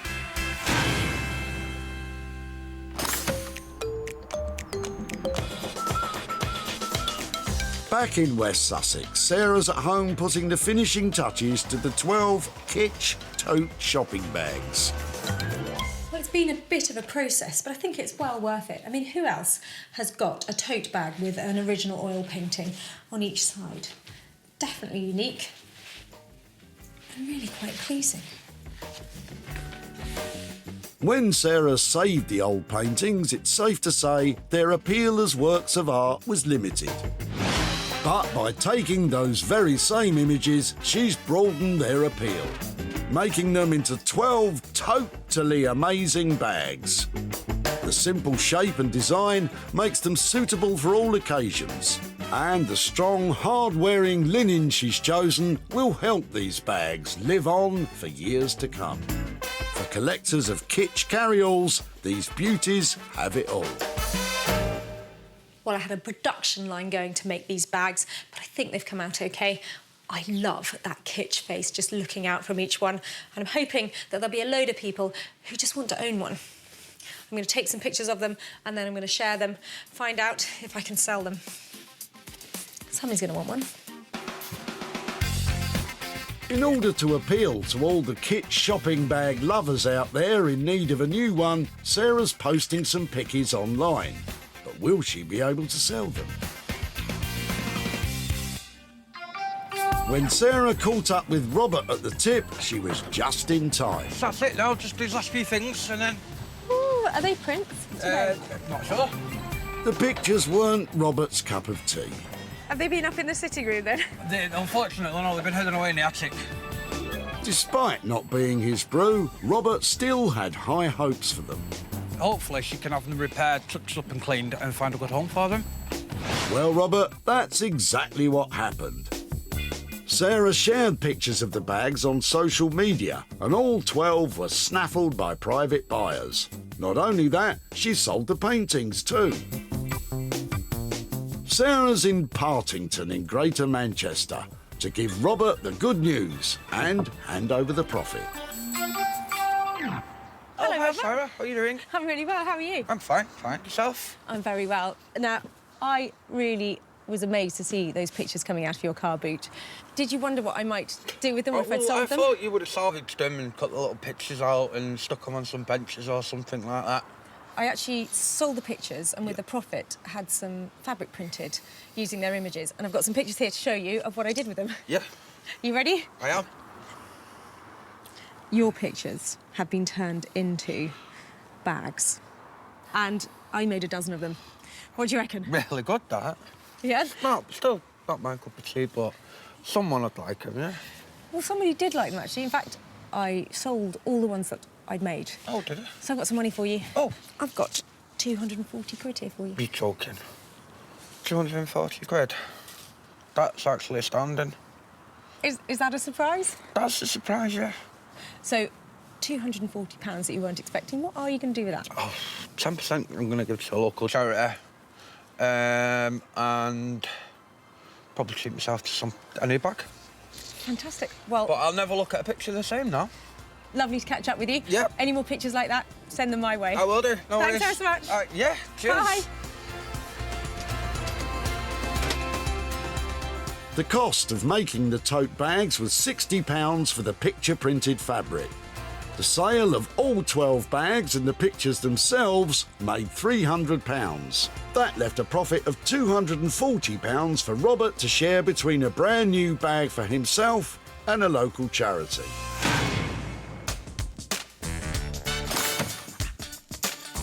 With the paintings having made a handsome profit, Sarah's travelled back to Bromsgrove to see how Clinton and Lorna have got on with the old water tank. Well, this could be exciting because I left Lorna and Clinton with a proper challenge. I asked them to turn something that you wouldn't want hidden in your loft into something that would take pride of place in the smartest room in your house. Let's see if they've nailed it or failed it. I think she's going to love it. It's a little bit different to what I said I were going to do, but nice surprise. Yeah, we've made a couple of little alterations on the original design, but I think she's going to be really, really pleased with what she sees. The water tank was full of rust and not something you'd want in the house. Now, Lorna and Clinton have created a footstool and coffee table fit to grace the fanciest of living rooms. The rusty interior has been thoroughly cleaned and sealed with a latex glue. Lorna has upholstered the seat in lovely leather, and it's all compliant with all UK fire safety standards. Clinton's elegant cut glass tabletop reveals the inside of the base. He's even left the water tank's original ballcock in there as a fun feature. But will Sarah see the funny side of this transformation? Hello. Hey! Hi. How are you? Oh, it's success all round then. How are you doing? Do you like it? Yeah. Oh, nice to see you. Yeah, really well. It worked. It's great. Lorna, that is just such a professional finish on that. It's fantastic, isn't it? Thank you. Are you pleased with it? I'm really pleased with it.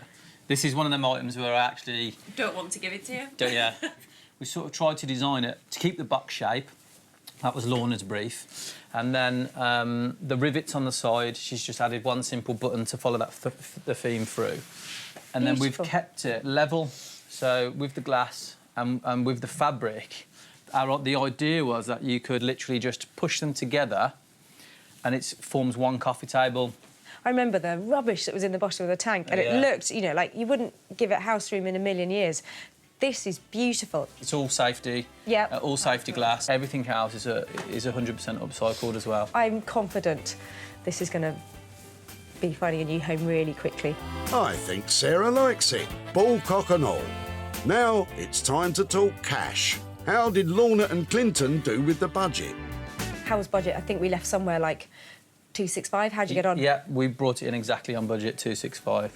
Guys, I think it's fantastic. Thanks so much. I'll get it picked up and I'll let you know where it goes. That's love. Bye. Bye. Well, of course they nailed it. There are two beautiful pieces of furniture there, and I think there's definitely money to be made. I'm glad we got Sarah's seal of approval. I actually felt in my bones it was a good piece anyway, so I'm glad she really liked it. And you know what, that's going to be... Someone's going to give that a nice home. The better. Yeah, picture of me and you on it. When Sarah met mother and daughter, Wendy and Rachel, she was pleased to see them. Hello, hello. Hi. Now, what a pair of nice girls like you doing with that dirty chunk of metal? They brought their old tank to the tip for a good reason. With this being like 50 years old, it's not acceptable to have it in the house. Wendy had ideas about where it might end up. Pubs tend to go for all that kind of stuff, don't they? The old-fashioned stuff, you know, but it'll be interesting to see what she does out of it. Well, Wendy, it's Clinton and Lorna you have to thank for this one. In fact, they did such a good job, Sarah had no problem finding a buyer. Home furnishing shop French Cottage Inspired Living in Petworth, West Sussex loved their look. And manager Michael couldn't be happier. We think they'd be ideal for our customers. We do the unusual stuff here, and this is just perfect. Sarah's travelled to Urmston in Manchester to tell Wendy the good news and hand over the profit. Hi there. Hi, Sarah. Hello, nice Hi. to see you again. Thank How are you? All right, thank you very much. So you were being a really helpful mummy the last time I saw you. Yes, I was. So helping your daughter clear out her house. Yep. How's that all gone? We're still halfway there from doing it. We've still got the hall stairs and landing to do, but I think this year we'll get it completed one way or another. Fantastic. So did you think somebody comes away and asks you for your old rusty water tank? What are they going to do with that? Well, I have thought about it, and it's rattled my mind in what you were going to do with it, and we've sat there and discussed it, but I haven't got a clue. I've got some pictures to show you. That is how I think you might remember it. Yeah? It now is a coffee table and footstool set. Oh, that's brilliant. That looks fantastic. Do you like it? Brilliant. It's great. It's gone from the loft, where you wouldn't want to see it, into a shop where they just love the look of it. They're going to sell it. There's a little bit of profit for you. Oh, brilliant. A smashing 45 quid here for you, for your old tank. That is absolutely fantastic. What might you do with that? I'm going to go and have a holiday, a long-earned holiday after all the work that we've been doing. I'm so pleased for you. I hope you have a lovely time. You definitely deserve to have a holiday after helping out. Thank you very much, then. Really good to catch up. Brilliant. Nice to see you. Thank you very much. Bye-bye. Bye. Lorna and Clinton came in on budget at £265. Sarah sold the two pieces of furniture together for an impressive £310, giving Wendy £45 to put towards her holiday. Sarah has returned to Hellingly in East Sussex to the workshop of Norman in the hope of finding a mirrored Venetian beauty instead of a weary old dressing table. I think it's come up really well. I think Sarah will be really pleased. We've done a nice bold colour. The mirror has cut well and looks really cool. Yeah, and I'm really, really pleased with it.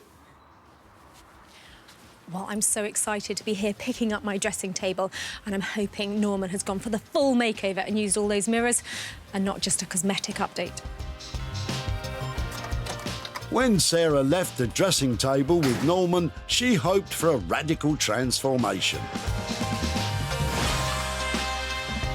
And Norman's come up trumps. This is no longer a dowdy old dressing table, but instead a sparkling Venetian-inspired beauty. Norman has smoothed the surfaces, allowing the cut and polished original central mirror to be attached to the front of each drawer. Cut glass crystal handles have been sourced to provide extra bling. The side mirrors have been fixed in place horizontally across the back of a brand new top. And finally, a striking Regency blue chalk paint has been applied as a classic finish. But will it be glassy enough to please Sarah? Norman? Hello, you. Hello. How are you? How are you? Well, Always get two always in. get the two. There you go. No. Yeah. Really? What do you think? That was really tired. Yeah. Not desirable. Now, it Love is. it. Love it. And we've done a nice strong colour inside as well to complement the inside of the drawers. It's Excellent. really good. Had to take the glass down to Glassworks because we had to put. We thought we'd need a professional job, but also they've polished the edges so you don't catch yourself on them. So I think it's turned out really, really well. To embrace all of that, I think, is really clever. And these... Yeah. Who are you, Norman? I found my feminine side. Well, I have to say, I really like your feminine side. How's your budget side? Taking the mirrors down to the glass works to cut and everything, it just blew the budget away. Right. Because I really didn't think. But because we handshaked and we're old school, we will still do it for the same money. So 295. Yeah, 295. Yeah. Oh, you've done a cracking job. Fantastic. Sell it well. See you soon. Well, of course, he used all the mirror. I love the way Norman makes things for us because they are beautiful and they're saleable. I'm really happy. Great response from Sarah. Loved everything we did. She should love it for the price we did. So, happy days. She'll hopefully sell it well. Brilliant. When Sarah met Roy at the tip, he was familiar with the history of the dressing table. My parents bought this in Waring-Gillards in Manchester a long, long time ago. Although pleased to hand it over, there was one stipulation. Is it going to a good home? It definitely would be going to a good home. Having agreed to let Sarah take it, Roy had no idea how it would turn out. I hardly think she's going to paint it in green gloss paint or something, but maybe she is. I don't know. What will be, will be. Once back at home, Sarah posted pictures of the dressing table online to try and hook a buyer. And in no time at all, it was on its way to a new home. Sarah is in Hale to show Roy what became of his old dressing table and to hand over the profit. Hello there. Hello, nice to see you again, Nice to Roy. see you again. Good weather for it? Oh, isn't it? You never know what's going to happen next with this weather, do you? No, it's just the way it is. Your old dressing table was ending up at the tip, wasn't it? Exactly. It had to go. It was past its sell-by date, so to speak, so it had to go. Yeah. When you got home, did you wonder what I might do with it? I wonder whether it was salvageable, whether anything could happen to it, but I don't know. Well, I took it to a great mate of mine, Norman, so I've got some pictures here to show you how it ended up. My goodness. It's changed colour as well. So, what do you think of it? Do you approve? I think... Oh, I wouldn't recognise it, I must confess. That is super. It's actually been sold, so I've got some profit here for you. Oh, well. Not a huge amount, but I have got £40 here that was profit after we sold the dressing table. That's for you. Well done, you. Well done, you. Well, that's... Yes, everyone's a winner. Indeed. That is good. That's good. What might you do with £40? It'll go to a charity, but I don't know. I'll talk it through with my wife and we'll decide which one. But no, we were expecting nothing. It was just going, it'll go to some charity. What did you say that? Well, I'll pass on your approval to Norman. I know he was really pleased with it, so I'm glad you liked it. Oh, please do. It is great. I Brilliant. can't believe it's the same thing. Sarah, thank you so much. Well done, Thank you. Thanks Bye-bye. a lot. Look, cheerio now. Bye-bye. Take care. Norman charged £295 to do up Roy's dressing table. Sarah was able to sell it for £335, making a profit of £40 for Roy. Sarah salvaged 3 items travelling to the trash. Lorna and Clinton worked wonders on the water tank. Norman totally transformed the dressing table, and Sarah sent those 2 paintings on a wonderful new journey. Well, with some imagination and lots of hard work, we've created beautiful bespoke pieces that will really stand the test of time. What fantastic transformations.